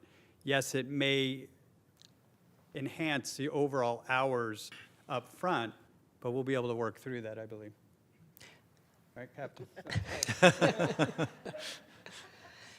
Thank you. I really appreciate the work that went into this. I appreciate the answers to my questions. I think you all understand my hesitancies and concerns, and with these guardrails and frankly new leadership and direction in front of us, I will be comfortable voting yes today, and then looking forward to the reports to make sure that we are, in fact, doing all of the things that we promised to do. So thank you again. Supervisor Lee? Yes, it's just so refreshing. As we say, they say that colloquially, we have a new sheriff in town. We literally do. And to see these ideas being implemented. I just want to clarify on the motion, since we moved 72 and 73 with 12, I just want to make sure that the motion here covers it all. It does. Is that right, For staff? me, I just- 12 need to- and just everything other make than sure. 72. That's correct, everything other than 72. Other than 72, okay, all right. So I just make sure what we are covering and what we're not covering, I just make sure we're clear on what the motion is. Thank you. Thank you very much. If there are no further comments on either side of me, and we've already heard public comment, we have a motion by Lee, a second by Ellenberg, and let's take a vote. Supervisor Arenas? Yes. Supervisor Chavez? Yes. Supervisor Simidian? Aye. Vice President Lee? Aye. President Ellenberg? Yes, Thank and you. now we'll go to item 72. And Supervisor Simidian, would you like a presentation, or do you want to go right to your questions? I have no questions. I just wanted it separated out because it is a Levine Act compliant requirement. Thank you. Got it. Then before I turn to the public, I'll look for a motion to approve the recommended action. Motion approved. I just wanted to check, was Supervisor submitting, were you intending to try to recuse from this item? No, I intend to participate fully and robustly, Mr. Williams, but thank you Just for wanted to make asking. sure. No, I got it. Thank you. We have a motion. Do we have a second? Sorry, was that? Second. Supervisor Arenas, thank you very much. Do we have any public speakers on this item? We have no speakers on this item, Madam Chair. All right. Any further comments? Your light is still on, Supervisor Lee? No, no further comments. I'm ready to go. I rely on those lights. And Supervisor Arenas? No. All right. Let's take a vote, Dave. Supervisor Arenas? Yes. Supervisor Chavez? Yes. Supervisor Simidian? Aye. Vice President Lee? Aye. And President Ellenberg? Yes. Thank you. All right. With that, I believe we are hopping back to item, is it 16? I believe it's 13. Oh, goodness. Let me double check my notes. Oh, I've got it right in front of me. Yeah, I have 13 as the No, next you're one. right. It is 13, policing use of force in emergency response report.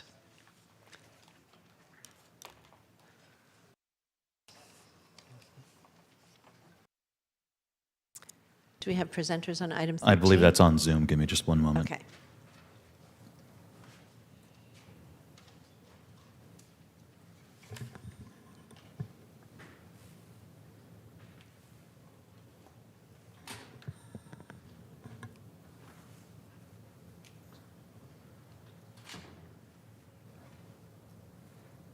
I believe that's OIR Group is going to be doing that presentation. Is that correct? Correct. There we go. Hi there. Good afternoon. We all set? Yes, go ahead. Good afternoon, President Ellenberg, Supervisors. I'm Julie Rulin with Oakland, and I am happy to be here today presenting a report that we prepared at this board's request that discusses some of the Sheriff's Office policy issues that we have looked at over the last year. Specifically, there are 3 items, 3 general areas that we talk about. The first one is recommendations that we made for policy changes coming out of our review of the incident involving Andrew Hogan. And we just discussed those recommendations and some of the updates to Sheriff's Office policies that came as a result of that. The second area is work we did in collaboration with the Sheriff's Office to develop a comprehensive policy on the use of tasers that would be available to be put in place and trained on in the event that the board authorizes the purchase of tasers that I know the Sheriff's Office is interested in, and that is an item that's going to be heard later on, and I don't know, in the coming weeks or months. And the third area that the report discusses is a new segment of the Sheriff's Office use of force policy that we thought it was really important to highlight for this board, and that we commend the Sheriff's Office for. It came out of the work that was done in furthering, going towards compliance with the consent decree. And that policy relates to the timing for when deputies and officers would be permitted to view for deputies who are involved in use of force incidents, when they would be permitted to view body-worn camera video footage relative to when they write a report or give a statement about that incident. And we think that's an important new piece of the use of force policy that we wanted to bring to the board's attention. I don't have a formal presentation other than that, but I'm happy to answer any questions or respond to any follow-up items that you might have. Thank you very much. I'm going to look first to the clerk to see if we have any public comments. We have no speakers on this item, Madam Chair. Thank you very much. Supervisor Simidian. Thank you very much. We are being asked, I guess, today simply to receive the report, yes? That is my understanding. Thank you. I am prepared to move receipt of the report, the recommended action on item 13. But I also have some follow-up questions and may want to add to the motion. If I can get a second, I'll pursue. I'll second. Thank you. And please give me the proper pronunciation of your name again. It's Rulin. Rulin? Yes. Thank you. Thank you, Ms. Rulin. Sure. I get the impression that progress has been made, and I don't want to put words in your mouth, so don't let me, but it looks like progress has been made in accessing information in the sheriff's office or sheriff's department compared or contrasted with the prior administration. Is that a fair takeaway from your report? That is very fair. Okay. And you've got these 5 recommendations, which are the product of the Hogan report that your office previously provided us. I read this as saying that all 5 of the recommendations have been agreed to and are either implemented or being implemented, yes? Yes. Okay. The policy related to authorized uses of electronic control devices, as they're referred to, tasers as we commonly refer to them, you feel like the policy development is in a good place, whatever, whenever, however our board ends up considering the larger set of questions around whether, and if so, where, when, and how to implement the use of tasers, yes? Yes, that's correct. Okay. And body-worn camera policy is now, in your judgment, a better policy as a result of the revisions, yes? Absolutely. Yeah. And just, as our report highlighted, this is an issue that we have been addressing for years with agencies and various agencies that we work with. Going back to when body-worn cameras first started to be utilized. And, not all agencies have been willing to go this route. And we really think the Sheriff's Office policy represents best investigative practices. And like I said, we just wanted to sort of call that out. Got it. I'm going to add in my motion with the consent of the seconder direction to OCLEM/OIR group to provide a report to our board on what is commonly referred to as the Nunez case, which I believe you're familiar with and have some knowledge of already at OIR Group. Is that correct, Ms. Rulin? It is. We've Thank you. gotten a lot of information, and yeah, we're familiar with it. Pleased to hear it.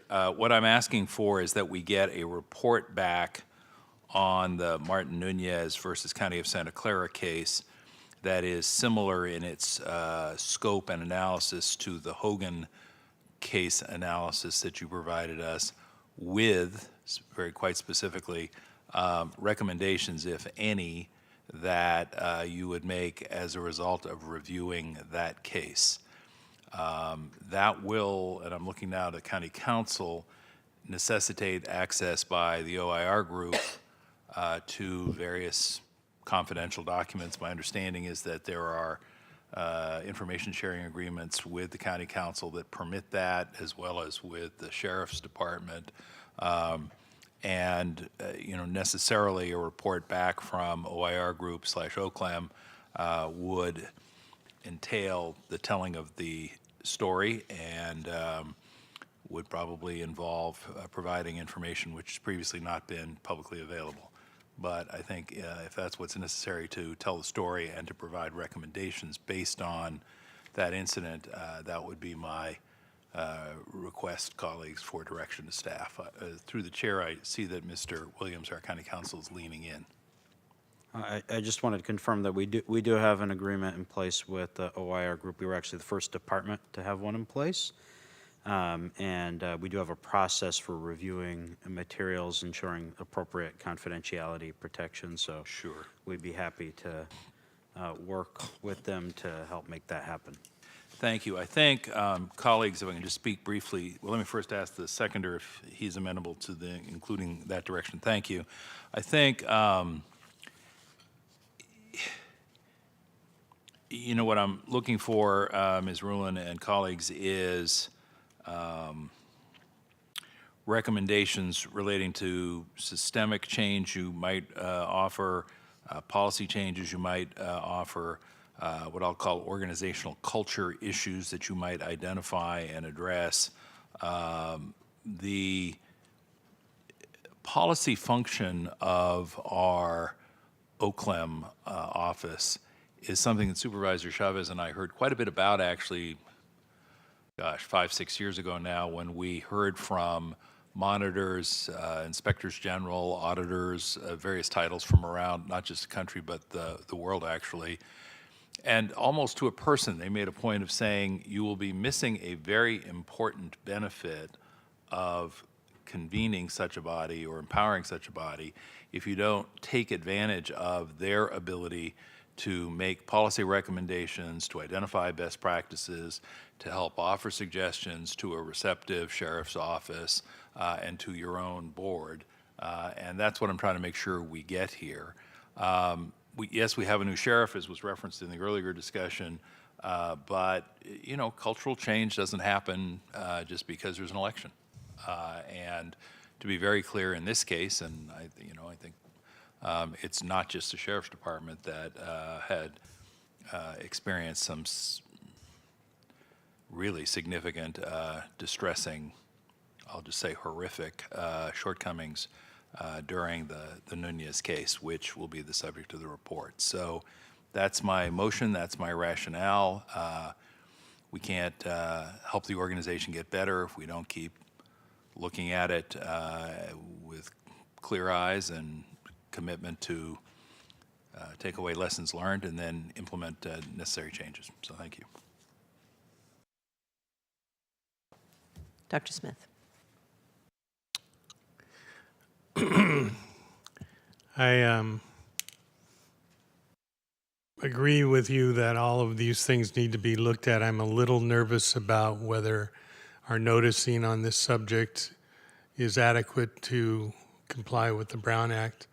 I just would respectfully suggest that maybe you just reschedule the Nunez case discussion to next meeting, and that way we can be sure that it's completely noticed correctly. But that's just my thought. You can ask County Counsel about his thought. Before I ask County Counsel, I will try and just seed the conversation a little bit. That's S-E-E-D, seed the conversation a little bit by planting the thought that we have, I believe, asked OIR Group in the past to come back to us with reports on an intermittent basis. And so it would seem to me that the item on today's agenda, which is to receive their report, obviously begs the question, what's next? I certainly don't have any problem if County Counsel thinks it's advisable to come back at the meeting on the 7th with literally a one-page memo that says, please take up the matter, and I'm happy to put that in a referral if you think that would be cleaner. But it's... I mean, that's certainly an available option. I mean, I think what I was going to suggest is my recollection is that OCLEM has a work plan for the year with specific audits and other things lined up. And I don't recall if this is already an item that's on that work plan. But if not, what might be appropriate is to just bring an amendment to that work plan back for action in the similar way that the board does when items are added to Harvey Rosa's list of audits or other things to do. That may be one way to, I think, do it. But maybe our OIR group can comment on whether this is an item that's on the work plan already. I just don't remember.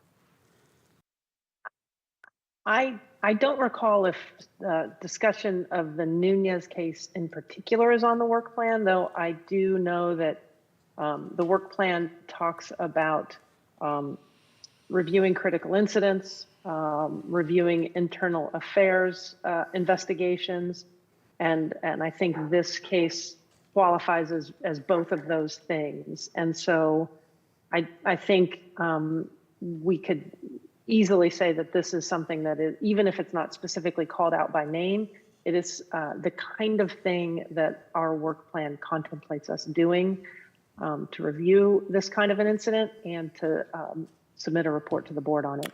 I think, thank you, through the chair. I think, Madam Chair, what I'll do is simply move the recommended action today.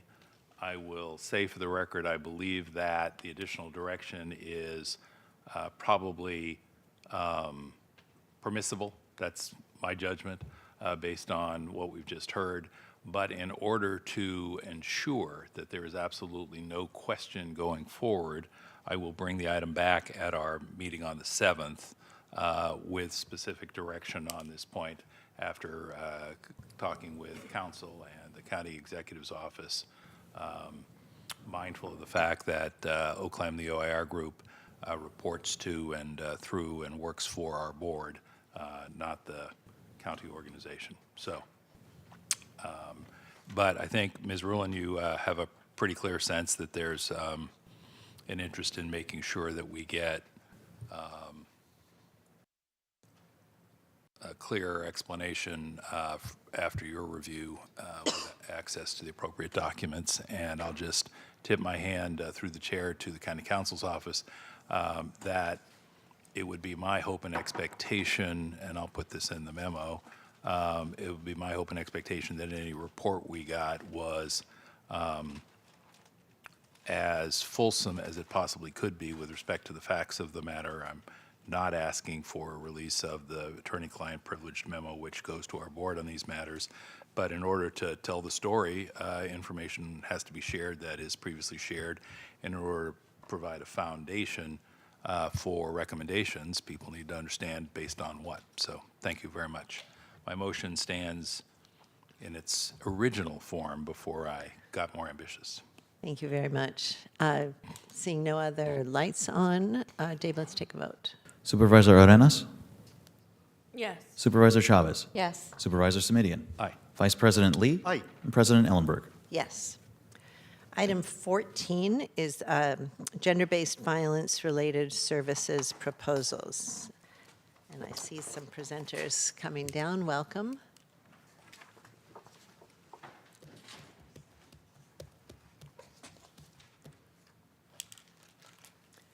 And Supervisor Chavez, do you want a presentation, or do you want to go right to public and/or questions? I would go to public, and then I'd like to make a motion. All right. Do we have any public speakers on this item, Dave? We have no public speakers on this item, Madam Chair. All right. Why don't we go to a motion? Thank you. Colleagues, I wanted to just acknowledge that I appreciated the staff responded to us by making 15 discrete. I wanted to thank them for that. I held this up because I was concerned about doing a needs and gaps assessment concurrent to doing an RFP. It seemed out of order to me, but I recognize that we have a lot of services that we could actually have gap funding in. So what I want to do is confirm with the staff the process for the assessment that you're considering and the timeline that you anticipate.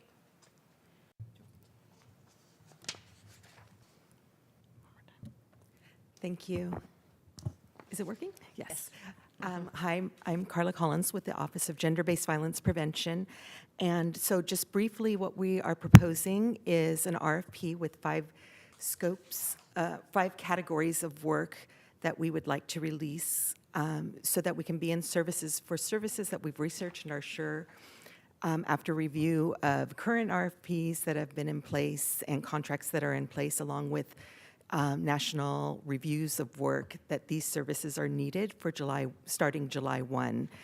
We are also proposing or recommending a needs assessment that would begin early this year with the selection of a neutral evaluator, or not evaluator, but a subject matter expert or experts who could do this work for us. We imagine that the work will take about a year, and that we will be working with our stakeholders to select the research questions that they'll be looking at to help us do our work better. We do think that we can move towards addressing issues that have not yet come up yet, working on things like stronger data, better data, shed light on gaps, and really working with partners to find possible solutions for operational challenges that we face in doing this work, and to support improved data collection, better understand the scope of the problems across the continuum of gender-based violence survivors who are local. This would be done through a separate RFSQ. Again, we would be starting this immediately, and hope to have the experts able to support us and work with our stakeholders so that the work would be completed in probably about a year, within a year. Thank you. Through the chair, a few recommendations or requests that I want to make, and I'm sure these are issues that you already were considering. Three-part. One, I really want to re-emphasize the point that you raised about the research questions really coming from the folks that are providing the services now.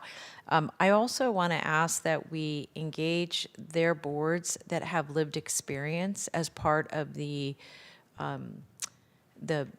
framing the research, because well, for obvious reasons that I know you all are already thinking about, and that we really are looking at the broadest part of the community. And what I mean by that is that we're considering that we're seeing, frankly, more acts of,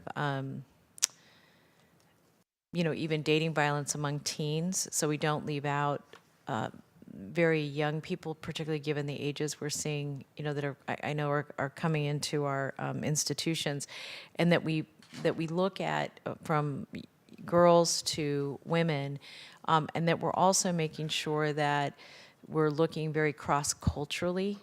Again, which I know is the whole point of your organization and, of the department, and also as an example, looking at the LGBTQ community and elders. And the reason, colleagues, I'm raising that is that even though and the disabled, but even though I'm raising that, it kind of goes in the category of obviously that's what we would do, is I do think that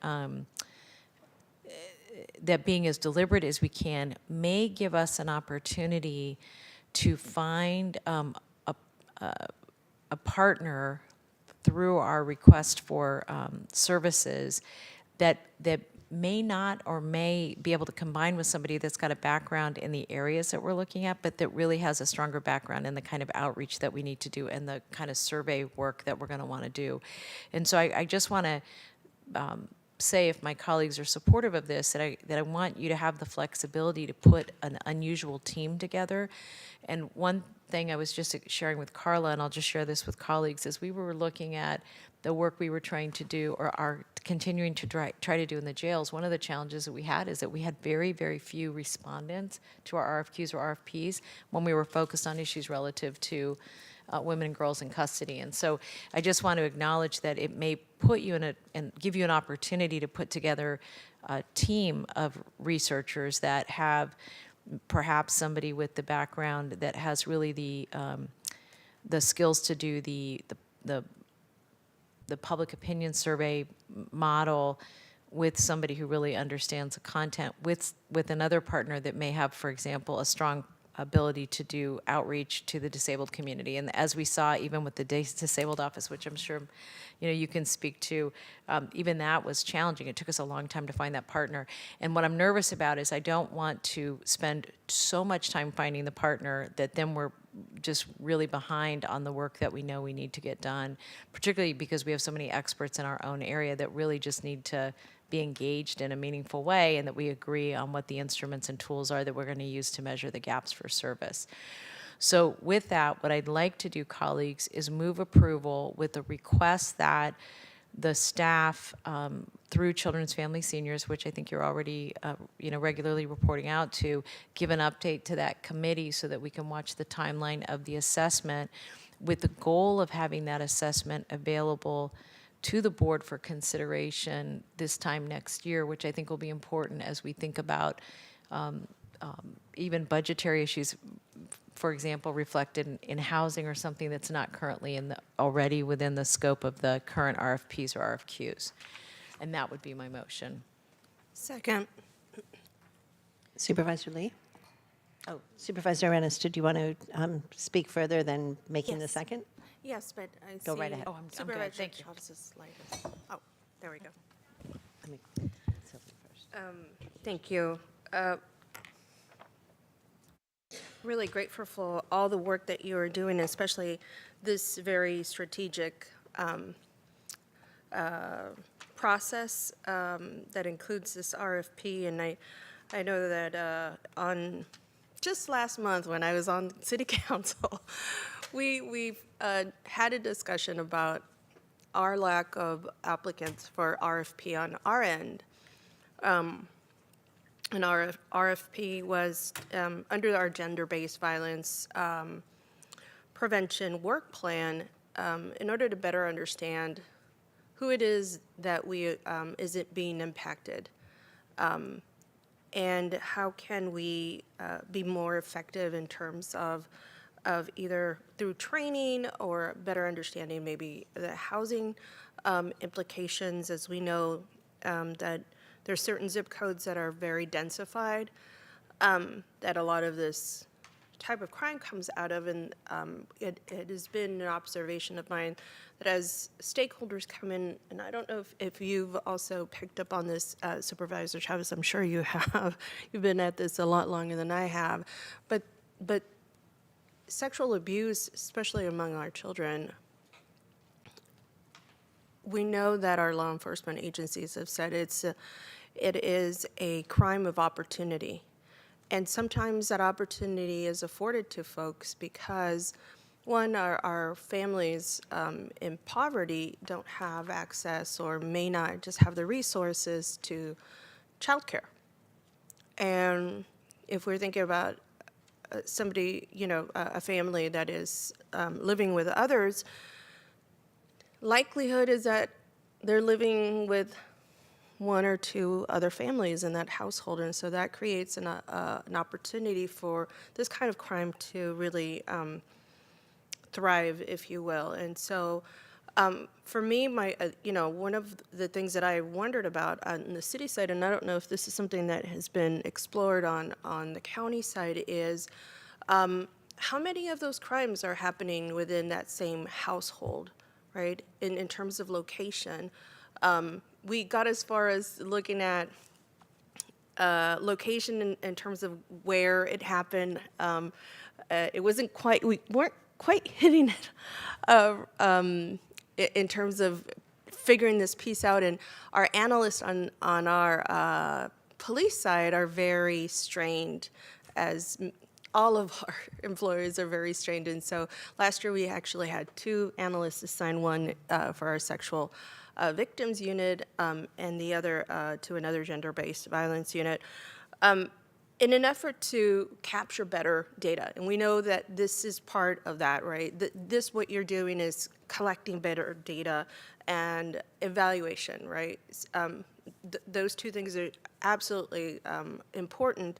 But it's also important to intersect some of what we find with the other stakeholders in our systems. And so I wonder, how can we,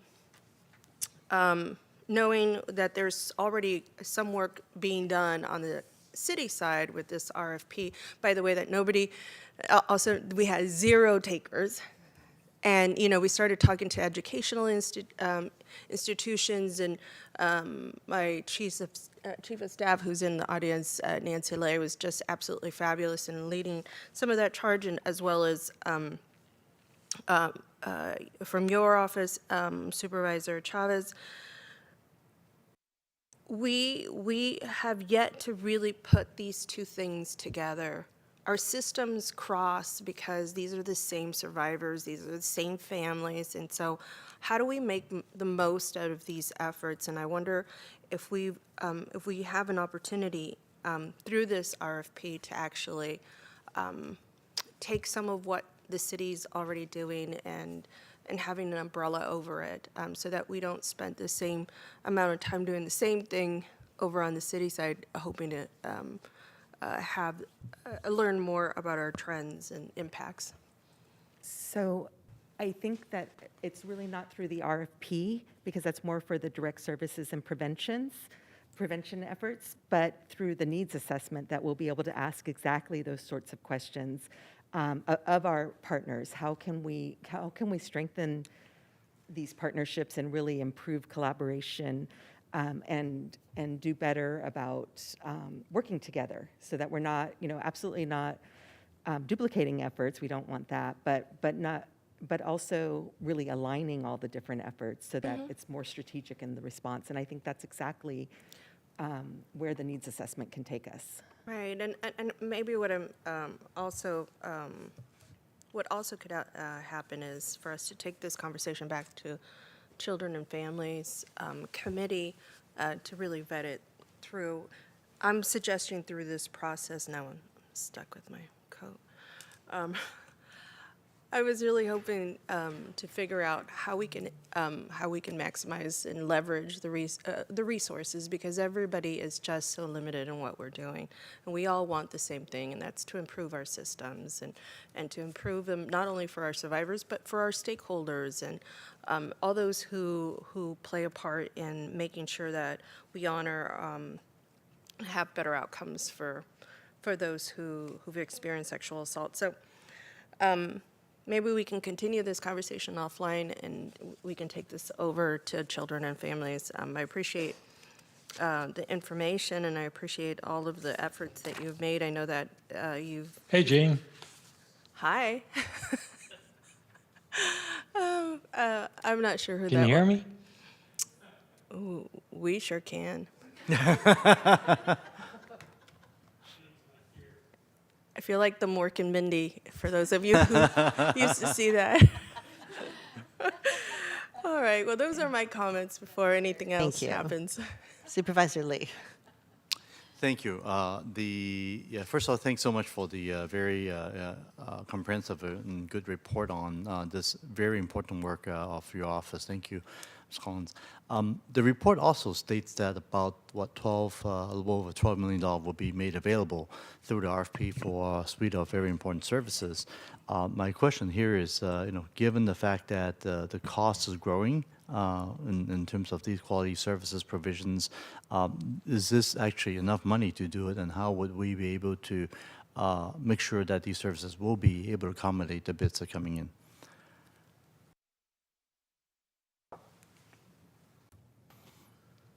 Thank you, Supervisor Lee. Rocio Luna, Deputy County Executive. That's a very good question. We don't have a clear answer for you. I do think that through the needs assessment, it'll also give us a sense of sort of gaps and sort of the cost of doing business to provide the best quality services for survivors. So we hope to have a better understanding of for you and have an answer hopefully in about a year.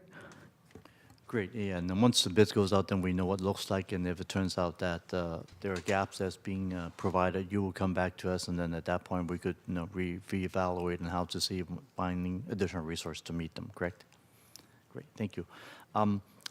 Yeah, certainly I'm supporting this motion. I really do believe that this is something that is so crucial, that is absolutely needed. I just want to thank the administration for having this conversation with my staff of this importance, and also the issue of the youth education portion of this RFP, because many of our youth in our county are not aware of these gender-based violence services are being available. So, and I would just ask whether it should be a friendly amendment or something that staff could look at to make sure that we are putting priority on the youth education component by working with the vendors through the RFP process to make sure that these are being awareness is being raised on violence prevention and services being made available to our youth. Part of the RFPs? Right. Are you asking Supervisor Lee as part Yeah, of is the this something that we RFPs? could do? I think that I think that's already embedded in the RFPs. Right, so I just make sure to make that as a priority, to make sure that it's Well, something that we're. there's a lot of priorities in sure. it, but I agree with you, but it is already embedded in the RFPs because the way they're structured is really intended to do everything from prevention. And I will say that the school-based community education with young people has been a priority, I think, since the very, very first committee that we put together on it. So I think that's already, if that's not the case, I would want to know that, but I think it is. Oh, if it's in there, I'm good. Yeah, but thank you for reinforcing that. And actually, if I could follow up on that point, because I think Supervisor Lee, I really, really appreciate you raising it for a very particular reason. We're going to talk, one of our items is going to be about the Trauma and Recovery Center, but the work that's coming out of the hate crimes prevention task force, which I know you are already including, is one that this aligns with, interestingly, because we really are talking about violence prevention in its largest sense.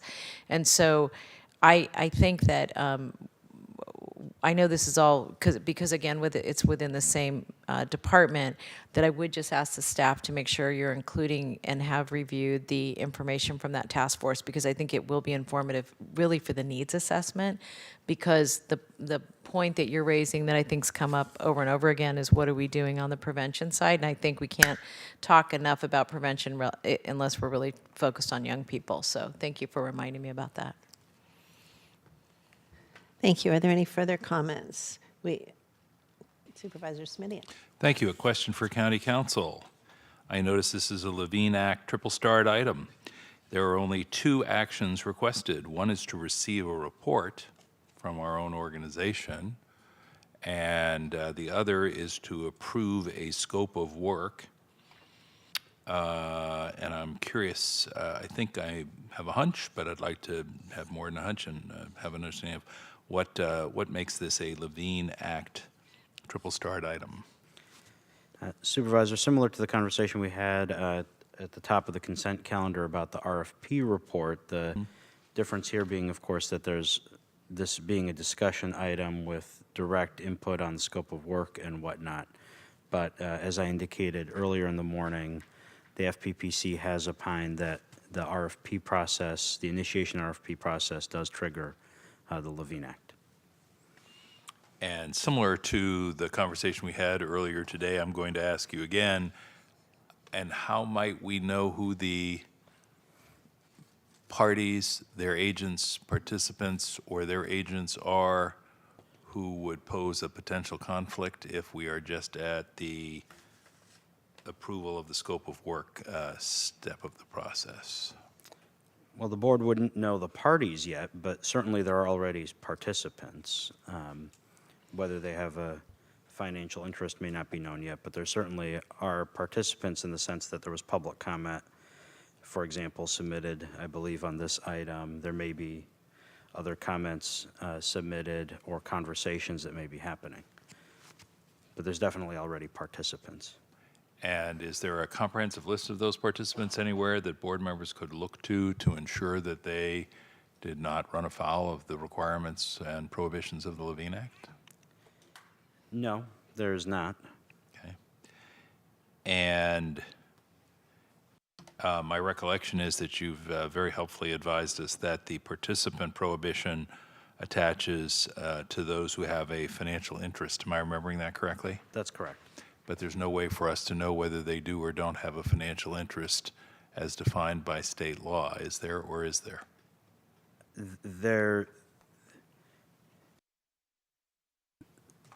There is, in the sense that, if a participant is somebody who's a prospective bidder and they identify themselves as such, there's going to be a financial interest. But if Sally Schmidt-Lab simply participates by sending a letter, and it's not apparent from that letter that she has a financial interest, maybe she does, maybe she doesn't, but at that point we don't know, and we may at some point learn, but we may not. That's right. Kind of how it works? Okay. Thank you, Madam Chair. Thank you very much. I think did you have something else? No, I was just saying, Okay. Let's take a vote on this item, please. We have a motion by Chavez and a second by Arenas. Supervisor Arenas? Yes. Supervisor Chavez? Yes. Supervisor Simitian? Vice President Lee? Aye. And President Ellenberg? Yes. Thank you. Item 15 was moved to consent, so we are going to hear item 16, which is the Trauma Recovery Center report.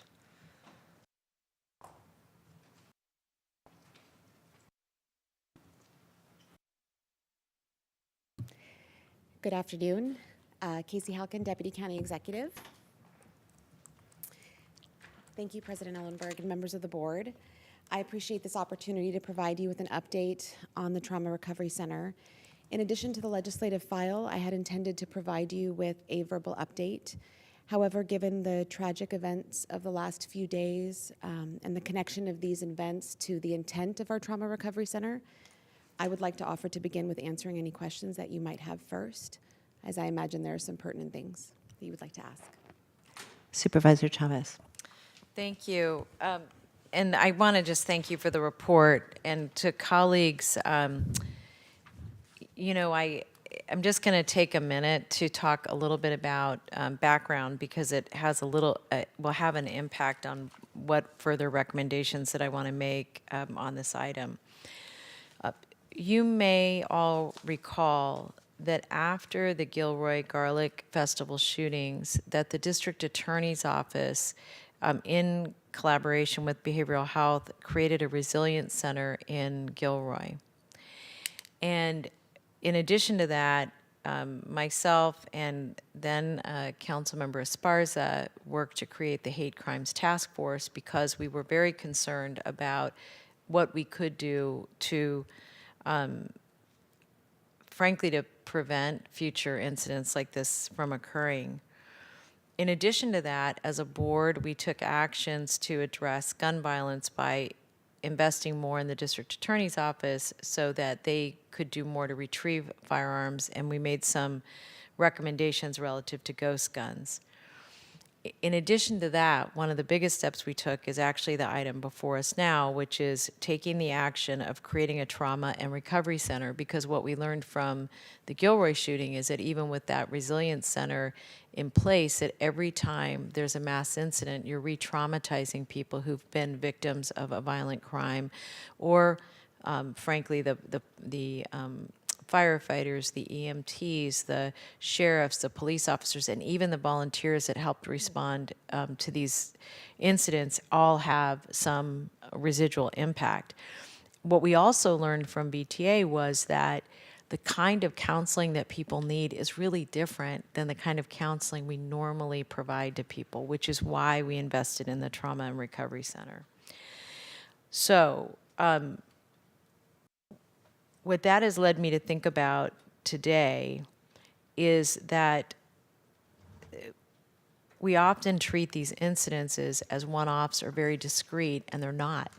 And sadly, what happened in Half Moon Bay, what's happened in Monterey Park, the shooting in Oakland, I mean, all of these remind us that we are living in a time where being prepared for constant response, in addition to the preventative work we're doing, is just going to be a necessity.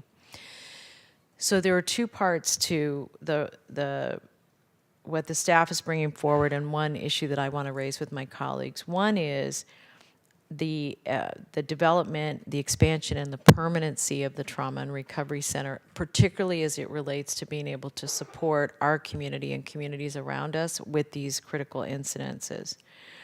The second is, how do we deal with very high need individuals who we see the red flags from? And most employers, when we start to see red flags, work very hard to dismiss people out of their ranks. And all that happens is they come back later and go back to that workplace and perhaps commit an act of violence, which it appears has happened today. And frankly, our staff that just gave a report earlier on how we're dealing with domestic violence and sexual assault, that so many of these cases are linked to those kinds of incidents as well. So what I'm very interested in is saying to the staff, thank you for the update. I have two areas of significant questions, and one is around how quickly we anticipate the hiring to happen for the clinical director for the recovery center.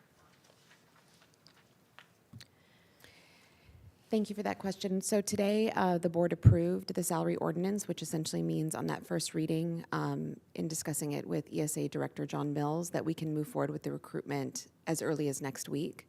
I think it is important to note that what we are considering here, as is common in Santa Clara County, is not being done anywhere else. So a critical incident, mass victimization focused trauma recovery center is the first of its kind. And what that means is that the recruitment for the head of this program, our clinical director, could take a little bit of additional time than you might see at a normal executive position. My intention is to work very closely with ESA and to begin that recruitment immediately. And given the areas of focus that we might need, it's hard to say exactly the level of candidate and interest we'll receive, although I anticipate it will be significant because, again, it's an innovative and new approach to this work. So the intention is to begin immediately. I think with the aggressive timeline that we have in mind, we would look to have it open for 2 to 3 weeks, to do an interview panel, and to have interviews as early as March, and potentially have someone on board, depending on if they're local or if they're an external hire, as early as April. So the intention is to do it very quickly.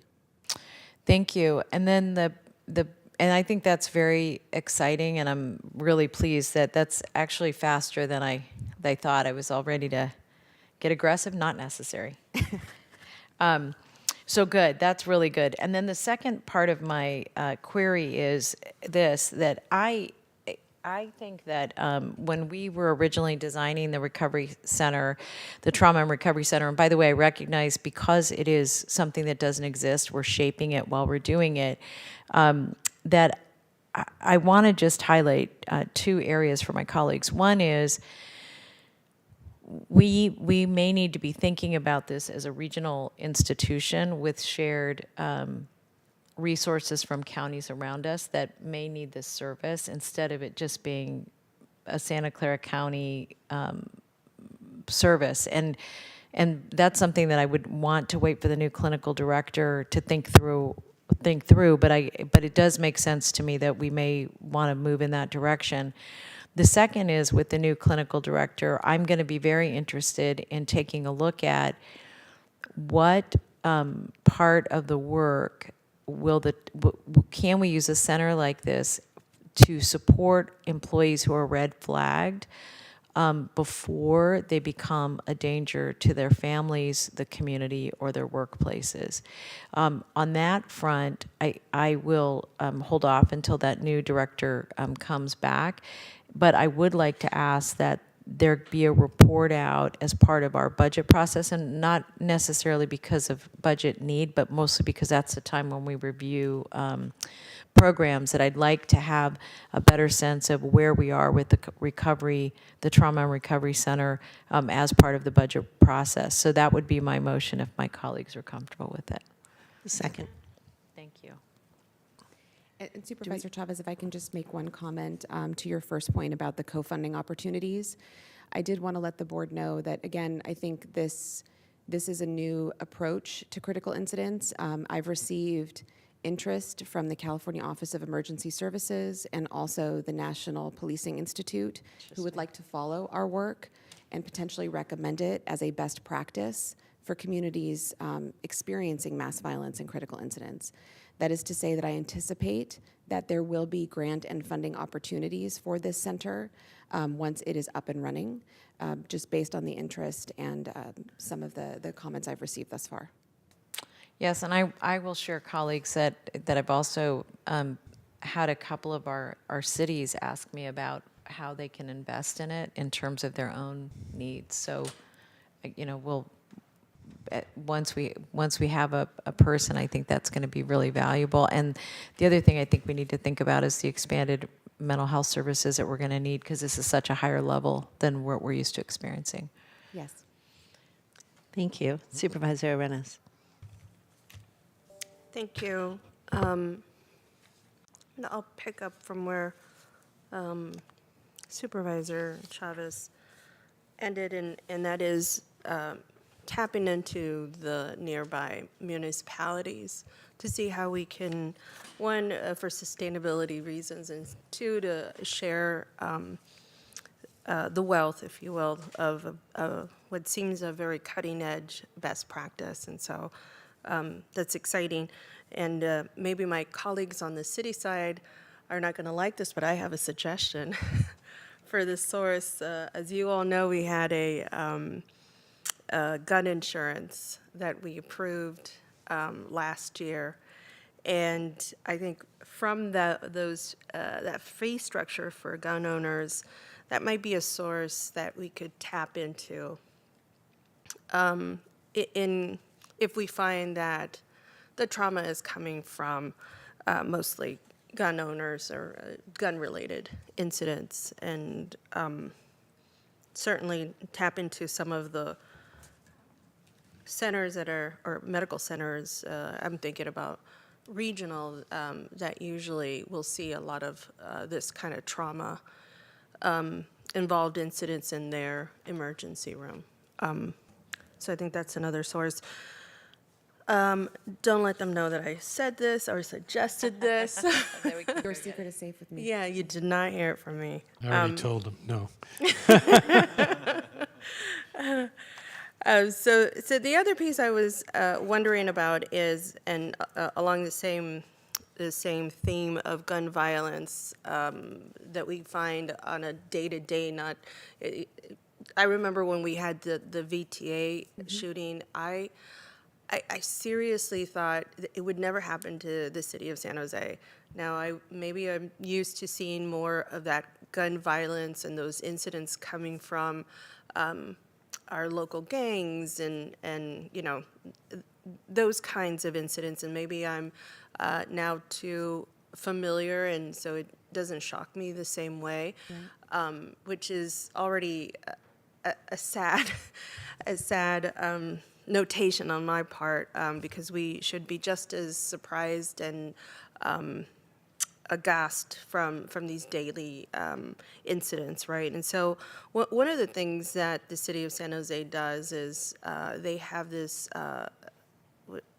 victory to triumph, no, trauma to triumph. As you well know, it's a partnership between the county and the city for violent crimes that result in severe bodily harm, either related to guns or knives, and usually related to gangs. And so I wonder if that's also another opportunity for us to partner up and fold those kinds of incidents in, so that we treat them just like we treat a mass shooting, even if it is just two folks involved. But we understand that those two or individuals really represent a whole body, right? They represent a whole organized structure. And that there's also trauma that comes from that, and a need to figure out where do we go when these things happen. And we saw, I think it was last summer, around Overfeld in District 8 and then in District 7, there was a lot of gang and gun violence and deaths, and two deaths in that same summer. And the community just holds it together. We have, you know, a community meeting, and we talk about how to continue to feel safe and getting to know your police officer. You know, we talk about community policing, but we don't talk about the trauma that community holds on to, and just continues to be built, and maybe some of this callous treatment of these kinds of incidents. At least on my part, I'm not as surprised at gun violence related to gangs as I am with mass shootings, and that for me is also, I think we need to realign and have a paradigm shift there, because we should be just as this is very traumatizing for our community, especially our younger children, as they see their brothers and sisters and cousins and uncles and aunts and whatnot moving through some of these incidents. So I'm hoping that you can connect with Triumph, Trauma to Triumph program. Is that? I see you shaking your head. So Supervisor, prior to my role in the CEO's office, I was the Director of Victim Services for the District Attorney's Office. And so I actually led the response to the Gilroy mass shooting and also the VTA shooting. So I recall you being there with us at the Family Assistance Center. And in my role as Director of Victim Services, I'm incredibly familiar with the Trauma to Triumph program and also the Mayor's Gang Prevention Task Force, and worked closely with members of your council, including Councilmember Perales, who of course lost a very dear friend in the VTA shooting. And, I think this harkens back to Supervisor Chavez's point, which is these events, she said that people are triggered. I'm sitting here as the former director triggered by the incidents that have occurred the last 2 days, being very frank and vulnerable with that truth. And I know that there are people at VTA who are seeking services today. I've heard from the clinical director there. There are people in Gilroy. There are members of our API community who are reaching out to victim services. And so this is regional work because it does impact a larger group than just the people who happen to be on site. So both of your points are very well taken. And there is a stakeholder engagement process that is underway. We have a consultant that we've been working with who's the clinical director for the VTA Resiliency Center, Dr. McCoy. And she and I have been working very closely on draft policies and procedures, including one on community violence prevention, Supervisor, which I think touches on what you were talking about critical incidents that may not involve, and hopefully don't involve, victims like 7 people or 10 people or 9 people, but may involve 60 people who witness an incident. And maybe somebody's only injured, but it doesn't require a death for an entire community to be impacted by that incident. Right. So a critical incident is really what we define it as. And I think our intention is to be expansive and broad and to make these policies and these evidence-based practices as accessible to our communities as possible. Wonderful. And maybe you could all, it sounds like you will be comprehensive, but I'm just going to verbalize this. Absolutely. There are already some mental behavioral health wellness centers at the schools, and Superintendent Thurman recommended as a best practice throughout the state, and a lot of schools are adopting this. But I'm not sure when we actually need them, what they look like, right? Like, is this a physical space? And there's times where I've just gone in and checked this out, and it's phone numbers and things of that sort. I'm wondering, will this be one? Can we make certain to see how we can leverage those wellness centers on the school side? And then second, will we have a physical location that is central to most folks in the county? I know that's hard to, where is the center of the county? Yeah, and that's something that we've considered, so in terms of a brick and mortar location. Right. So the general philosophy of trauma response is that the services follow the incident. So for instance, if we were to sadly have an event in North County, if we had a brick and mortar location in South San Jose, it would be inconvenient for our residents in North County to travel, right? So what we did in Gilroy and what we did with VTA, which was, I think, well received by the community we were trying to assist, is that we brought the services to them.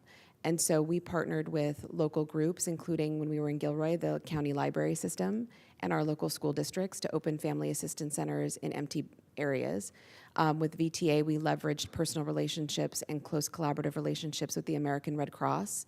And so we take the services on the road to who needs us and where they need us. So at this point, we haven't settled on a brick and mortar location if one would be needed. But I think that the philosophy of what we do would be to go where the services are required for as long as they are, and to work with local leaders and local partners like school districts, law enforcement, community centers, to co-locate those services in the community that's impacted. I love that. I love this dual approach, right? You go where the need is, and then you also have somewhere where people can actually walk in. The last thing I'll say is this, and I don't know how you would capture this, but there's things that happen within our communities that create trauma, but maybe our schools or community centers or whoever's in charge doesn't really want to publicize some of these things. Sometimes it could be, I'm thinking of 2 suicides that happened in the last academic year at a high school level within one of one of my schools in the district.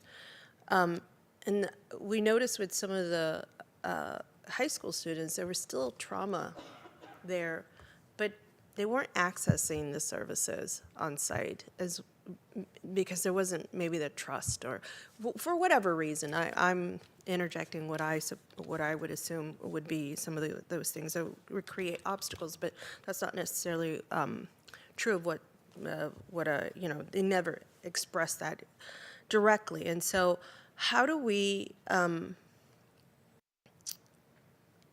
keep track of what's going on in our community in order to be able to respond?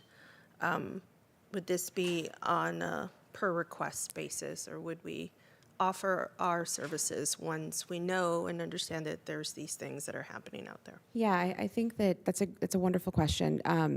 So in the context of victim services, we were a service that we never wanted anybody to need us, but if you did, we Right. wanted you to know we were there, right? So there's a delicate balance of a proactive strategy and outreach while also giving communities time to come to us and seek out the services when they need it. I think with the Trauma Recovery Center, it's a both and. It's making sure that we are partnering with stakeholders, both internal in the county, but also our CBO partners. And some of those are going to include our local centers in our most impacted communities to make sure that our immigrant populations, our unhoused populations, all the populations that I think we struggle to ensure adequate service to, that safety net that we do best, knows that we're here. And I'll also say that, in my role in the CEO's office, I have helped to deploy some resources as a result of suicides in local schools, and also a few unexpected teacher deaths. And so the word has gotten out that we are a county and a community that cares and that will mobilize what we can when we can to serve who we can. And I think that is a credit to administration and to the board for your vision. It's not being done many places, but I think that will be the clinical director and also administration as we roll out this program and conduct outreach, and with our partners to ensure that, again, we want people to know the services are here should they need us. Could I add one? Thank you. Through the chair, could I add one point to that, just part of the discussion? Please. Yeah, let me, just to make an observation, I do think that I'll use the VTA response as an example, but I think the fact that we have the behavioral health department within the county, and the behavioral health department has an extremely integrated relationship with the County Office of Education, that there is a much stronger there are much stronger relationships. And frankly, I think post-COVID, one of the things that good things that came out of it is that, as it relates, for example, to the wellness centers, like that's actually integrated already into the county program. And so one of my hopes actually with the Trauma and Recovery Center is that it really is a more central opportunity for us to leverage resources, because you have those emergency times and then to maintain a set of resources all the time that are available to folks, and frankly getting people to the right level of counseling. As an example, in some instances you had family members who had children who were impacted from the VTA shooting, even if their parents weren't victims, and so that may require a different level of service than somebody, for example, who witnessed it. So I think one of my hopes is that that this is both regional but stays connected to the resources we have, because we do have them. And back to the point, I think that Casey raises, it's so important, and it's one we should be thinking about as a board, is that at some point you run out of resources. So I think the point that you're raising that's so critical is that we are already investing in all of these areas and asking the very important question about how does all of that get lifted up at the appropriate time. And and so I think that's really important food for thought that I want to think even more about. So thank you for that. Thank you both for the very rich discussion on this item. I'm going to look to ideally wrap up comments. My comments. Absolutely. And so anyways, I really thank you for that. And I do appreciate the systems that are already working. I want to make sure that our schools are also being contacted directly, because the Santa Clara County Office of Education, as you know, is the principals always know what's happening in their schools, right? And if you ask the teachers know even better what's happening in the schools, more than the superintendent. And then, as this line progresses, there's less contact on the daily basis of what happens. And so I just want to make sure that there's also some chain, some pipeline that can get accessed directly by our schools. I found that during COVID, our teachers know their classrooms the best, and then our principals know our schools the best, but certainly leverage those partners in a way that we can actually get to those folks who know our kiddos and our students and our teachers the best. So anyways, thank you so much. Thank you. Thank you, Supervisor Lee. Thank you. A very thoughtful question from my colleagues. Thank you. And I just want to say that from the questions of Supervisor Chavez, is certainly music to my ears that other federal and distant agencies are aware of a program considering that more fundings will be coming, so that's certainly great. And yesterday I just learned that there actually have been more mass shooting this year in 2023 than actually the number of days. Yes. In other words, we now have more than one mass shooting incident every single day this year. Well, if that's the case, then this trauma recovery center is no longer just some nice service to have. It really become a necessity in every community, like an emergency room that we have. Gun violence used to be thought of being related mainly, as Supervisor Arena said, maybe due to gangs, right? Drug wars, right? Or maybe bar fights. That's what you thought about. But this is no longer workplace violence, whether it's from jealousy, heat of passion related, or as simple as just road rage or parking space dispute, right? In addition to, of course, we've got domestic violence related issues, accidents, kids playing with them because they get access, bringing them to school to brag about it, and of course, last but not least, suicides. Now, I'm not saying suicides, attempts, because over 99%, they result in death.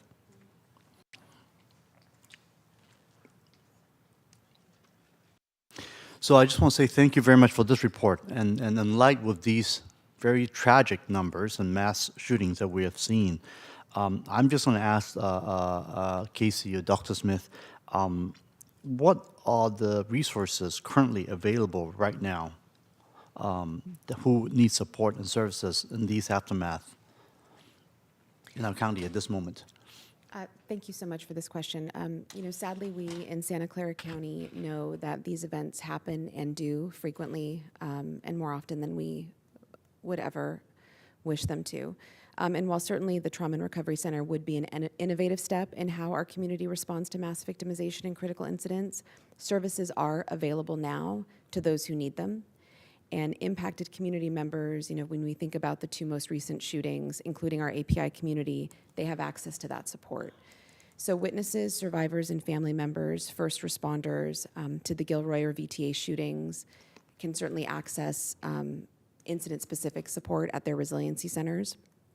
Others who may be triggered or saddened by recent events can contact 988, they can contact behavioral health.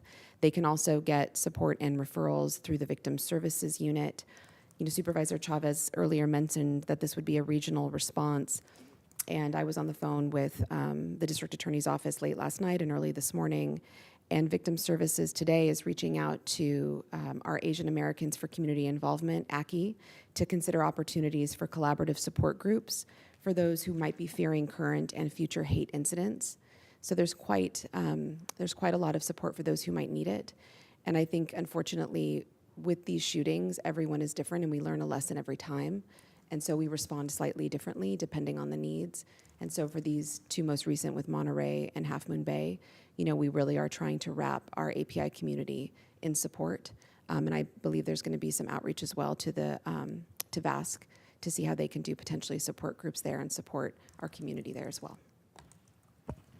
Thank you very much. And since a lot of these are alphabet soups, I'm just going to pronounce them out like AKI, which is the Asian American for Community Involvement, which of course has served our community for multiple decades. Yeah. And also the Vietnamese American Service Center, VASC, which have these services available. So I just want to make sure that has been spelled out and that the word get as broad as possible, making sure that we also get these out in language to our community to make sure that everybody really hear it, and also to our media to really leverage on our ethnic media to get the word out for folks who need to be connected. Thank you. Thank you. Thank you all very much. I believe we have do we have a motion? A motion by Chavez, a second by Arenas. Do we have any public speakers? Did I do that? We don't have any public speakers. I have that you were the seconder on that motion, Madam Chair. That is correct. Thank you very much. I appreciate the correction. No speakers, no lights on. Let's take a vote. And thank you very, very much, Casey, for not only the report, but for your really thoughtful feedback and engagement. Thank you. Supervisor Arenas? Yes. Supervisor Chavez? Yes. Supervisor Simidian? Vice President Lee? Aye. And President Ellenberg? Yes. Thank you. All right, thank you very much. Item 17 is being held, as is item 18. That brings us to item 19. We have two items removed from consent. Item 51, the Community Care Expansion Preservation Grant Program, which I removed, and item 58, the Levine Act-related ordinance that Supervisor Simidian removed. So let's go to, please, item 51. Good afternoon, Supervisors. Key Lee, Deputy County Executive again. I'll just provide a little bit of context and description of the process we're in. So over the last few months, the board has received a lot of information about how the county administration is preparing solicitations, working with providers to identify additional treatment facility beds at different levels, and also to expand access to and the number of temporary shelter beds. At the same time, we have begun to identify the sort of permanent housing needs of behavioral health clients, and are working to contract for additional permanent housing and also to try to support the development of new permanent housing. One of the forms of permanent housing are adult residential facilities licensed by the California Department of Social Services. These facilities are homes, single-family homes in most cases, that also provide assistance to residents with their activities of daily living. On January 10th, the Board of Supervisors ratified 3 grant applications to the state's Community Care Expansion Program. Those funds are to develop new residential care facilities. The intended properties are county-owned properties. Today, although this is also community care expansion, this is really for the preservation portion of the CCE program. The county was awarded $7.6 million to provide funding to support existing licensed residential facilities. These funds are for minor repairs and renovations, and or operating subsidies. Over the last few months, we have been having formal and informal conversations and solicitations, informal conversations and convenings with behavioral health stakeholders, including RCF operators. Currently, we have a solicitation out, and proposals are due on February 14th. The request here is to approve a delegation of authority so that we can receive the proposals, negotiate the agreements, and execute them and amend them as needed. We expect to have somewhere between 15 and 25 agreements. Thank you. Thank you very much.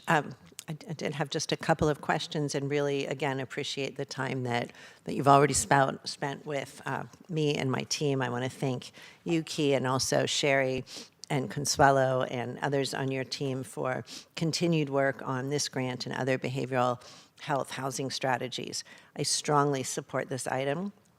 And I know that several of my colleagues over the years have had conversations about the need to stabilize residential treatment homes in our county. I have just a few questions on the item where I think it would be beneficial to have some board and public transparency on the plans. First, can you say a little bit about how might we support, we the board, support or expedite permitting for renovations that are tied to the approved projects with the involved cities? Thank you for the question. We anticipate that these renovations or projects will be relatively minor, although some may require a building permit of sorts. We will sort of sort that out through the solicitation process and confirm with the individual proposers. From there, we can identify which cities they're in. About 50 to 60% of most residential facilities are in city of San Jose. And then we can sort of reach out to the building departments of those cities to see what can be streamlined and engage the board and the city councils as needed to help facilitate that. Thank you. I do encourage you very warmly to involve us. We all obviously have a vested interest in these projects being successful.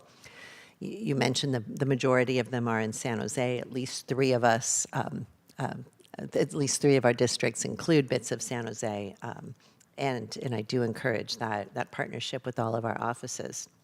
As the item requests a delegation of authority, please talk a little bit about how the board and the public will have visibility as to how many beds are supported through the funds, where they're located, and the timeline for any of the for the renovation projects. Thank you. So ahead of awarding the actual contracts, we intend to provide the board with an off-agenda report on which facilities would be awarded, where they're located at, and sort of the projected timelines. And then we can also provide periodic updates as part of the monthly report. Okay. And for, thanks, I might come back and ask for a little bit more for that. But my last question is for the providers that apply and receive the monthly operating support funds, what's the plan for continued stabilization after the one-time grant funds are expended at the end of 2024? Thank you for that good and hard question. That is something that we will have to consider as we, more fully flesh out the behavioral health strategic plan. I will say that this is a really good opportunity for us to engage with the residential care facility providers in a different way. We have, of course, some existing, relationships with some of them, but we hope to expand that and build a sort of stronger community of practice and support moving forward. Great, but it very likely will require some kind of ongoing funding source. So whether we're thinking about future grants or state funds or, as a last resort, general funds, we don't want to stand up all of this great work, raise expectations, provide services that are very, very much needed, only to pull back in 2 years and say we can't continue funding. Dr. Smith, do you want to add there? Yeah, I was just going to say it'll really depend on the particular projects because, as you say, many of them will require ongoing support, but there is likely to be additional financial programs and grants available, so we'll have to match the need with the correct program. But we're not intending in any way to give up. That's the bottom important line. Thank you. And finally, at the last meeting when we discussed the Behavioral Health Monthly Report, Key, I asked that you and your team lay out the big picture of residential treatment strategies and projects in the pipeline. I would certainly consider this CCE preservation program to be part of that mix of mechanisms to add or stabilize beds in our system of care. So I would look forward to seeing this mapped out for the board and the public at either our February or March monthly behavioral health report. Again, always thinking about big strategic pictures so we know exactly where we're going, or generally where we're going, and how to evaluate progress along the way. Thank you so much. And I would make a motion at this time to approve, to receive the report. Second. Thank you. Do we have public speakers? We have no public speakers, Madam Chair. Thank you very much. I see no other lights on, so let's take a vote. Supervisor Arenas? Yes. Supervisor Chavez? Yes. Supervisor Simidian? Vice President Lee? Aye. And President Ellenberg? Yes. Thank you. Thank you very much. Our final item is item 58, and I will turn to Supervisor Simidian. Thanks. Just a couple of questions, understanding that the board is inclined to continue the item for 30 days as has been requested by some folks locally. Mr. Williams, could you tell us why you brought this to us in the first place?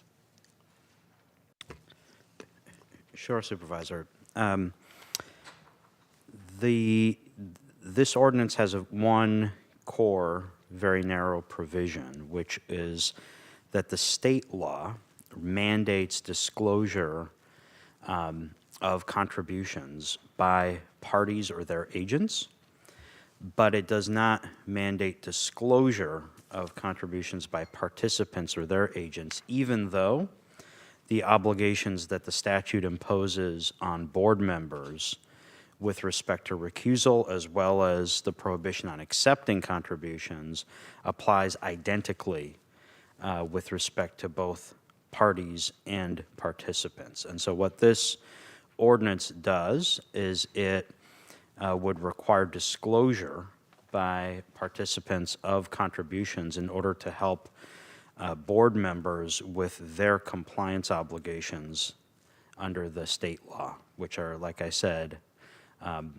functionally identical with respect to both contributions from parties and contributions from participants. If I may follow up through the chair.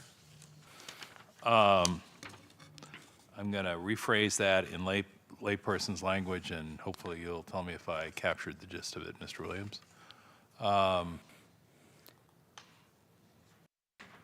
So if our goal is to be compliant as elected officials, we can take some comfort in the fact that parties are obliged by law to let us and the world know if they've made a contribution, and by definition, a party has a financial interest, and that sets off the alarm.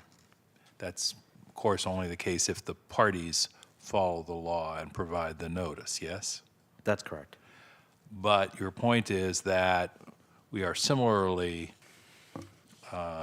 prohibited by law from knowingly receiving a contribution from a participant in the process who has a financial interest, which is part of the definition of a participant. But we have no reason to believe that participants will let us know of their contributions because they're not obliged to, yes? That's correct. So the goal here is to make sure that if people follow the law, they tell us of their contribution, and we know that they made the contribution, that they were a participant, and that as a participant defined by state law, they had a financial interest, and that would preclude board members from accepting contributions and still participating in the process. So they either don't participate in the process or they give the money back if they can. Is that how this works? That's correct. Okay. Well, May I get a clarification on that specific Feel point, free. Supervisor?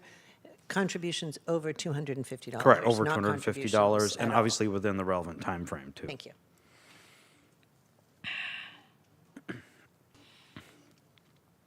Okay. Well,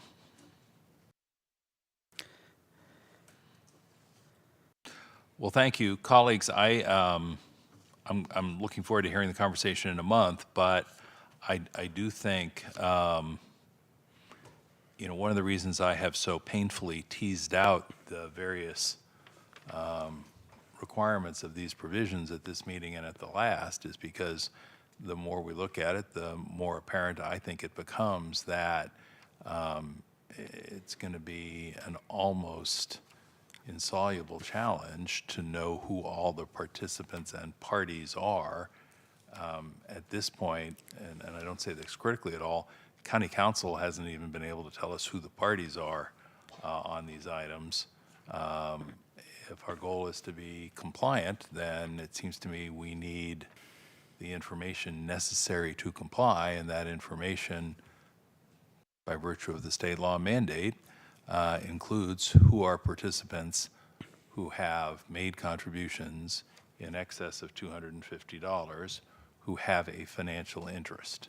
And I was struck, Mr. Williams, by the 2 or 3 letters that we have from folks in the nonprofit world who were talking about their privacy and their free speech and so on and so forth. Yeah, that's kind of the point.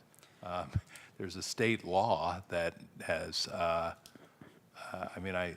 fear when we have this conversation that we're going to be confronting people's frustration in much the same way that you have confronted our frustration, or at least my frustration, that even someone who is determined to make a good faith effort at compliance can't really meet the full letter of the law absent the information, which is tough to come by, if not, in some cases, altogether impossible. So. And Supervisor, and through the chair, if I can make one clarification based on the comment letters that were submitted.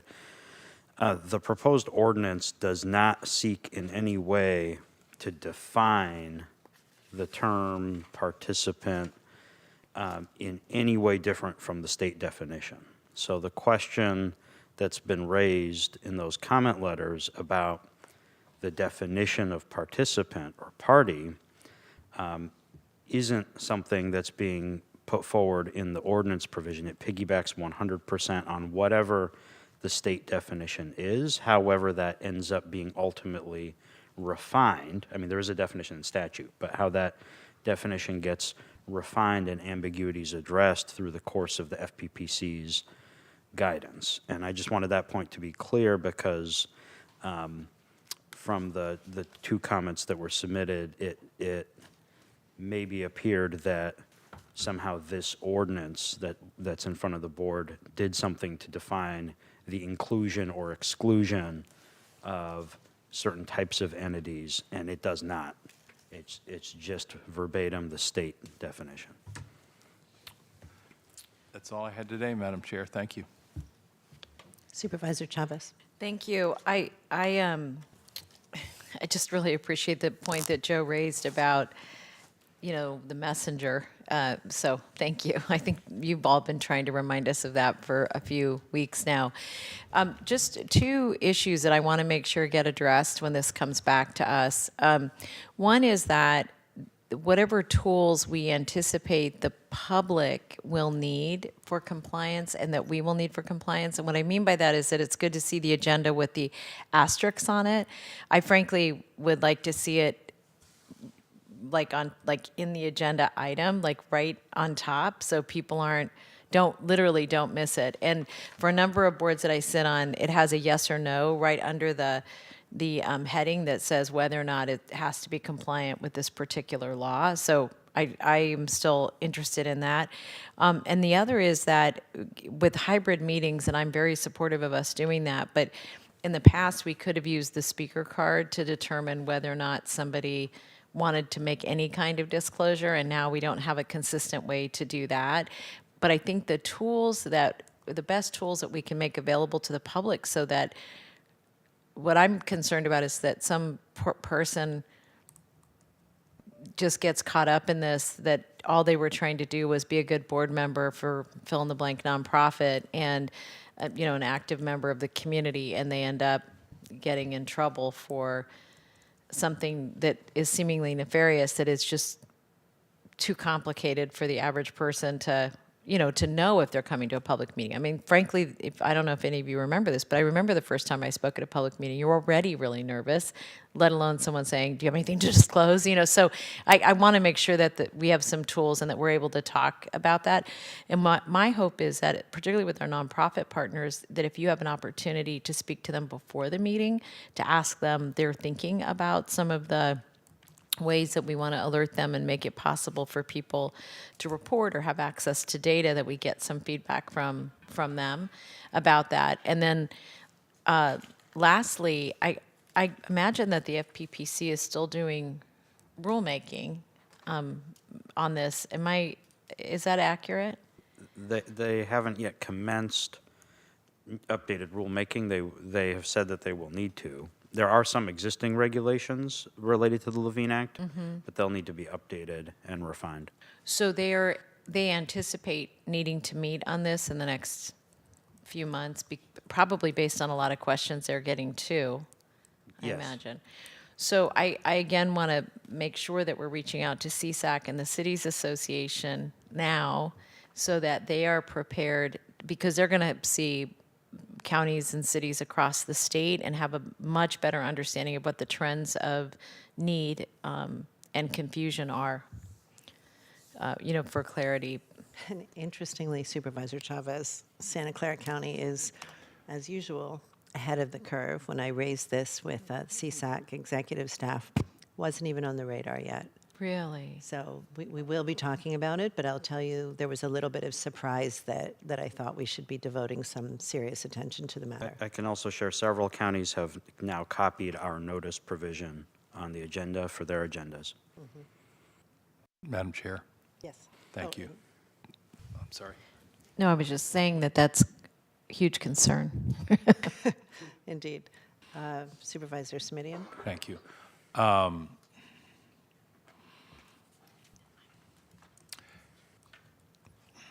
First, colleagues, I'm just going to take a little bit of editorial license. And it may seem a little wide of the mark, but I hope you'll bear with me yet again. Some of you may know that I am the author of California's hands-free cell phone law. It is the law that prohibits you from holding a cell phone to your ear. What possible relevance does this have, you might ask? And here is the answer to that question. The law, thank you for that question, Supervisor Chavez. The law was passed in the year 2006, signed into law that fall. But I deliberately put an effective date of July 1st, 2008 on the law because I knew that a change in the vehicle code of that significance affecting 20 million drivers here in California would take a little time to sort out. That DMV would have to change their tests, that CHP would have to change their ticket books, that drivers up and down the state would have a little time to adjust, and so on and so forth. And it seemed to me that, given people some time to understand what the implications of the new law were was fairly basic. As we have seen during the last 2 board meetings, this change in law is rather complex and wide-ranging in its impact. And yet, we essentially have had 2 months to get ready. I would argue we actually had 9 days because the only opinion that we got from the FPPC was on, I believe, December 22nd, if I'm remembering the conversations I had with Mr. Williams in his office. Am I remembering that right, Mr. I think it was the 21st, but 21st, yes. all right, 10 days prior to the new year. And all that spoke to was the retroactivity or lack thereof of the measure. But we are now a month into the new year, almost, 2 meetings in, scores of items, hundreds of potential parties and significant participants, and we have no guidance from anyone, including the FPPC, about how we can exercise most diligently a good faith effort to comply. So the frustration that you sometimes hear in my voice during these questions, again, not shooting the messenger, is a function of the fact that, frankly, much of this could have been avoided if somebody had said, why don't we have a July 1st effective date on this and give everybody time to promulgate regulations, to issue opinions. One of the reasons that I have raised as many questions as I have is because at some point, I'm guessing that our county council or associated council will write to the FPPC and say, we're requesting a formal opinions on these matters that both members of the public and our board and staff can rely on, which is a process that, in my recollection, takes some time, Mr. Williams. So again, the fact that we're all trying to comply without any real guidance or clarity is tough. Now, this is my sort of closing question for you, Mr. Williams.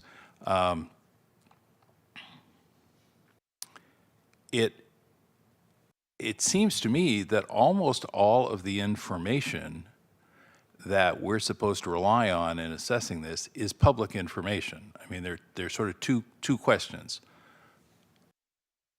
Did somebody make a contribution in excess of $250? That's a matter of public record. I mean, we all know that whether it's federal or state or local, we have filing obligations. So if people file their paperwork, there may be a brief interim period when folks don't know, but every quarter or every 6 months at most, that information will be public. And so I could, and this is when I'm going to get a reaction, I think, from staff, I could say, here are my documents to the county counsel's office. You've seen our agendas. You've seen the 5,000 pages of content in a particular packet. You know who the parties are. The organization does. You know who the parties are. You know who the participants are. Here are the contributions. They're a matter of public record.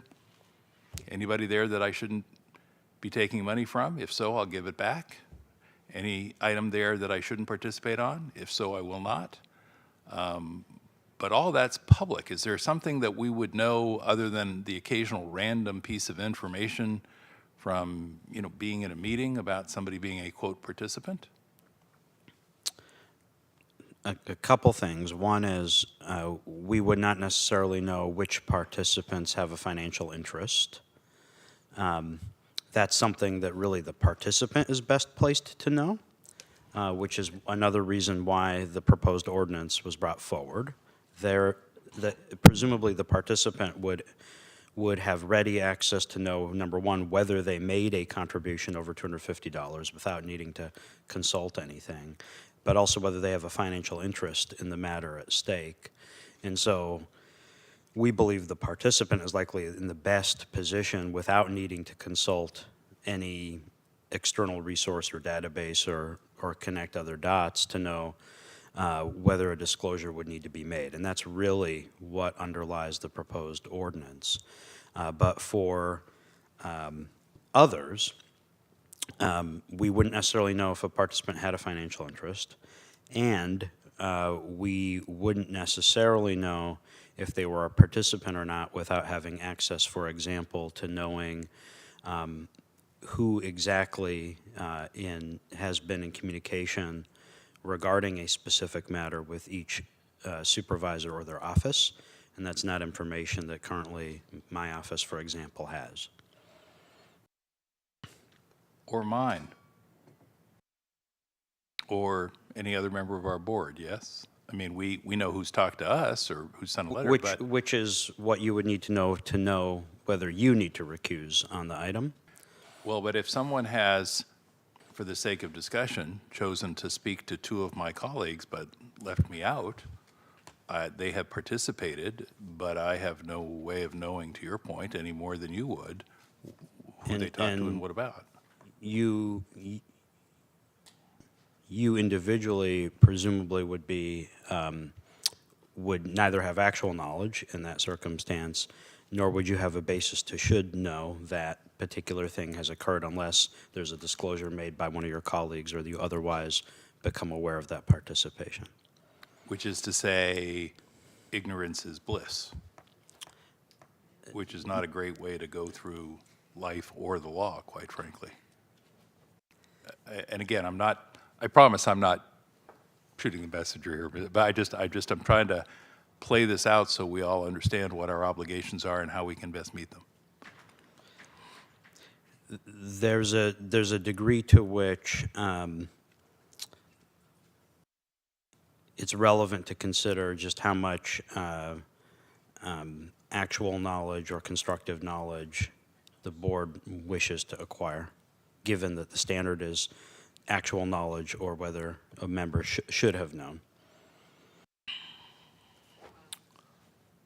I will say thank you and appreciate the opportunity to surface some of these issues so that when the item comes back in 30 days, it's a even more fully robust and informed conversation. Thank you. Looking forward to it. Because we're continuing this item, there is no need for a motion or a vote. Do we have any public speakers, Dave? We do have one speaker in the virtual queue, Madam Chair. Let's offer that speaker 2 minutes, please. All right. The next speaker is Urvish Mehta. You have 2 minutes to speak. The timer will start when you begin speaking. Thank you very much to Board of Supervisors, as well as acknowledge the fact about the campaign disclosures and board member disqualification. I think it's important to recognize the contribution limit and as well as what the state election campaign act and the federal election campaign act differs from each other. And it is important to note that a campaign is prohibited from retaining a contribution that and somewhere down the line having an excessive contribution or having a special procedure for handling the funds, especially in terms of with the terms of counties committees that's been introducing the funds that's legitimately doing inbound, outbound, and the mutual transaction between the committees. It is equally important to note that this contribution limits does change as per the pacts, which is with the multi-candidacy and non-multi-candidacy that's been prepared. So the party committee at state, district, and local level, they have a combined limit, which is $5,000 US, and also being set as a party committees to be a unlimited transferable. However, it's being a fact that though this committees and the preparations being made, the committees sometimes are not being registered with the state and as well as with the federal elections, and which would hamper certain contribution to hinder the amount that has been made as a part of contribution. So it is important that the acts, the federal election campaign act be outlined accordingly as what committees are being prepared for, and so would be the case to be applied for the county's jurisdiction as well. Thank you very much for consideration of comments. And that concludes our speakers. And that concludes this meeting. Correct? If you say so. All right, we are adjourned. Thank you, Dave. Thank you, Jess, earlier, Tiffany, to all of the clerks, to Doug and his security team, all the invisible folks behind us, behind the walls, making everything run smoothly. Thank you all. Have a good evening and rest of the day. Thank you.